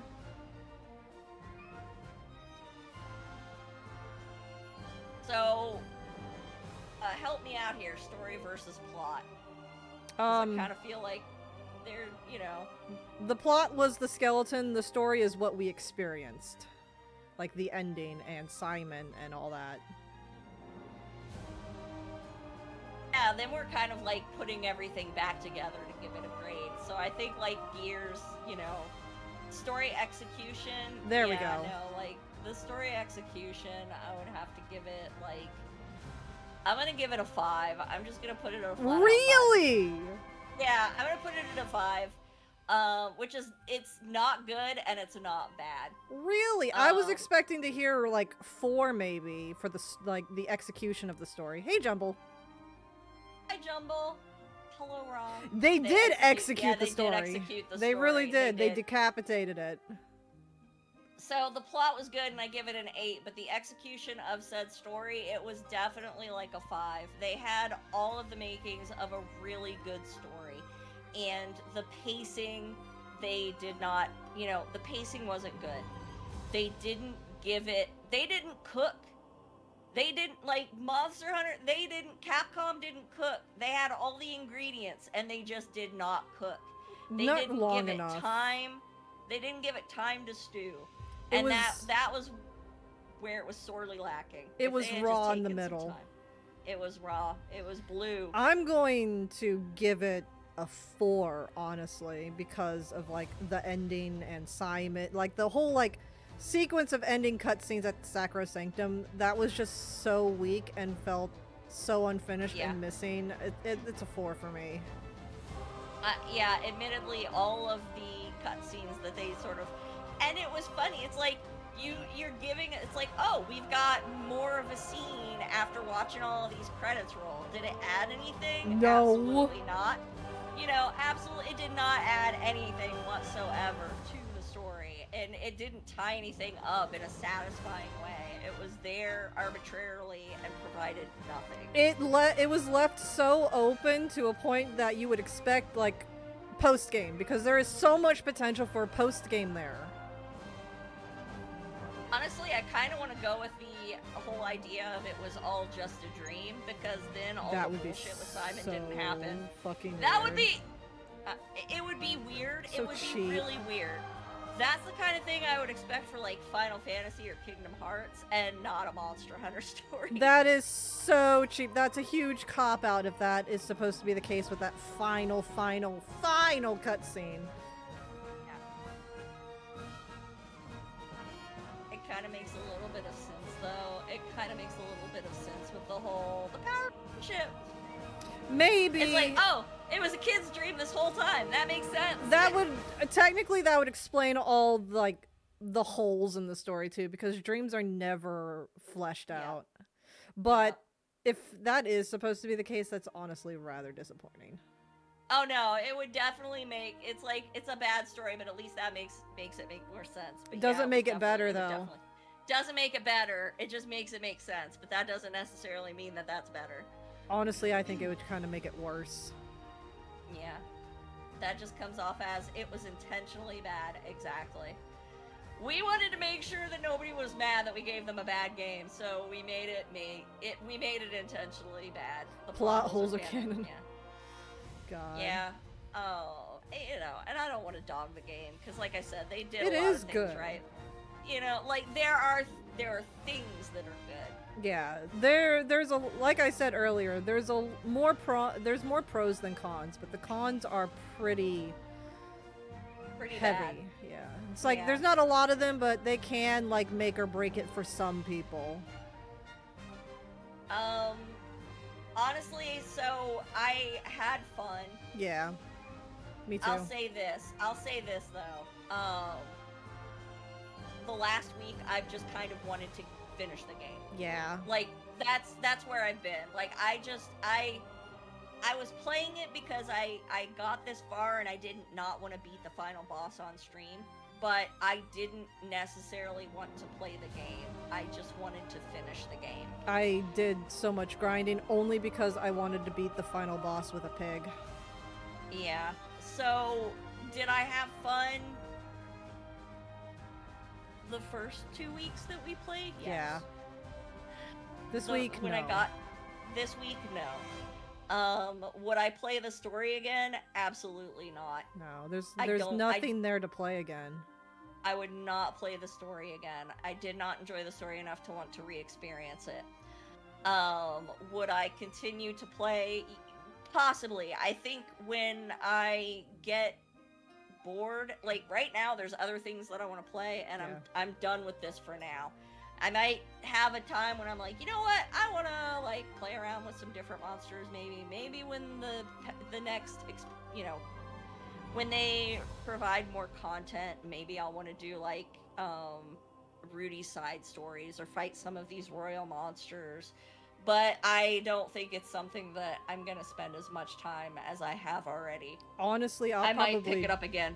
I'll probably, honestly, for me, if I do have a drive to like do Rudy's side story, because even though I already like pre-own it, I'm probably just going to record it, chop it up, and call it a day. And as for the question, was there a noticeable turning point where it became less enjoyable? Yeah. The when they reintroduced Sacrosanctum. Simon. Oh. Well, not when you first enter the Sacrosanctum, but like towards the end of it, with pretty much the end of the story, became like, ew, gross. Why is it like this? Yeah. Yeah, once we realized how close we were to the end and things like became rushed and for me at that point I realized that there wasn't going to be enough content for them to like develop the character in a meaningful way. Yeah. That was when it just killed the, you know, I really love character development is one of my favorite things about storytelling. I absolutely love seeing characters develop and, you know, like seeing how they evolve and change. And we just didn't see that. We didn't see that with Gutter. We didn't see that with Simon. We didn't see that with any of the characters where it would have been important and meaningful. Yeah. So that was when I lost enjoyment. Like when the story just felt lacking and I wasn't going to see that character development and I just felt like it wasn't going to end in a satisfying way. Now, Like, and yeah. I was gonna say, some people might argue, but Simon got character development. He realized Ratha was his friend. And I'm sitting here as like, it should have been realized sooner, honestly. Yeah. That was the way way they wrote his too character. If that was the intention for him to realize that, he never should have been in Azuria. No. As long as he had been there. Yeah. It would have made much more sense if you had like somehow rescued him as an adult and he, you know, because you rescued him, he was like, you know, I want to be a ranger. If he had come into the story as an adult, so it's like he had these misguided, you know, intentions or whatever. We don't really know when he came to Azuria. We don't know if he was a child or an adult. They never said. I feel like he had to have been younger. Like, I feel like they had to have been younger based on some of the interaction. Like, when they talk about, like, I think they said they were, like, 10 years old or something when they met at that tree and they made a promise. Like... Did they? I don't recall hearing that. I think they were, but maybe I'm misremembering. But, I thought yeah, maybe they said 10 years ago they met at the tree. Well, even then, if they're, like, in their 20s, you know, like, say they were 27, they'd be, like, 17, okay? Like, I don't know, but, I just felt like if the intention was for him to have that sort of turn, he needed to have been written differently in the beginning. Yeah, I mean, even Cora warmed up to Azuria, and she's been there for a really long-ass time. Yeah. Wrong asked what was our favorite thing about the game. Mine was the habitat restoration. Same. Mine was the habitat restoration as well. I thought that was such a good mechanic to introduce to the game. Yes. And it yeah. So much potential with that. And the fact that they actually brought back, like, fully functioning dual element monsters like they tried to do in 1, and then planned for 2, but, cut at the last minute was, which was a disappointment. I'm so glad they brought it to 3. Yeah. I will say, too, the other thing that I like about the habitat restoration, and Wrong, I don't know if you heard it, so I like because the idea of habitat restoration, you know, makes the rangers a true counter to hunters, where hunters are trying to, you know, preserve the environment by handling, like, population control and, like, deterring or hunting monsters that are a threat to themselves, the environment, and people nearby. Yes, versus the rangers who are, you know, finding these endangered monsters and reintroducing them into the wild. I liked that. But the other thing that I like about it that we haven't mentioned, so it's an intelligent decision in game design. I'm going a little deeper here, right? Okay. So it is an intentional decision and an intelligent one from the aspect of motivating your players to certain actions. So by creating that mechanic, you are motivating players to then go out and get different monster types and different combinations of monsters and to egg hunt. And it's driving players to interact more with that aspect of the game of, like, egg hunting, so that you're, you know, it's like you're raising the monsters to a higher level and you have to egg hunt to do that. And then you want to continue to egg hunt once you raise those monsters to a higher level so that you can get stronger genes. So that was just a very intelligent way to, you know, further motivate players to engage with that system more. Yeah. And you can see the same thing with the Rite of Channeling. Like, the changes that they made, it was intelligent game design to motivate players to want to, you know, do more gene hunting, do more egg hunting. And so it all worked together really well to, you know, create that motivation. Do you feel this game had a meaningful impact on the Monster Hunter IP? That's a trick question because it's a spin-off of the IP, so it's not supposed to tie into like mainline things aside from using the monsters themselves. I will say that I think it's a good introduction, like a mild introduction into the Monster Hunter IP, because my first Monster Hunter game ever was Monster Hunter Stories, and I loved it. And that's what got me into the other games, because I was like, oh, this is so cool. It allowed me a time to like think, learn, and adjust. Like it taught me the different icons, the sound effects, how to find quests. It taught me some of the monsters' weaknesses, even though it's a little more I don't want to say dumbed down, but simplified in this one. It's not, it's like, it's similar to the main line, but it taught me the basics and allowed me to go at my own pace without getting my ass wrecked. So I think it's a good gateway. Yeah, so it's funny because, you know, you are an example of people who maybe, you know, engage more with like RPGs, and how that could, you know, potentially,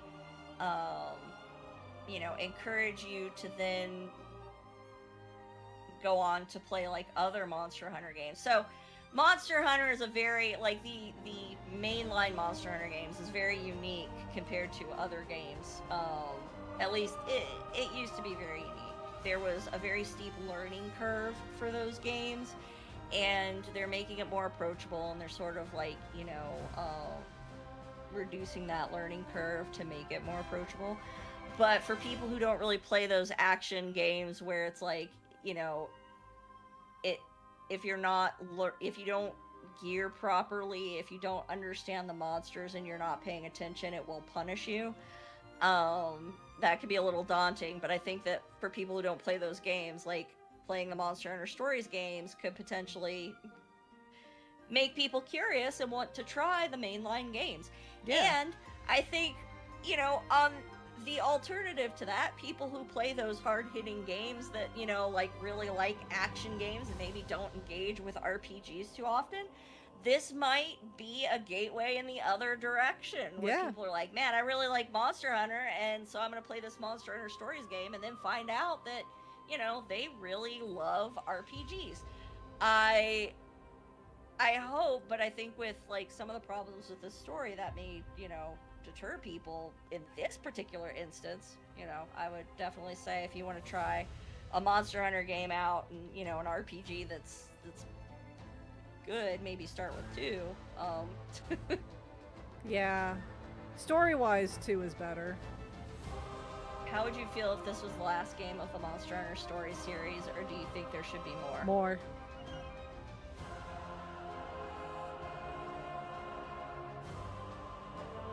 I would, okay. I would be okay if this was the last one, honestly. I would be upset because of how it ended. I would want more, something with like the mechanics and the habitat restoration from this into like a 4th game with a better, longer, proper RPG story. And then I feel like I would be satisfied if it ended there. The way this ended is very disappointing. See, and that's where I'm kind of like, if this was the last one, it would be disappointing, but I would like that better than if they gave us another Monster Hunter Stories 3 game with a subpar story or badly written.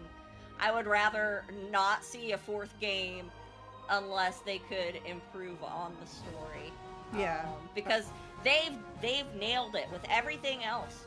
With everything else that they have nailed it. Mechanically, artistically, I think that they have really strong, like, it's like you did it, you perfected, and that was my biggest praise when we first started playing this game, was that they have evolved this series and have just continued to improve on the mechanics of these games. But boy, did they really sacrifice the story on this one. And that was such a disappointment. Like, I wouldn't want another one if the story was going to be of the same caliber as this one. Yeah, more if they make the story better. Otherwise, don't do it at all. Don't do it. Do it right the first time, or don't do it at all. Yeah. I mean, here's the thing, though. Like, here's the thing. It's like, I think if that was my expectation going forward, if I just set the bar really low for, like, the story aspect of the game, it's like, you know what? I like the mechanics enough that I'd want to play, play another one, but I would not pay any attention to the story. I would have no care for the story whatsoever. I have played some games like that where I'm like, the mechanics are so good, but the story is so bad, I'm not even gonna bother paying attention to it. Yeah. Simon being written better. If one thing could have been added or improved upon on this game alone, what would it be? The characters being written better. Yeah, the characters being written better would be good. Just making it longer and fleshing out the story would have been good. Yeah. I honestly, like, and I go with the characters being written better, because if they had just drawn the story out, but the characters were still subpar, that just would have made it more. It would have made it the whole story more painful to just drag it out longer with these badly written characters. My thought and hopes and ideas, if they like dragged it out, they could have written them better, because they would have had more time to flesh them out. Yeah, like I see what you're saying. Like, if they just cooked the story more, the expectation would have been that would have fixed some of the problems with the character writing. But Yeah. I don't know. Maybe. I would hope they would have to. Yeah, focus on Clarissa as the villain, like being dedicated to the idea of Clarissa being the villain, rather than having a twist villain that causes plot holes. Yeah. Yeah, honestly. Like, if they wanted to have betrayal, Give if it a they wanted reason. a character, yeah. Like, they sent him over there because they blackmailed him. It's like, oh, if you don't spy on the other kingdom, we're going to, like, kill your Rathalos or something. Yeah. How impactful would that have been if they threatened to kill his Rathalos, and so he did this, only for Clarissa to show up with his Rathalos battle-bound? Yeah, no, the impact of that. Oh my god. The impact on Simon to realize that it's like, I only did this to save my best friend, and then they did this to him. Like, and then it's like, he, having him come clean, to It wasn't the supposed to Rangers. be like this. It wasn't supposed to be like That this, would have and, line would have been so much heavier then. Oh my god, that would have been so good. And I'm getting chills just thinking about that scene written from that direction. Yeah. That would have made a world of difference. Yeah. Have something. It would have been hard hitting. It would have been, that mature storyline that we were looking for, of like, and the levels of betrayal. Simon being betrayed by the people who, were trying to, like, control him. His betrayal of the princess and Azuria. Yeah, like, that's actually given me like an idea of something that happens in Monster Hunter Stories 2. They could have done that, but like emphasized it even harder to make it like feel even more heavy and more was at risk, and being like, oh my god, we've got to do something because this is not how it should be. This is the opposite, and it's just going to make things worse. Fix the story, damn it. That's my message.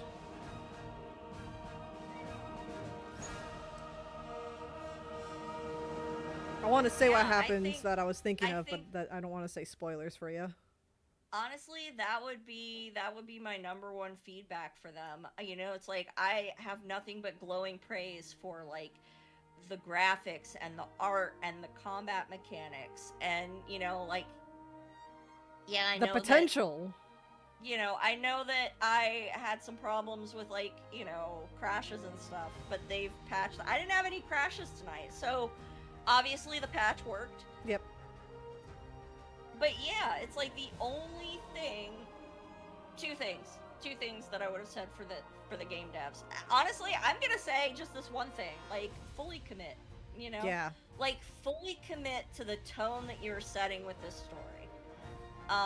commit to the plot that you're developing and give it time to cook. Yeah. And then also commit to the and I feel kind of like caught here because it's like, you know, commit to a, you know, game mechanic in the combat for their story specifically. Yeah. Because they force gimmicks on you and then they, you know, one-time gimmicks that are never needed again. Yeah, like that was my biggest, like I was frustrated that they like forced the gimmick on me, but then to find out like midway through the fight that the thing that they forced on me and sort of like trained me, like you trained me to perform this action, but now it's not working. Like first you forced me into it and then I committed to that and now it's not working.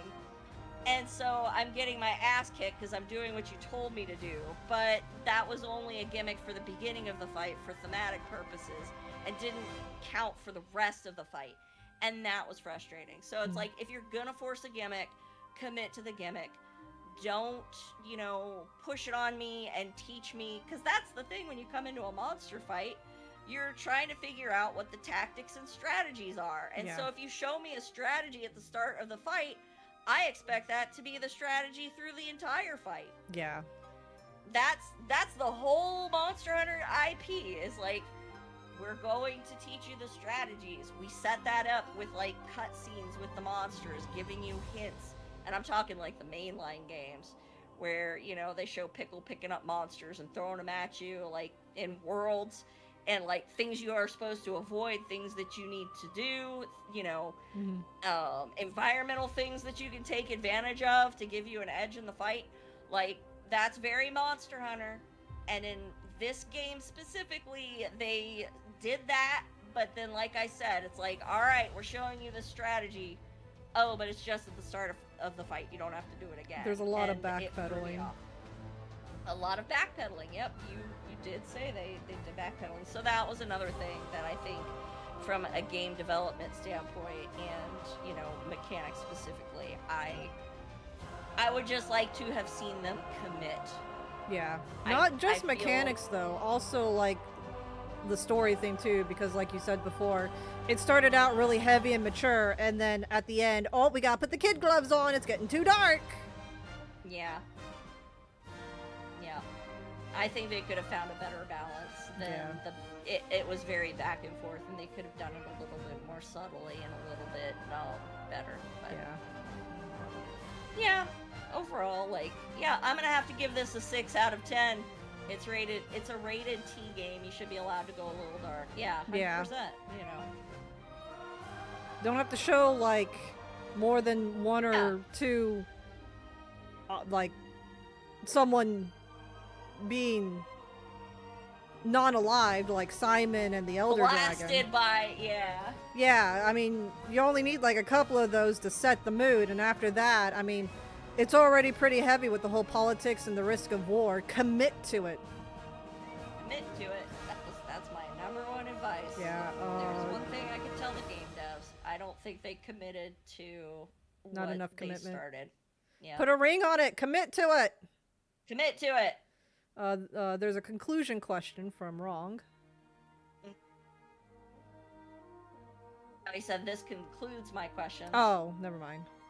Thank you for your time and dedication to experiencing Monster Hunter Stories 3 and giving an honest review. Of course. Yeah, I've seen some people that were like dogging on this game. I feel kind of bad because I remember like when we first started, there was an article that I read and they had nothing good to say about the game. They said it was like just disappointing and bad, and I was like, what?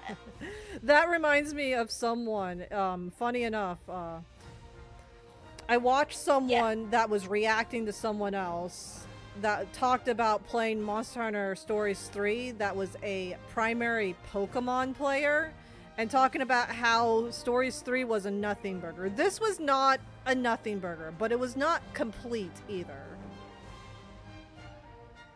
Yeah. Like, I wouldn't call this trash. Like I said, it's very it's not middle trash. of the road.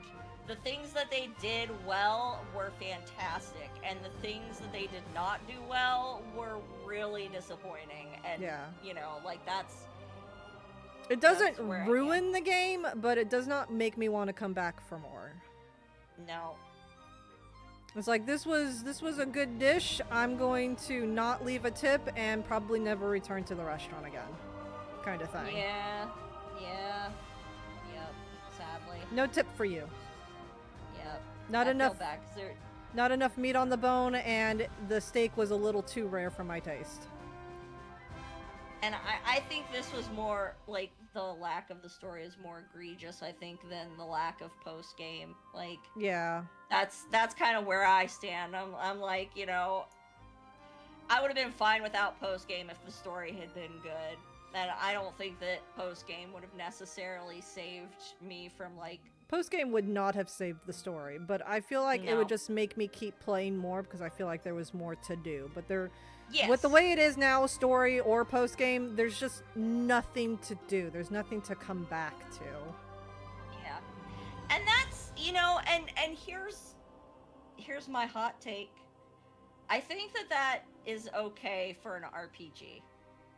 Like, yes, when we started, I was kind of like, yeah, I'd really want post game, da da da da da. But I'm like, you know what?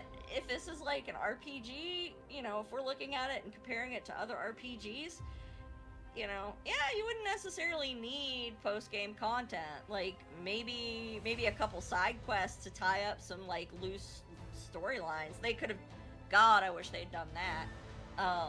Very much needed. You know, yeah, that would have been great, just to have some additional quests to, you know, side quests or something, where you go have conversations or, you know, sort of tie up some loose ends. But, I think that it's not necessary. Yes, they did it in previous games, and it's missed. Like, people would have loved to have it. I feel like it was more expected, and when they didn't get it, it was very disappointed. Yeah, Gear. And I 100% get that. I understand being disappointed, you know, coming into a game. It's like, you've done this all the other times, and then finding out that they didn't do something this third time around that you've come to expect. It's like, I get that disappointment, but I think, you know, if they want to be more RPG-esque, that makes sense. If they want to be more RPG-esque, they need more longer stories, longer, beefier stories. Yeah. Because that's the thing. Like, okay, I can sit here and look at the hours that I spent in this game, but the hours that I spent in this game are not an indicator of how much time I actually spent on story content. Yeah, story. A lot of my time in this game was spent on, like, egg hunting and leveling monsters and raising S ranks. It was... Honestly, the talking about how the story was, like, only, like, I think it was somewhere to, like, 40 to 50 hours. Honestly... We made comments about it being like, if you beat this game in like 40 hours, you did not enjoy the game. Looking at it now, it's understandable how you could beat it in 40. It's like, oh yeah, you definitely could have beaten it in 40 games. Yeah. If you just power leveled a monster, like, you could have blown through this game. Just power level Ratha. Yep. And that's it. You just have to power level Ratha, get a couple strong genes, and... Power level Ratha and get a couple of monsters that have things that you need to get to certain areas of the map, like dig or swim. Yeah, and that's you could have just, like, played this whole game with one monster alone. Battle-wise, yeah. You would need some to get around the map, but battles, just one is all you need. And with how quick it is to level, if you really want to, like, grind up some levels, yeah, you could blow through. I would almost... Probably 30 hours, honestly. I low-key kind of want to just speedrun this game just to see how fast I could do it. Yeah, funny enough, we had talked about replaying the game and doing challenges for ourselves, and now we're sitting here as like, no, we're never touching this again. Honestly, if we did some kind of challenge, like, I would do, like, I haven't played 2 yet. And it's funny because I'm like, I know that the story is better in, like, I know the story's better in 2. Like, so I'm kind of like, I'm excited to play 2 and go and play through that game and see how things play out. And yeah, if I did challenges, I would want to do them probably for one of the older games and not necessarily with I this one. did Although, a Nuzlocke for 2. I would do a speed run of this, you know, like, and because in that speed run, I would probably be trying to like skip dialogue. Yeah. I mean, the dialogue. Just to see how fast. Yeah, because we know the dialogue. It doesn't matter anymore. Yeah. But yeah, 2 is definitely story-wise the better one. The Genes 3 is obviously better. I mean, it's still doable. Basically, it's still similar to 1. You lose the monster and you can't rearrange them like you can in 3, but you don't have to have like the exact same slot open. Any gene from any slot can go into any other slot in the other monster. Yeah, but so, I mean, it's better than 1, but 3 is better than 2. For that, for the genes. Yeah. But story, I think that 2 is way better. My understanding is 2 had a better story. I think 2 had a better story than either of the 2 games, like either of the 3 games. Yeah. It was it was just the right length. It filled out everything. The end felt very conclusive. The cutscene at the end, the ending cutscene and the credits and all that, it felt and it was complete. I will have that seared steak again, please. I've played that game 2 or 3 times already, and one of them was a Nuzlocke. Oh, yeah, I remember you telling me you attempted a Nuzlocke. Yeah, I think I played it once when it like first came out on my own, and then I went back and I played it again on stream, and then I think I may have... No, maybe I didn't... No, I don't think I streamed. I think I recorded it and then uploaded the videos, and then I went back and streamed a Nuzlocke, I think is what I did. Yeah. And Gear was there with me. He voiced Naviru for me, and we for some reason made him a Western. It's so funny. A Western Naviru. Amazing. It was great. Yeah. Well, we spent like 2 hours talking. Really? Holy smokes. I didn't realize we talked that long about the game. We had a lot to say. I mean, it was honestly all the same thing, but it was a lot of the same thing, and I feel like it was definitely worth saying because no one else is really talking about it. No one's really talking about like the story and the game. Yeah, they're all talking about the game, and yes, I agree. The game's good. Post-game content. Yeah. They're the either game. talking about how great the mechanics are, or they're really upset with the lack of post-game and what's being introduced and how that does not meet the expectations for post-game content. Which valid, 100%. But the story is the real lackluster. Yeah, and it's I was really looking forward to coming into this and having a more I was so thrilled with a more mature storyline, and I didn't realize we were gonna get the kind of stunted, rushed, not solidly written story that we got, especially with, like I said, the framework they had pulled back a just lot. An amazing plot to work with, and I think that's I think this is a good example of having a really good plot and mucking it up with really bad characters, like how much of a difference characters can make in a story. Yeah. It's like it was written by like 4 different people or something. Because I'm trying to think of a game that had a really bad plot, but it had really good characters. Gear could probably think of something, honestly. I'm sure. And I can see him throwing something out and be like, yes, you're right.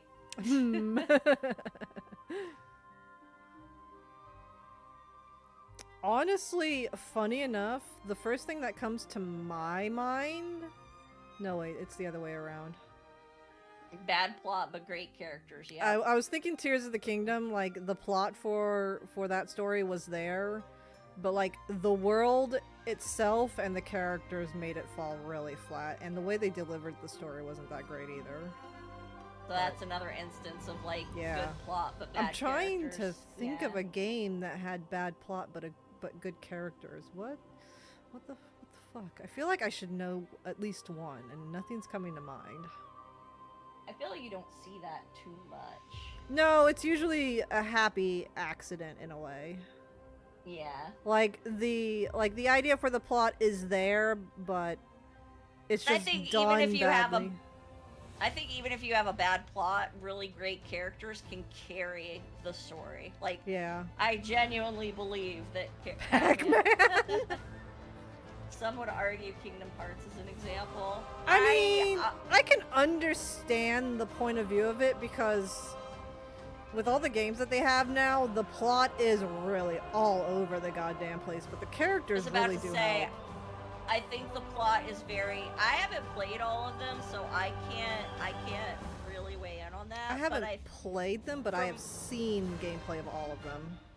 The little bits that I've caught and heard, I'm like, this sounds very convoluted. It sounds very convoluted. It is. It's convoluted and complex, but the characters do make it worth it at the same time. Because I remember sitting down and I think I was watching Gear play through 3. We got to this one point of the game and I was sitting here, I was like, God, how long is this going to keep going on? And then some characters were popping up and I'm like, hold up, wait a minute! What's happening? Oh, that's so cool! But it makes no sense! But the character is so cool! They were doing stuff and it's like, it makes no sense, but like the character was carrying it anyways. Yeah, Kingdom Hearts sounds like it's a good bad plot, but great characters that carried it kind of thing. Like, the idea for the plot is there, but it's all over the place. Yeah. Because it'll first be like this, and then it'll be like this, and then they retcon it to be like this, and then they re-retcon it to be like before, but still, the previous retcon is still canon somehow, and it's like, what? Mm-hmm. Yeah. That complexity is always a bad plot in my book. I don't mind twists. I don't mind twists and things like coming to light like at the end and being like, oh my god, that's so complex but so cool. But Kingdom Hearts complexity is bad. Yeah, well, and I think that's the difference. When you have a plot that is complex but it's executed well, like, yes, you nailed it.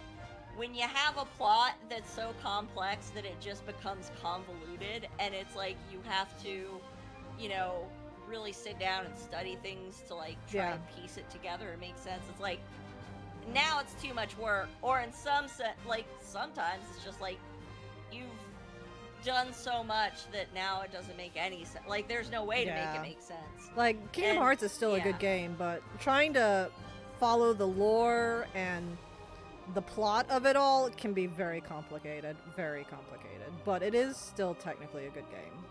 It's kind of like Stories 3. I've never played Dragon Quest VIII. I've never played any Dragon Quest game.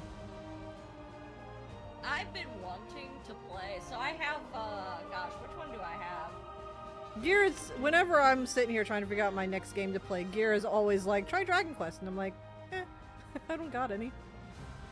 I have 11. You have 11? I have 0. I have none. I also have the 3 remake. Oh, cool. Yeah. 11 is okay? Oh, okay. So, we've had a conversation about, Don't start with 3. Don't start with 3? Okay. Okay. So we had a conversation about how this particular game, this RPG, doesn't quite measure up to our, you know, what you would expect from an RPG. I know you have plans for an upcoming RPG. Did you want to talk about that? I talked about it a little bit yesterday, but I can talk about it again today. I do plan on playing my favorite Tales of game, Tales of Vesperia, And I might live to regret this, but I do plan on trying to 100% it, because that's like one of my stream goals that I've always wanted to do, is 100% a game on stream. And it was originally going to be Tears of the Kingdom, because I enjoyed that, and then Nintendo decided to make nefarious choices that I did not like. Right. So I was thinking about what was going to be my long-term project, and I was like, you know what? I've always wanted to 100% Vesperia.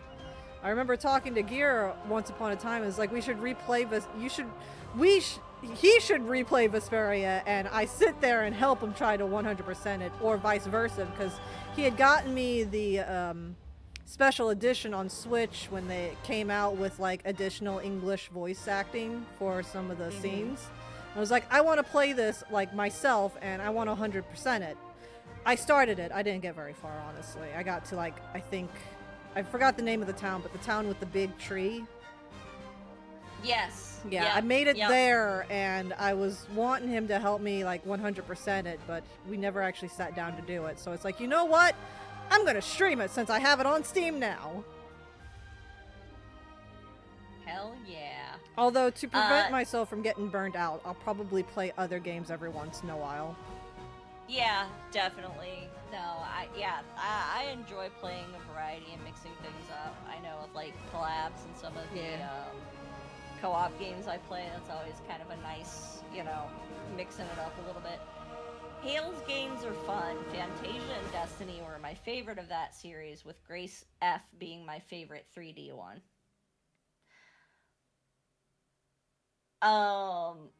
I don't think I've played any. It's funny, Frogtastic, because I haven't played any of the Tales games that you've played, or at least I haven't played your favorite ones. So I think the first one that I ever played, it was Tales of Vesperia when it came out on the Xbox 360. That was the first one I played, and I didn't get much farther than you did. Yeah. I think I got a little bit farther, but not much farther than that. And I do plan on revisiting that game. I've got it, and I wanna take another crack at it. We should play it again. No, I'm kidding. Oh, we can. The only problem is I swore I actually have some other plans for an RPG I'm playing. No, next, you're good. Here's the thing, though. I might be able to knock that out in like a weekend or two. So, that I might be able to play this. Actually, let me look. How many hours of gameplay do I have in this game? To be fair, the difference between you and me playing is I plan on trying to 100% it, so I'm going to be doing a lot of optional things probably as well. Yeah. Which may or may not be your cup of tea. Wait, combined playthrough. Okay. Woo! 20 to 30 hours. Okay, a little bit. Actually, that's a lot more game content than I expected for this. Alright. Oh, what's wrong? Say 1 through 3 is one story, 4 through 6 is another, 7 is theorized to be related to 4 through 6, 8 is a standalone, 9 is something, 10 I think was an MMO thing, 11 was a decent standalone. God.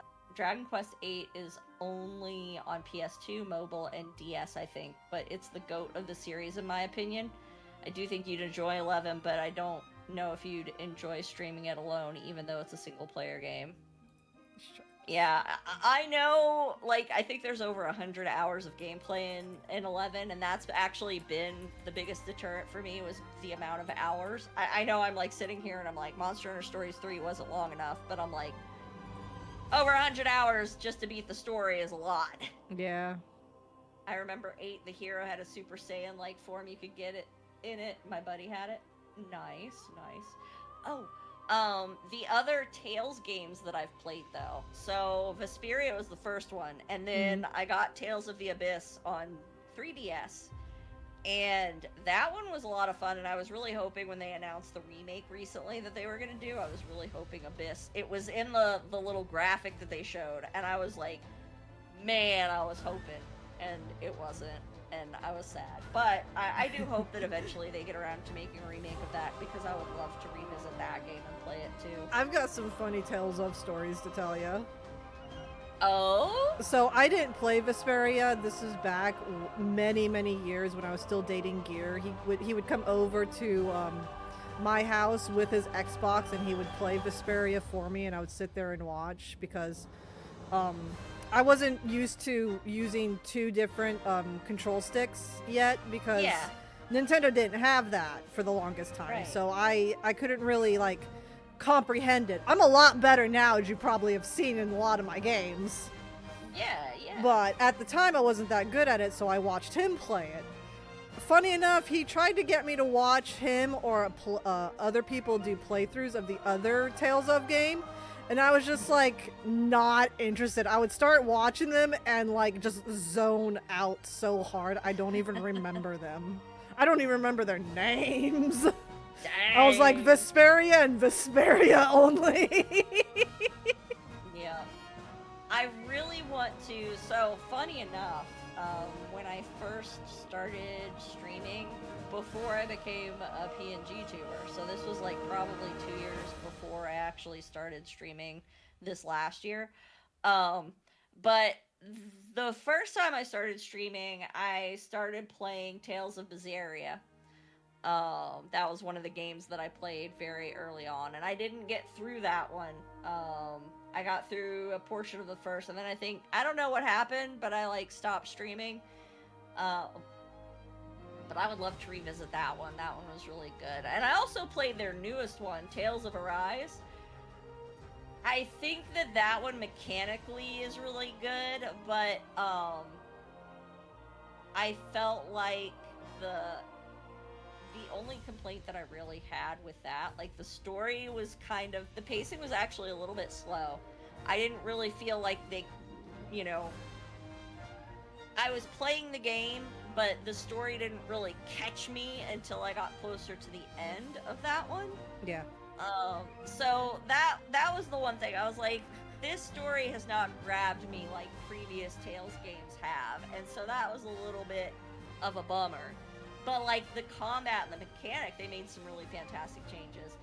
The thing that I think was probably the worst in this last game compared to all of the previous games were the character interactions. Mm-hmm. So you know how like in Tales of Vesperia, their little character interactions are so freaking fun and funny, where they have the little portraits show up. Yes, I love those. Those are so cute. Yes! Those little character interactions in Tales of Vesperia are so stinking good, and they've done that in other games. Arise kind of does it, and the thing that I thought was really great is they actually have the portraits animated, I think, if I'm remembering correctly. So it's like they improved on that a little bit, and that was awesome. But the actual dialogue is it feels very shallow. Okay, I just remembered there's one other Tales of game that I actually did enjoy, and I think I watched a playthrough of it and its sequel, but I can't remember the name of it because it wasn't the story that intrigued me. It was literally, I had the hots for one of the characters. I watched it for a character. I don't remember what game it was, though. I didn't like the idea of the Hero's Curse Fire Sword, though. I did like the idea of the Hero's Curse Fire Sword. Yeah, that was pretty crazy. See, and this is the thing. It's like they set up this mystery in the beginning of the game, and that's what helped, like, that is what kept me playing it. I just wanted the answer. But everything from, this mask and this sword, like, and his connection to this other individual, it's like, they introduced that at the start of the game, and then everything between there and the end of the game, it was kind of like, eh.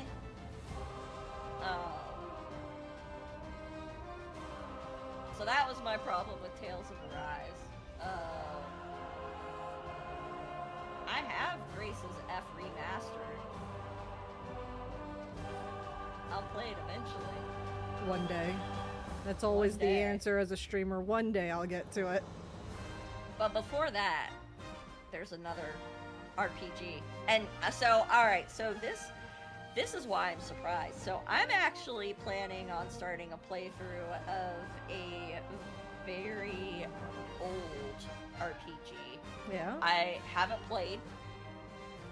I never actually heard of it until I was gifted this game by a friend. What game? I think it was my birthday last year, actually. So here we are, 1 year later. I'm finally getting around to playing it. It is Lunar Remastered. Never heard of it. So this game, if I remember correctly, it came out initially on. Oh man, what's the history? Because it's funny, I just watched the history of this game. This game came out in like 1987. I think. Wow. Yeah, that or is like old. the early 90s. Sega CD, thank you. So yes, this game initially came out in the 80s on the Sega CD. And it was in the 90s. Okay, thank you. So it came out in the 90s on the Sega CD.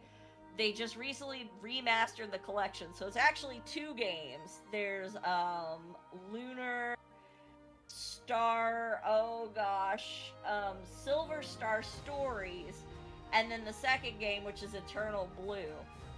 And apparently the first game is by itself. To complete the story is 30 hours. Oh wow. So if you see, actually let me see if I can play a trailer for it, and we can watch a trailer. I was about to say, send it to me. I just changed my my category to just chatting since we've been sitting here for almost 3 hours now just talking. That's a good idea. Go ahead and close my game. And get ready to share a YouTube video.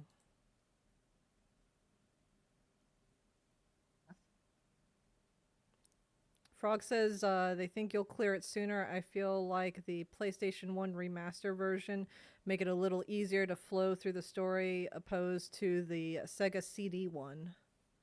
Actually, I'll just send you the trailer. Yeah, that's what I was going to suggest you do. I just send it to me and we could just do like a 3, 2, 1 countdown kind of thing. Just our viewers can't. It's fine. I mean, I was going to pull it up on my stream as well. Yeah.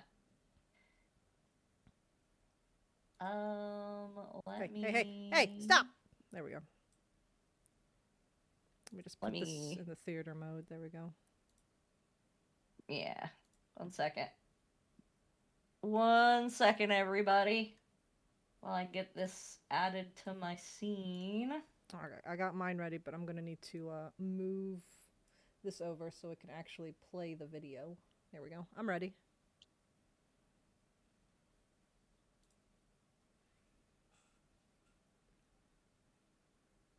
Another game Gear's been trying to get me to play is Final Fantasy X.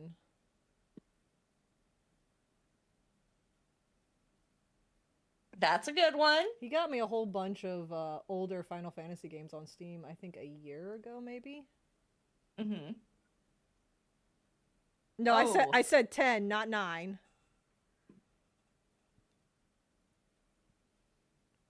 Oh? Oh, what?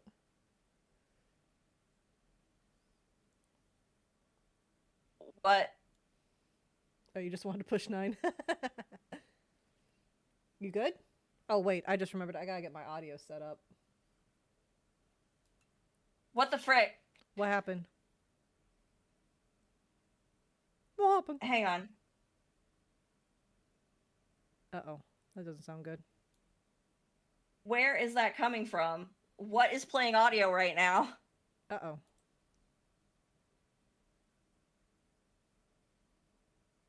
Don't like it when we get mysterious audio.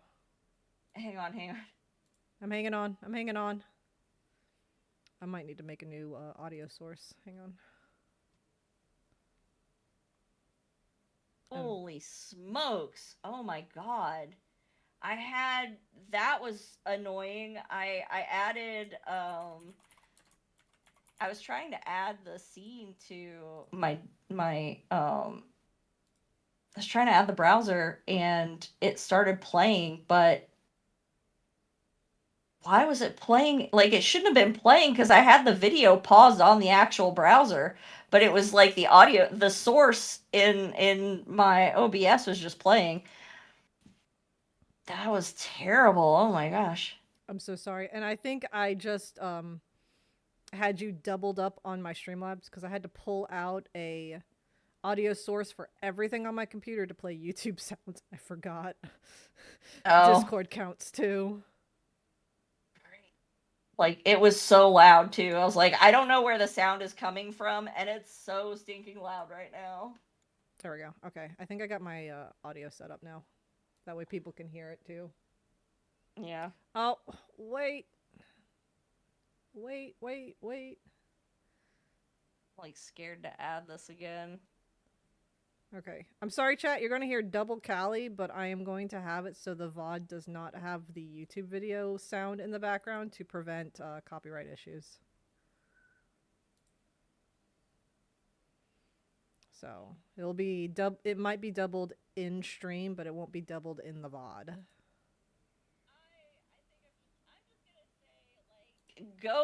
I'm not gonna play it.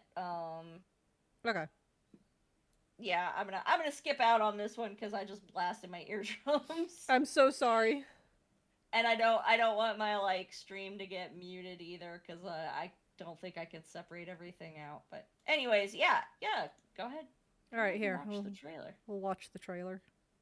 Yeah. Here's You guys playing. can watch on PMS. So glad I muted the sound in the VOD. I was so copyrighted from this opening here. Mm-hmm.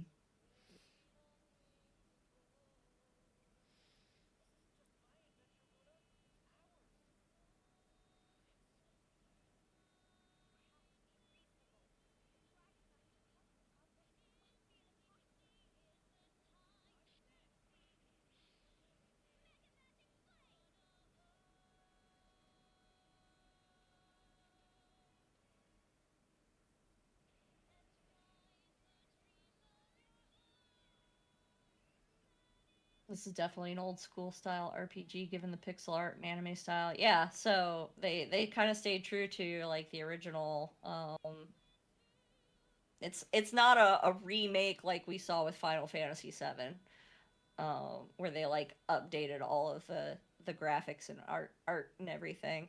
Now the thing is I've actually seen the footage of the original Lunar, and they did actually it almost looks like they redrew all of the anime. So this game had anime cutscenes in it, which is pretty wild for a 90s game. But yeah, they had they VA'd, yeah, between Sega CD and PS1 they remade it a bit, but the remaster is based on PS1. Yep. And they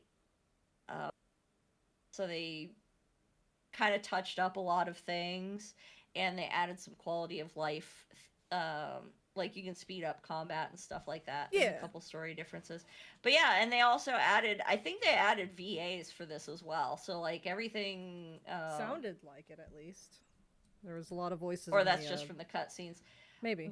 But yeah, I'm gonna be playing that. But the fact that there's so much content in this game that came out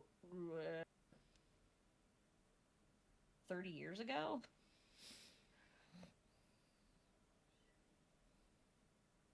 Like a retro pixelated game with over 30 hours of story, like, or to beat the story, that's crazy. Despite me recommending Final Fantasy X, I'm not going to recommend she try and get 100% specifically for 2 of the ultimate weapons. Yes, the lightning part. I actually did manage to get that one, but then there's the other one that you have to fully commit to Blitzball, and I did not love that part of the game as much. If I ever planned on playing Final Fantasy X, I wasn't planning on 100%ing it. I'm probably going to do like a 100% like once every couple of years, because they're supposed to be long-term projects, so it's going to take me a couple of years to just do one, maybe, depending on how often I do it. Yeah.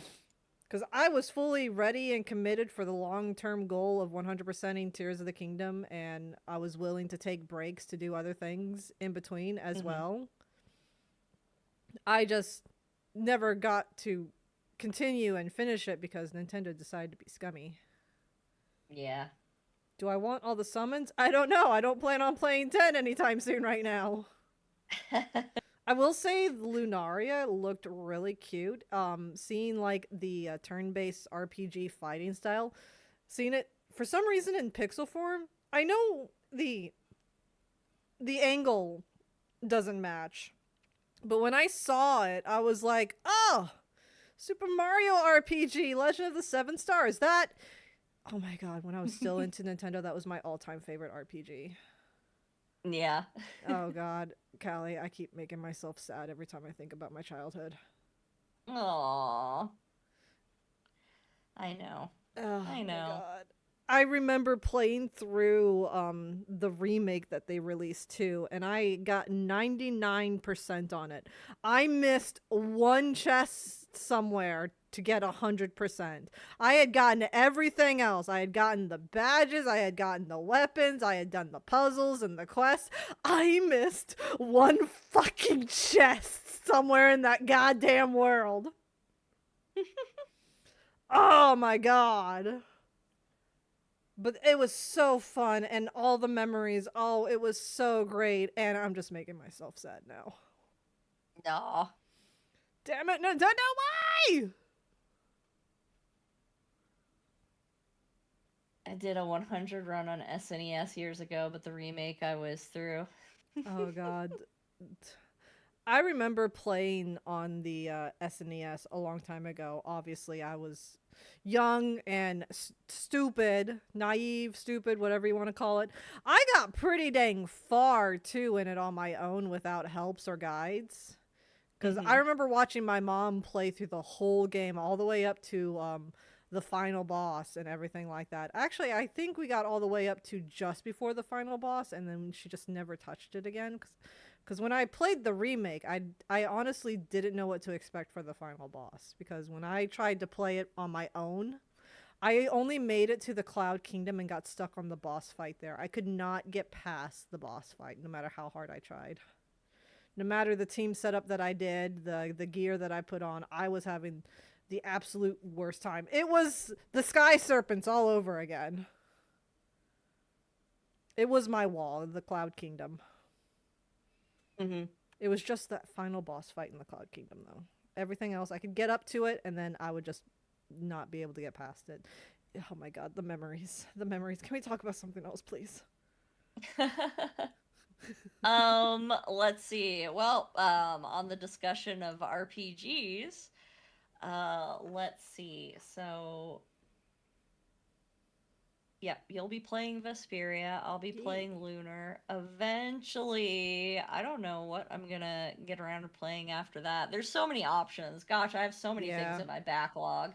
Maybe. You know what? Because I plan on doing some other games in between Vesperia. One of the games I'm actually planning on going back to playing some more Legend of Kimori for my Mellow Mondays while we're waiting on Seiryu to come back from his hiatus. Because that's a pretty mellow game. You just ride around on horses and deliver things. I'm thinking about going back to that, and maybe one of my other games, maybe after I do Vesperia, maybe I'll go back, and we've got two options that come to mind that I can do that I did do a stream of. One Piece Odyssey and or Final Fantasy VII. Not 100%ing them, but those are games I could probably go back and play. I never finished Odyssey, and I started streaming 7 Remake on a backlog roulette wheel one day. Remake, it was Remake. I started playing the Remake on a roulette stream one day, and it's like, oh, that's something I could go back to. I would have to start all over. Granted, I didn't get very far in either of them. Well, I say that, but in One Piece Odyssey, I'd gotten pretty far originally, and then never went back to it. I really, really, really need to finish Final Fantasy VII Rebirth. Oh, man. There's like one complaint that I have for Rebirth. Uh-oh. Go on. There's no chocobo breeding! For the chocobo races. Yeah. Emma vehemently wants chocobo breeding. Especially since I learned to get one of the summons. I forgot the name of the island, but I remember learning about how you're supposed to get to one of the islands to get one of the summons. The Knights of the Round. Yeah, you're supposed to use a golden chocobo to get there. And I'm like, how are you supposed to do that without breeding? Where is it? And it's like, oh wait, there's going to be a third collection to the game. Maybe they'll add it there, because I remember seeing, I think there was early testing that they showed off like a chocobo pin at one of the current one of the current in-game sites that you can go to, because I recognize it and I was like, that's a weird place to have chocobo pins. But there was chocobo pins and they were just walking around, and I was like, maybe that was the prototype for the breeding and they scrapped it till the next one. My God. Dude, if there was a chocobo like farming sim game, I would play the hell out of that. Just all the chocobos. I mean, it's basically, it's like your horse game, except with chocobos. I would play that to hell and back. Honestly, one of the main reasons I ever played Final Fantasy XIV Online was specifically to unlock the chocobo race and try and do chocobo breedings just for the fun of it.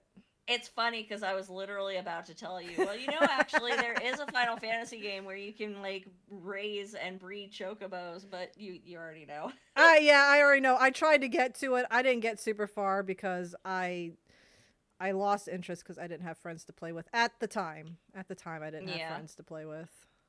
Might be time to revisit it. Maybe. Just saying, maybe. The only problem is because I had a paid subscription before, it won't let me play again until I subscribe again. Yeah. That's the only problem. Wow. Yeah. I'm looking at my RPGs. I have so many. So I have a few that I want to play. I've got Ayuden Chronicles 100 Heroes that I've been wanting to play. I have Grandia. So many games in my backlog. Those are some classics. There was the Suikoden 1 and 2 remaster. I want to play those eventually. Would recommend Digimon Story Time Stranger. Oh, yes, Callie. That's a good one. You want a good long story? There you go. I watched you play it. Recommend. I was literally just looking at my backlog. I just remembered there's going to be an update for Paleo Pines that'll be coming out in April that I'm looking forward to. Pal World's going to get its 1.0 update soon, so me and Siri need to go back and play that. I still have the server we played on from our previous collabs in Pal World, actually. It's still up and running. We've been hopping on there every once in a while to take care of our pals and do some things. Yeah. I'm looking forward to the Paleo Pine update. It's not an RPG, it's a farming sim game, but I am so looking forward to it. It's like baby's first arc in a way. It's so cute. I love it. They're adding the Spino. If we're talking cozy farming sims. Paleo Pines. They're adding the Spino! Finally! I have the Spino plush. I got the Paleo Pine Spino plush. Pam is a big fan of dinosaurs. Spino's my favorite carnivore. Or any member of the Spino family. I like Spinos, I like Ichthyes, I like berries, I like Sukos, the Suchomimuses, not the Suchosaurus gator thing, the Spino family member. I even like the new, I forgot what it's called, the new Spino that they discovered that's got like the unicorn crest. I think it's like Miblis or something like that. I just love the Spino family in general because I love eating fish personally. So it's like, oh, this dinosaur is like me as a dinosaur. Give me them fish. Give me all the fishies. Yeah, it's my favorite carnivore, and then sauropods are my favorite herbivores. Like any sauropod, any long neck dinosaurs. Gee, I wonder why. I'm seeing a pattern here. Wait a minute. Hang on. I'm just now noticing it. Wait. What's happening? It's just now clicking. I like the tall ones. I say a Spino's not tall, but it eats fish. I like fish. I'm eyeballing RPGs because I'm like, what other games could we, like, you know, co-play like we did with this? Because that was so much fun, and I would love to co-play more games with you, like single-player games. I was about to say, I could see about maybe getting 14 and we can co-play that. Dragging her in. Maybe. Considering I'll be having a baby soon, I don't know how much I'd be able to commit to that. Yeah. Things are gonna change. Yeah, there's going to be a period of time where I'm probably going to be on hiatus for maybe about a year, if not longer, because baby. I would be shocked if you weren't on hiatus. You know, I'm not sure how long, but like I would 100% be shocked if you were like, no, I'm not taking a hiatus. I'd be like, what are you? Oh no, at least for I'm giving myself a wide estimate here, at least a year. Mm-hmm. Yeah, work only gives Gear time off for 6 weeks, but that's still like a lot more than some jobs that only give you 2 or 3. 6 is really nice, and that's a good amount for both of us to figure out a system as well. Because luckily, but streaming is my job, so I will always be home anyways to take care of it. So we don't have to worry about daycare or anything like that. The most I'll need is probably to call for like a grandparent, like one of my grandparents or one of the parents and in-laws to come down and like give me a hand if things get overwhelmed after he goes back to work. Like, say I haven't slept for 3 days. Can someone come down and like hold the baby for like 4 hours so I can sleep? Please. We've got a village. It's ready. That's good. That's good because that's I just feel like that's going to alleviate so much. I 100%. Yeah. I will not be surprised if you're like, I had to call somebody to hold the baby so I could just get a shower. Yeah, no, we've got family members, and so my one grandma said if we need anything just to let her know. She's more so the type that would make something or order something for us. Maybe come down, but she would have to have transport because she can't drive. She doesn't trust herself behind the wheel. I've got my sister who offered to come down if I ever need assistance to help. I'm sure my mom would come down. I'm sure Gear's parents would come down to help as well. Yeah. We've got a village. We've got a village. Good. Because it's a lot of work. It is. Okay. Okay. I've shared this story before, but Callie, would you like to hear embarrassing baby Pama story? Sure. Being a mother has been my dream since I was literally a child. To the point of obsession that I had toys. I had baby dolls. I had dinosaurs. I had transforming action figures. I had toys from Toy Story. I would pretend that one of several things would happen. I would either pretend I was their mothers or I was running a daycare. Everything was in cloth diapers, handmade cloth diapers. I put everything into diapers and pretend everything was a baby.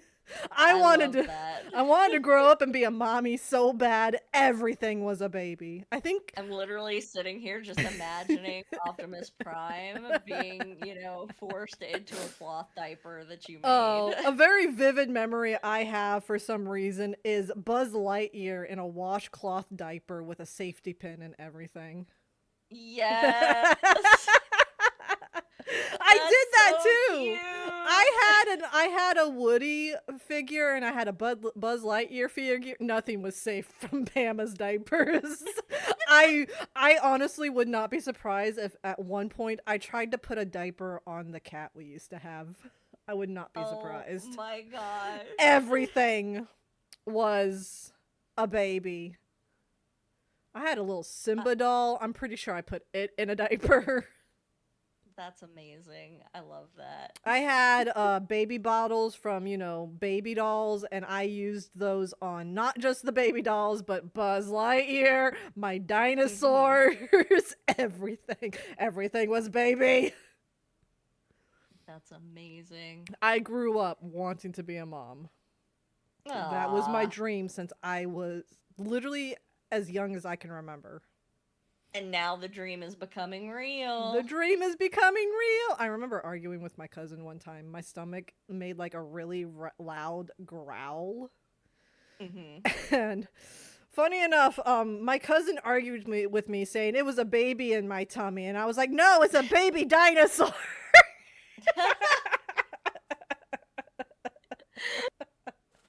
It was still a baby, but a baby dinosaur. Oh my god. If only, right? If only you could like have a baby dinosaur. If only. Dude, I was so obsessed with dinosaurs growing up. I remember finding like this really large, like egg-shaped rock, and I'm like, oh my god, it's a dinosaur egg. If I incubate it, it'll hatch. I tried to incubate it. I laid it out in the sun. I made a whole nest of straw and hay and sticks because this was when I lived on the farm, so we had like unusable straw, so I'd like take it and I would like try and make a little nest, and I tried to incubate it in the sun. It's like it'll hatch one day, I know it. And I'll have my own little baby dinosaur. Amazing. Amazing. But yeah, nothing was safe from the cloth diapers of Pama. I love that. That's how much I wanted to be a mommy. Aww. Yeah. I did not want to be a mommy when I was little. That was not my dream. I did not have that dream. I had that dream. I was very unfocused. Like I just remember so many times being like younger and people just being like, "What do you want to be when you grow up?" And I never really, I started getting like, I could never really answer it, and at some point I think I just started telling people like something, but it was never like, I never really felt strongly about anything. Like I do remember people being like, "What do you want to be when you grow up?" And I would be like, "I want to be a vet," or "I want to be a doctor," or you know, like I would provide answers, but at the same time it was never something that like I genuinely truly wanted. My answers were kind of the same because being a mother was not an acceptable answer. So it was like, I want to be a vet, I want to be a doctor, I want to be an astronaut. Because whenever they asked me, I think the very first time that was asked to me, I said I want to be a mommy, and they're like, no, what job do you want? No, that is a job. Yeah, well, after that, as far as I can remember, because I know I always wanted to be a mommy, but that was like never my answer when people asked me what I wanted to be when I grew up. I would be like a vet, a doctor, or something like that. And then in my later like teen and college years, I said I wanted to be a zoologist photographer, and I was actually going places with that. And then, well, college happened, so I may or may not be a college dropout of 3 different colleges. You're probably not alone in that. No, I know I'm not. I know I'm not. I'm just saying, it's like I had ambitions to do a few different things, and I tried them out. I went to college for them. I learned things, and it's like, I don't really want to do this. Yeah. See, and that's one of those things too. Like, so I yes, went... Frog. I agree with Frog, considering like the high school system has been the same since the 80s. So anyways, we're not going to talk about that. Yeah, let's not go too deep on that one, because that was my only comment on it. That is a whole conversation. Like, you do not want to hear me go on about yeah. That's my only comment. It's been the same since the 80s. That's it. Anyways, education system, and even colleges now, like Gears like trying to shift gears. Winding down. No, we're still talking about video games over here. I think this is such a, it's one of those things where, you know, unless you're going to go to college for certain things, it's yeah, I'm not going to go down that rabbit hole. Anyways, I just think that maybe college isn't quite the same focus as it used to be, and no hot takes on school tonight. No hot takes on school tonight. No. RPGs? RPGs, it's funny because I'm like scrolling through my library, just like, what game do I feel like talking about? Because I know I've got things that I could just, Do you know? I got a single player game that maybe we could play together. I've seen it, but I've never actually played it myself.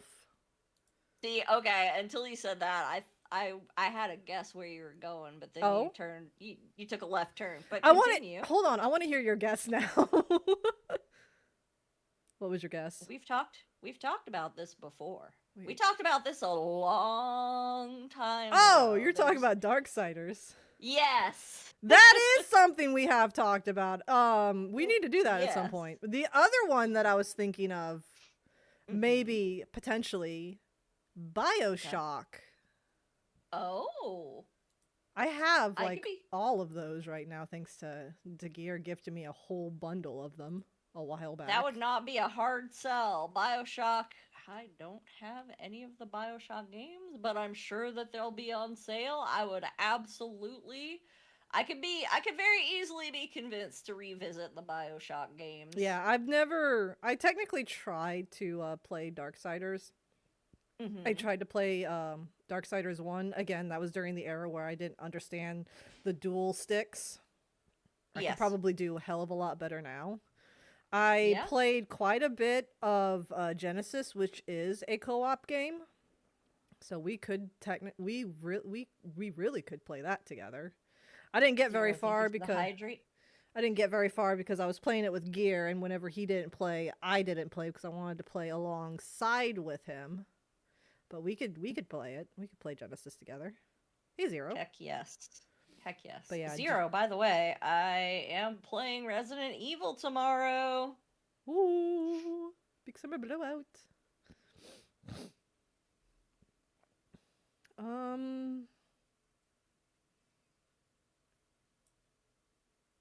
There's 13. I don't care for that. Still hate the ending of Final Fantasy 13. I'm not gonna say anything. I didn't like the ending, but I did like the gameplay mechanics. I liked, and it's funny because this is like, I'm kind of alone on this one most of the time, but I really liked the combat system in that game. It was so unique, and once I got the hang of it, it felt really fluid and fun. Yeah, no, the combat was fine. I just hate what they did at the end. Yeah. I really struggled. It's funny, because I really struggled. I didn't care. I think Pamela might have misspoke. She said Final Fantasy 13, but I think she means 15. Oh. What, did I?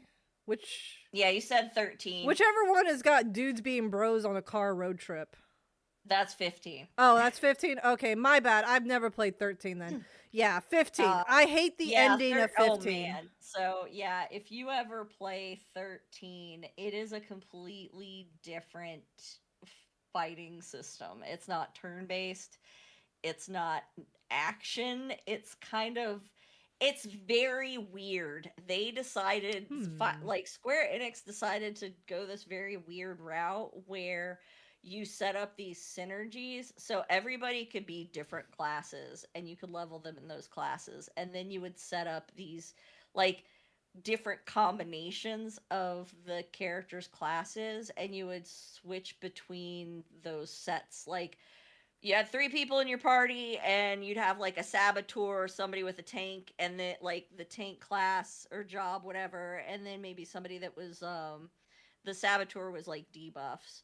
And then you could have somebody that had a healing job, and that combination would have its own synergy name. And you would set up different combinations and then switch between them depending on the phases of the boss to do certain before an attack is coming, you might want to switch to 2 healers and a tank, so the tank is tanking everything while you heal your party up. And people really didn't care for that. Like I said, once I got the hang of it, it felt super fluid and it was really fun. The characters I kind of had mixed feelings about, especially the main character. They tried to create, it was almost so Lightning. That was the name of the main character. That's a weird basically name. I was told that what they were trying to do was just basically make a female Cloud. Like, she was supposed to be like Oh Cloud from God. Final Fantasy A 7. fe- I And okay. Hot take. I don't like Cloud. I have mixed feelings about the character because he's so reserved. It's like, and understandable, right? Like, I mean, he wasn't a jerk, like, he wasn't a jerk like Gutter.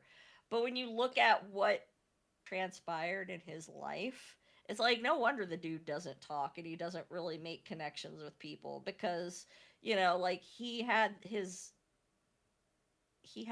idol, Yeah. who basically just, I can't say anything. Like, this game is however many years old, but I don't want to spoil it if you don't know. I mean, I know. But yeah, so his idol essentially, like,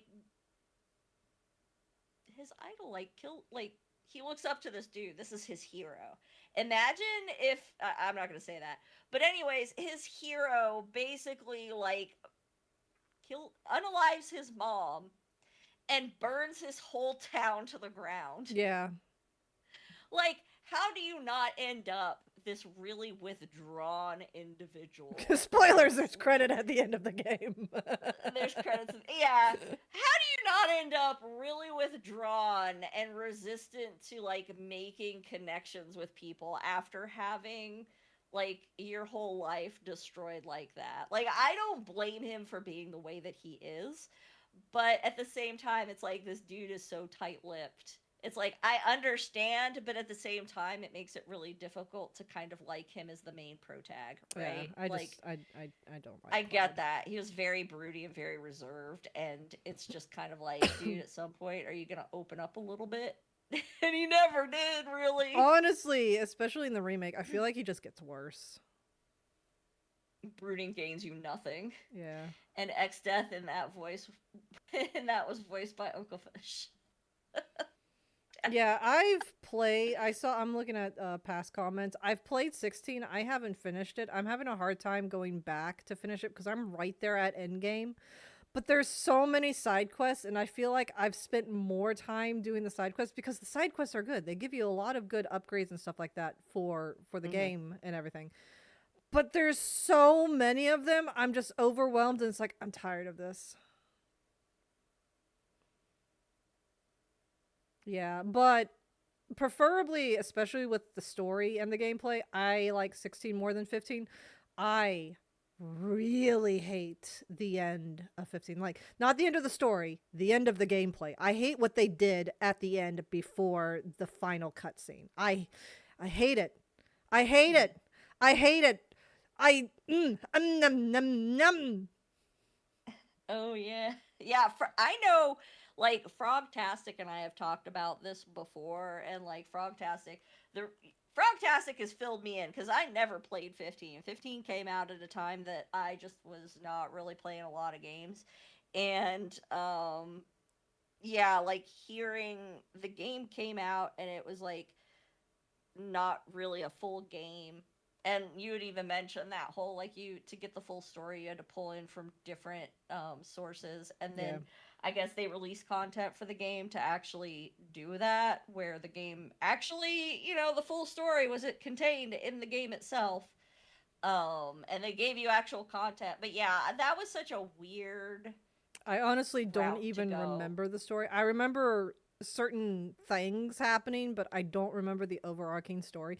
I remember chocobos and the thing I hate the most. Oh, and running into a high-level snake and running away for it like a little bitch. That's all.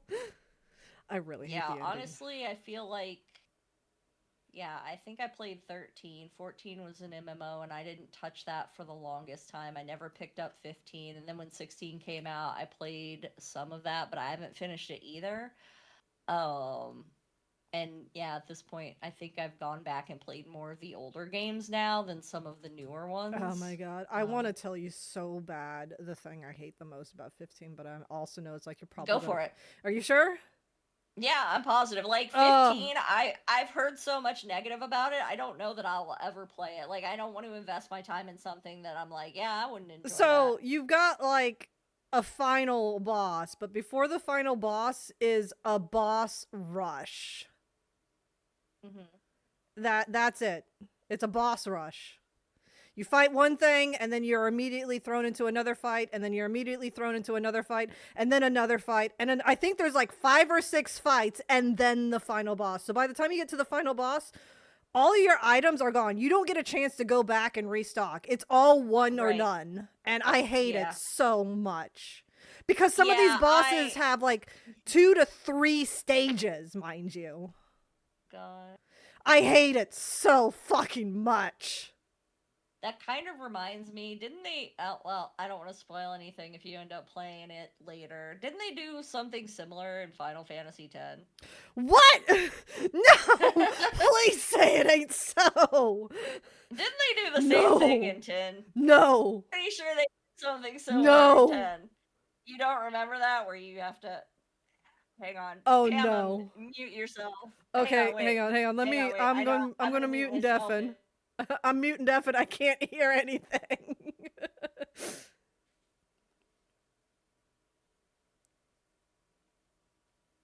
So, everyone on my stream, how is everyone doing tonight? You know what? Let's pull up some music. Why not? Let's pull up some music. Someone's gonna have to tell Callie she's gonna have to boop me if she wants me to undeafen. I'm back, Pam. Okay. I'm sitting here, I was like, let's pull up some music while we wait. I'm done. But yeah, so they do essentially do the same thing in 10. So no. I remember encountering that when I finally finished 10, and I was like, God, that was such a pain in the ass. Like, no. Shit, oh no. That was okay. like, well, it was. I am sold. As bad as 15. I don't know, Gear. I mean, it's a pretty old game. Worse, I definitely won't. I don't think I can bring myself to do that again. No, I don't think I'm sorry, Gear. I know you like enjoy that game, but I don't think I can do that. I just think it's funny that Gear's like, I don't remember. I feel like Gear was like, I don't remember that. Like, he was like, don't say it, Callie. Don't tell her, Callie. I want her to play it, Callie. Just shut your mouth, Callie. I don't remember that at all. I don't think that happened that way. I honestly didn't remember. I will say, like, yeah, it kind of... it's funny too, because you brought up the whole thing, like, do you want all the summons? And now I'm just like, oh yeah, I remember why that could be potentially a bad thing. I only did because it, in the story beat to that part was so good. Yeah. One of the few parts I like in it, aside from some Waka moments. I hate boss rushes. I will admit that boss rushes are not my favorite thing. As somebody, the boss rushes are good if you are a masochist.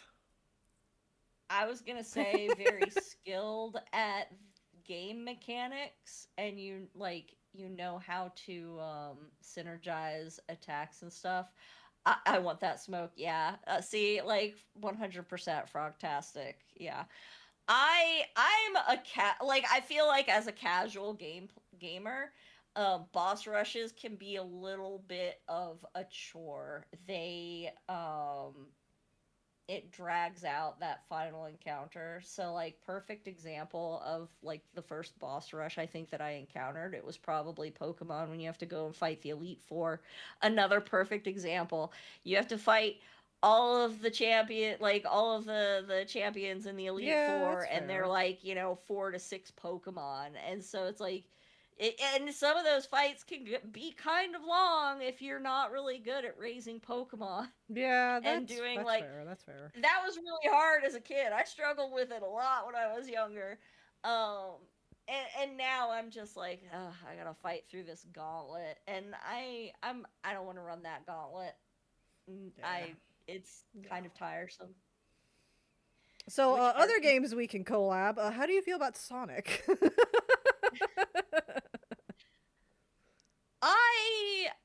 It's funny. Like, Sonic is cool, but I'm not a diehard fan. I'm not either. It's not Nintendo, is why I suggested it. Yeah. Which RPG accomplishment are you proud of? Did you complete a Pokedex? So, if we're talking about Pokemon accomplishments, my most proud moments, I have two. The first one was completing a speed run of Pokemon Blue when they released it for the Nintendo shop on like the DS, the 3DS. I finished the game. Now, mind you, this game can be completed a lot faster. This was basically just my fastest time when I was attempting to do a speed run. It was not optimized at all. But I think I completed the game in like, oh god, I think it was like 7 hours, something to that effect. Like, it did take me a long time, but to finish that game that quickly, a game that I had sunk so many hours into when I was younger and it first came out, like, it was a personal best record. And then the other accomplishment with respect to Pokemon specifically, a living Pokedex I had in the Pokemon Bank back when you could catch all 750. They have more now, but back when Pokemon Omega Ruby and Alpha Sapphire came out, there were 750 Pokemon, and I caught and evolved all of them and traded for some to complete a full living Pokedex. So I had a Bulbasaur and an Ivysaur and a Venusaur and a Squirtle and an like the every evolution, like all of them stored in that Pokemon bank. I even had Jirachi. Yep. Yeah, because that was the cool thing about Oraz is there was like Mirage Islands you can go to and you could get both legendary and mythical Pokemon from. Between X and Y and then that game in the Pokemon Bank, you could have all of every single Pokemon, and you could play with them in Omega Ruby and Alpha Sapphire. Yeah. And I just thought that was that was the coolest thing to me. I could restart my game and then like go to my Pokemon Bank and transfer whatever Pokemon I wanted and play through the game with those Pokemon. It was awesome. And that was my crown. Like, those are my two biggest accomplishments with regards to like Pokemon. I mean, I caught a couple shinies and I bred a couple competitive Pokemon just because like there were builds and stuff and I built them and that was fun too. But those are like my two biggest accomplishments. My accomplishment was just beating an RPG because 9 times out of 10, I'll get to the end and never actually face the final boss. I don't know why. I'll get there and I just stop playing. Is it like you don't want the story to end? I can only assume that is the case. And or I wouldn't want to say childhood trauma, but you might not believe me when I say this, but as a kid, I was like scared to play video games. I was scared to die in them specifically. So I never actually played them for the longest time. I always watched my mom play them. It wasn't until years later that I actually got the goal to do it and I was pushed to finish. I can't remember which one it was, but like my first actual video game that wasn't a pony game. Funny enough, there was a pony game I played a lot. Not including that one. I think one of the two, I can't remember which one specifically, but one of my two first video games I ever actually beat on my own without assistance from my mom or watching her play was either, I can't remember which one specifically, it was either Twilight Princess or Skyward Sword. Mm-hmm. Those were my first games I ever beat.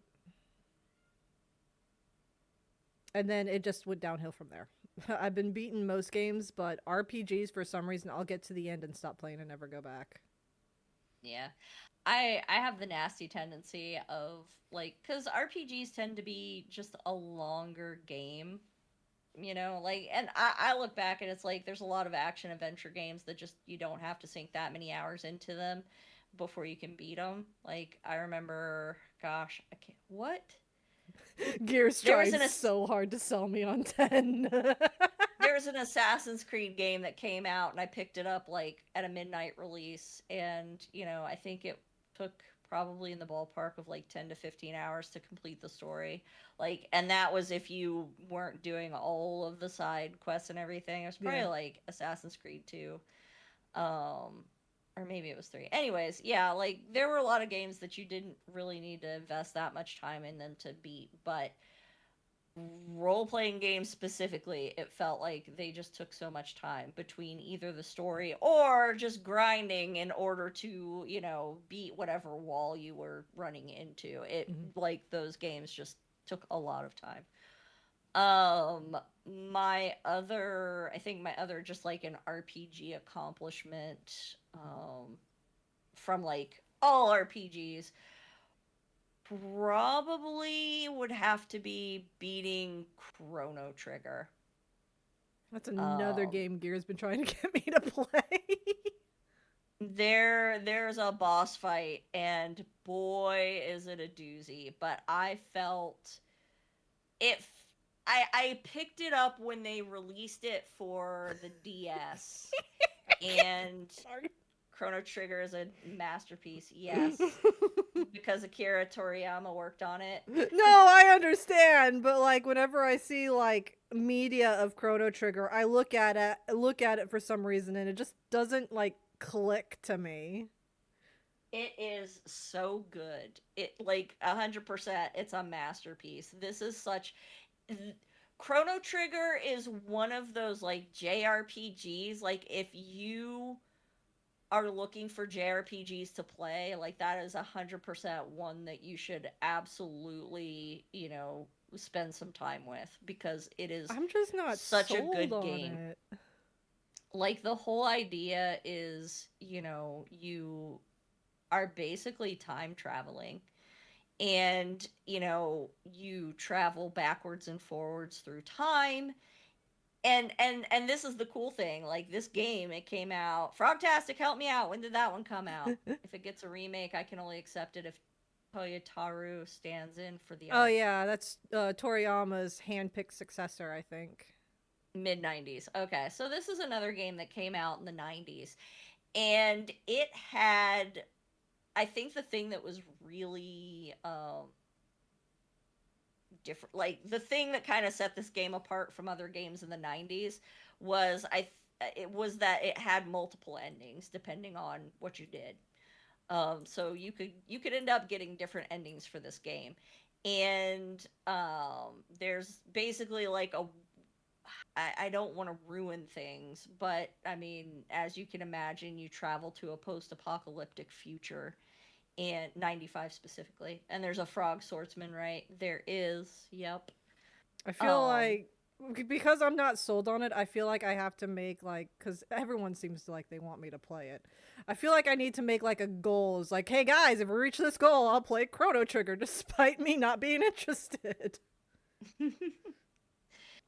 It's really good. Like I said, it's one of those classics. Like if you're sitting here, like if you're gonna sit here and say, okay, what were like influential JRPGs that really set the tone for the genre? That's one of them. Like you've got I feel like Final Fantasy VII, because I played the original with Frogtastic, and once I played through it and I understood what they were going for with storytelling, I was like, yeah, I can see how this is like so influential as a RPG. And same thing with Chrono Trigger. I feel like there are things that they did that hadn't really been done in the game, in the genre before, and they did it, and it was just one of those. It's like, yes, this is a staple of the genre. What made Chrono Trigger fun is once you beat it, you can do New Game Plus and go through it again and get a new ending. Yep, exactly. So I was really proud of myself, because that was also probably one of the first RPGs that I actually finished, because I wasn't quite like Pam at getting to the last boss. I would just at some point put so many hours in that I would start to lose interest in. I mean, yeah, the ADHD probably kicked in, and I was ready for a new game, something different. Yeah, or to that's get away probably from the honestly grind. what's happening to me with a lot of them. But yeah, like Legit. Chrono Trigger is another one of those where I'm just like, yep, if we're looking at major influences on RPGs as a genre, that's up there. I'm legit sitting here and is like, what can I do to make Chrono Trigger a goal? Because I know some people would eat that up. I'm trying to think what would be a good like a good task for that to be a goal for. Listen to the OST on YouTube. Yeah, it's good music too. I mean, I don't think the music would really persuade me because I like a lot of music of all genre, really.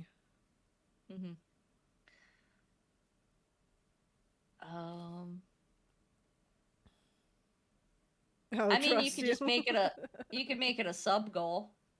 A sub goal? What would be a good amount? What would be a good sub goal amount? What would you feel like you would need to, like, how many subs do you feel you would need to make it worth, playing some of the game? And like, what are you, like, honestly, you know what you could do? What could I do? For every sub, you agree to play a certain amount of time of the game. That could work too, yeah. Like, if, you get a sub, you'll play like an additional 10 minutes of the game or something. 10 minutes? I feel like 10 minutes. You'll play for 10 more minutes. I was about to say 10 minutes sounds a little unfair. That sounds like a subathon kind of thing. Yeah, I mean, I don't got the energy for a subathon. I don't know how Rock's managing to do it, honestly. Oh dear God. I feel so sorry for him. It's like, oh, he went in there with low expectations and he's there still streaming. Yeah.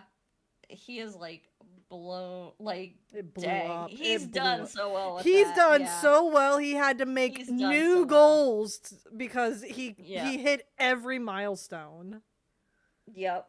Oh, actually, here's a good question.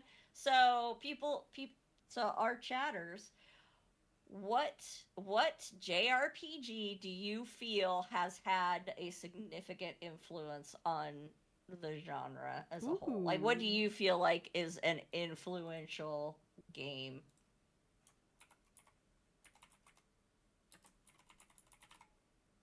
Chrono Trigger. Just copying our homework. Yeah, I'm literally sitting here as I hold up. I've got Spotify open playing music. Let's pull up the Chrono Trigger OTS, shall we? Y'all can listen with me. Okay, these first like 10 seconds sound like something from Final Fantasy. I'll even expand. What do you feel has had like significant influence on the genre? Or what do you feel like had a significant influence in your interest in RPGs? Being able to select party members for me personally, I think that's really cool because that really gives the roleplay aspect a lot. I've always liked, so this is the funny thing too. So like, we're just gonna, rewind the clock real quick. Tales of the Abyss and Kingdom Hearts. Yes, those are good ones. So going back and playing the Pixel remasters, specifically Final Fantasy, like the OG first Final Fantasy, it's so fun playing that game because if you are an individual who has spent any time at the table rolling dice and playing D&D, it's funny to see how there has probably been influence from one to the other, and I'm not sure which direction. I'm pretty sure D&D came out in the 70s, and we saw Final Fantasy somewhere in the 80s.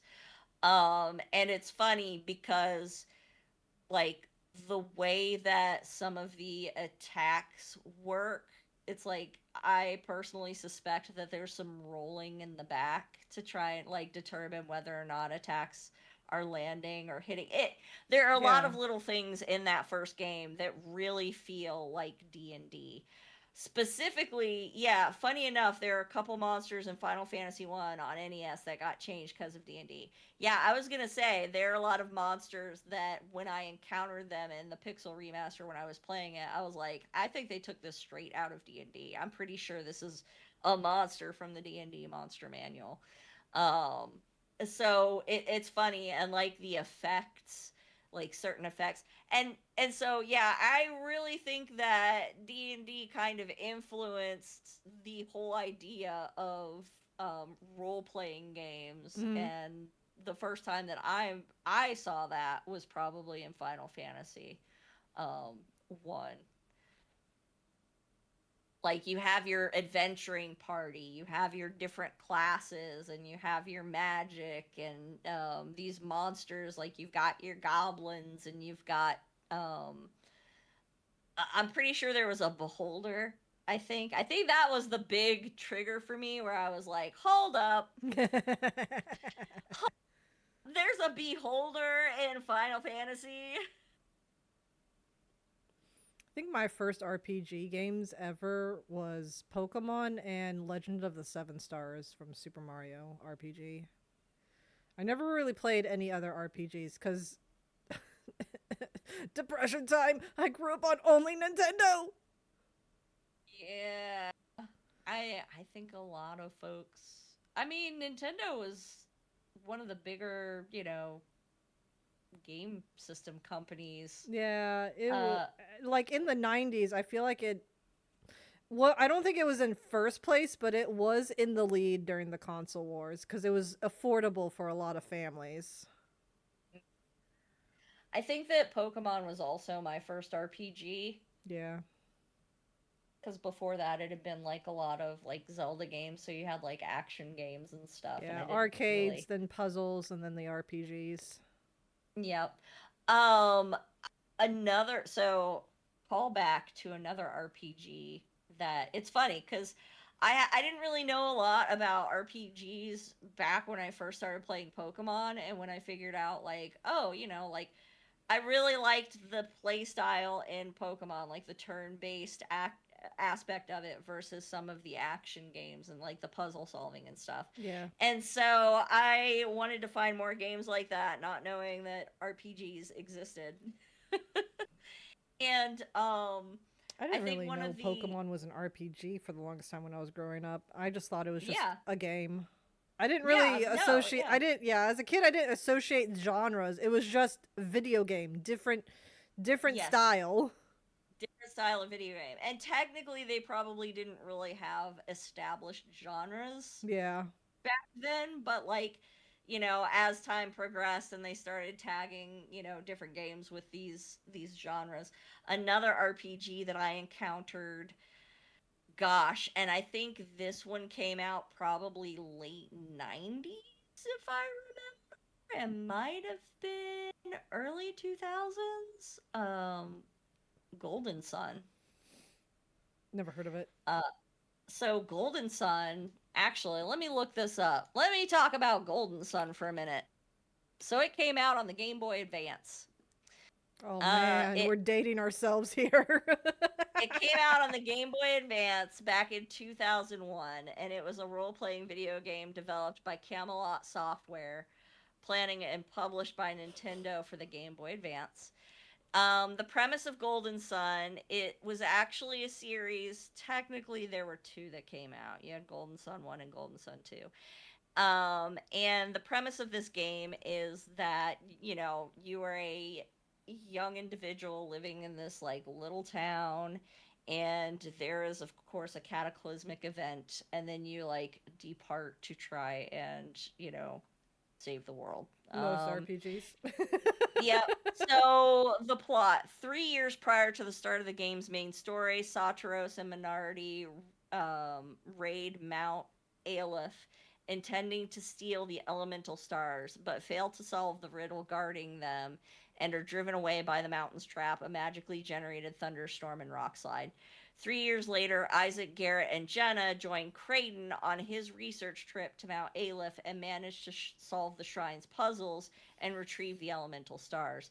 They are ambushed by Sartoros and Minardi, along with Felix, a previous resident of the Vale, where all these characters live, who was kidnapped during the storm 3 years earlier. They kidnap Jenna and Creighton and take 3 of the 4 elemental stars, and then depart to the 4 lighthouses and release alchemy onto the world. Isaac's party is joined by 2 other young adepts, Ivan and Mia, and together they pursue Sartoros' party in a journey that spans 2 continents, culminating in a fierce battle that leads to, yeah, yada yada yada. Now, the thing that was interesting in this game was it was another turn-based RPG. The story was good, but in order to use like magical abilities, you had to encounter and recruit what were called Jinn. And there were different element types. And if you had enough Jinn and so basically if you use like one Jinn that was like an earth type, you would do like a thunder attack. And then you could actually you could actually combine them to get different spell effects, or you could just like use a bunch of earth to like do a stronger earth attack. And so it was sort of like I don't want to call it like Pokemon, but you kind of had these little monster creatures that you were collecting by solving like dungeon puzzles and things. So it was, and you could actually use their abilities. Like, you know, they had abilities to like melt ice or create ice pillars and things like that, so that you could progress through different dungeon puzzles. So it was really cool. It was really unique. And I just liked how you had the synergies. That's what they called like the spell abilities. It was sort of like these summons, but not quite. Like they just did things very different. The first game was really good. When the second game came out, I felt like it felt a little bit disjointed, because the first game was sort of like half a game. So the 2 games were really supposed to be like one full game. But the second one was like just different enough that it didn't necessarily feel like a continuation of the first game. So I was like, it feels a little bit choppy, because you play with like one party member, and then in the second game you're actually starting out with like a completely different character, and that threw me a little bit. But it was still a very good game. It was, you know, a real gem when it came to RPGs in the early 2000s, or like, yeah. Shining Force walked so Golden Sun could run. I learned about Golden Sun because of you, but looking into it, it was made by the same folks who made Shining Force on the Sega Genesis, which I did play. Well, let's look up Shining Force. Hi, Rue. We're talking about RPGs. Yeah, we've been talking for about 4 hours now. Yeah.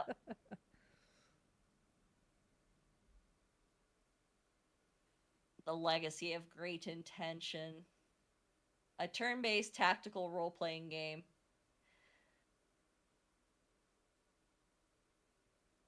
As the second.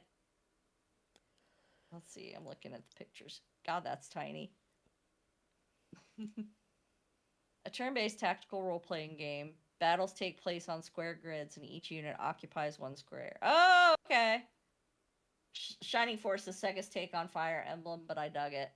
Nice. Nice, nice, nice. Yeah, I never heard about this before. That's cool that you played that, though, and it was made by the same folks. I think I still have Golden Sun for the Game Boy Advance. Like, I have a couple, like, older games in my collection, and I'm pretty sure I still have that one. That's the copy that I've had since it came out. Since it came out, like, 25 years ago.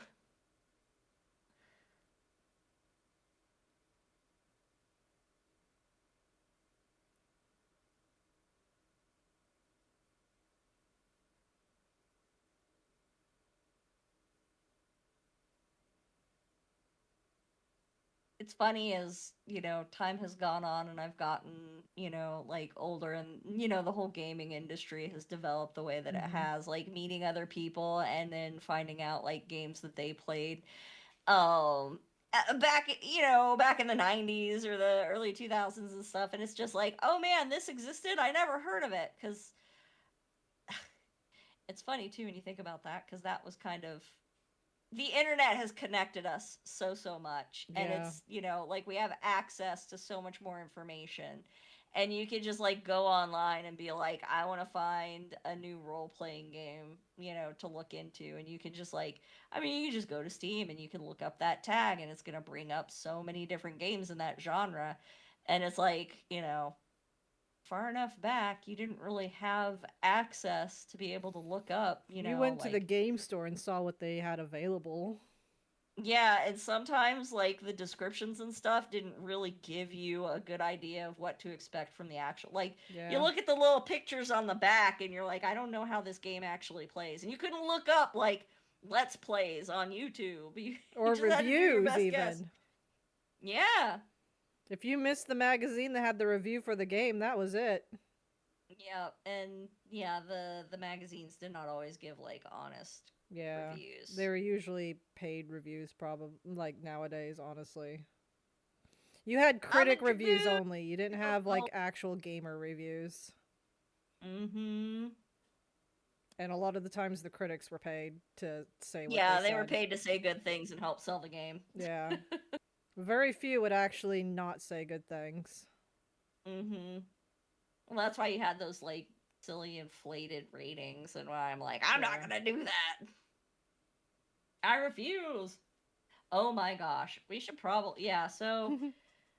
I am absolutely enjoying chatting, but I just realized what time it is. Yeah, I mean, I still got some time before I need to worry about going to bed, but I do have a long trip tomorrow. Oh god, yeah, no, shoot, yeah. It's okay, I'm not driving. Gear is. That's good. You can nap on the way, but still, you need your rest. I can't nap in the car. Oh, I'm sorry to hear that. That's rough. Well, it's more of a choice that's become habit because I don't like leaving the driver without a partner. That's nice. I don't know what it is, but if I'm not driving and I hop in a car, it's like impossible for me to stay awake. Yeah, Gear has often said it's okay if I fall asleep, especially like on the drives home and everything like that. I think I might have dozed off a couple of times whenever we were driving to Florida to go see my dad before he had passed. I don't remember fully. I think it was on the drive home because I was so upset. I had an issue with crying on the way home, but I think I did like doze off for a little bit, but I woke up again. As a kid, I had no problem falling asleep in the car, but I remember taking a school trip one time. It was for a club. We went up to Indiana for a FFA convention, Future Farmers of America. Mm-hmm. And I remember I had fallen asleep in a car, and the whole group got scolded about falling asleep in a car because at the time we had a pregnant teacher driving, and we were high schoolers. We couldn't drive. Yeah. And so we got scolded for like falling asleep in the car. And funny enough, coincidentally, the person that scolded us and everyone else fell asleep, and I was the only one awake. It's like, wait, what happened here? What happened to the scolding? Yeah. Because I fell asleep and everyone got scolded, and then everyone fell asleep and no one said anything. It's like, wait, what? Something doesn't feel right here. This seems a little... Yeah, and I had this one friend, and I was doing my best to keep myself awake because I hadn't slept a whole lot, and I was behind the wheel of the car, and I was having a conversation with her to keep myself awake, and she had fallen asleep on me, and I felt so disrespected because she had slept fine, and then she decided to sleep in the car next to me in the passenger seat, and I felt so disrespected, and I'm like, I'm never going to do that to anyone, and that's exactly what I've been doing. Yeah.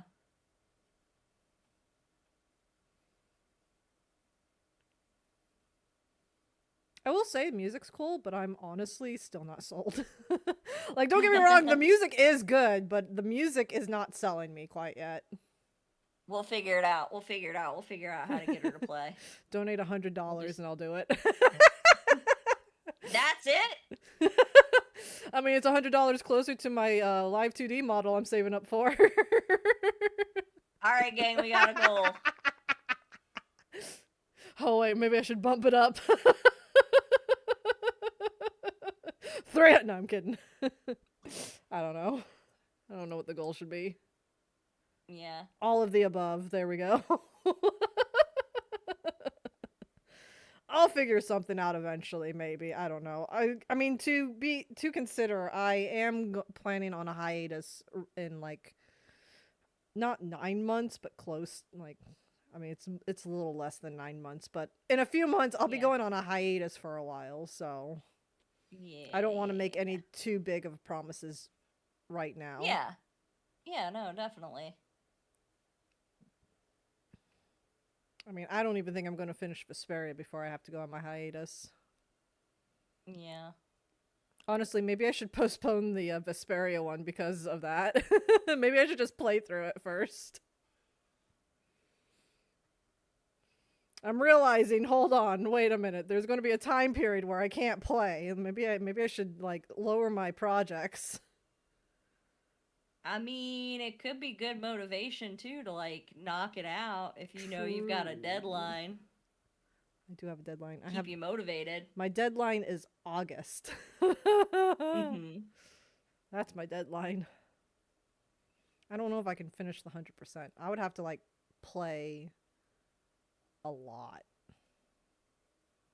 I mean, to be fair, no new games that I know of are coming out. There's updates coming out that I want to play, but I don't think there's anything new coming out. I'll figure it out. I'll play with it. Yeah. Yeah. So, who are we gonna raid? Yeah, who are we gonna raid? I do have a guy to raid redeem, and I lowered the price this time. Oh. It was like 10,000. I think I made it 5,000. So we could drop in. We could drop in on train. We could drop in on train. I can't remember the last time I raided train. Yeah. Can't remember the last time I raided any of these guys, but train especially. And train, love train. Train's just such a wonderful person. Like he's probably lurking on somebody's channel right now, even though he's like live. He's always throwing folks a lurk. Oh yeah, he's always lurking, which is unfortunate because unless he like talks every 10 minutes, it'll kick him out. Which is sad. I know Twitch has this. It's the anti-bot thing, but it's screwing over streamers. Yeah.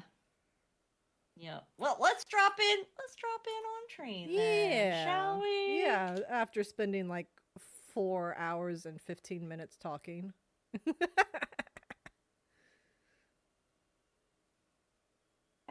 What?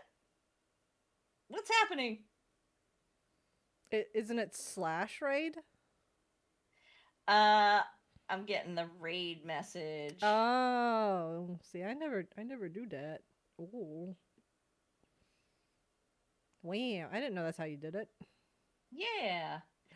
Oh, I must be pressing a key that's making that happen. All right, everybody. Thanks so much for hanging out with us and chatting. Yeah. Thank you for sitting through 4 hours of just random chit chat about RPGs and 2 hours talking about the story that we disliked, but the game was still good. Yep. Game mechanics good, story lackluster. Very lackluster. Yep. But I still want so much more meat. I'm going to go eat some ribs. finally escape the pizza, huh? Yes, actually. I only have pizza bites if I'm needing to eat something real quick before stream, but I've been able to finally eat other things. I had a McDonald's burger yesterday. Ooh. It was good. Baby was craving French fries. But I also wanted some beef, so we compromised. I literally had 2 things of French fries and a McDonald's burger. It was good. All right. Chat's about to depart. Thanks so much for hanging out, everybody. Show Train some love, and I look forward to seeing y'all next time. Don't get dirty, don't get wet, don't get lost, don't do anything I would do. The list gets longer every day, and you have a wonderful time. Happy Easter. Bye-bye! Happy Easter!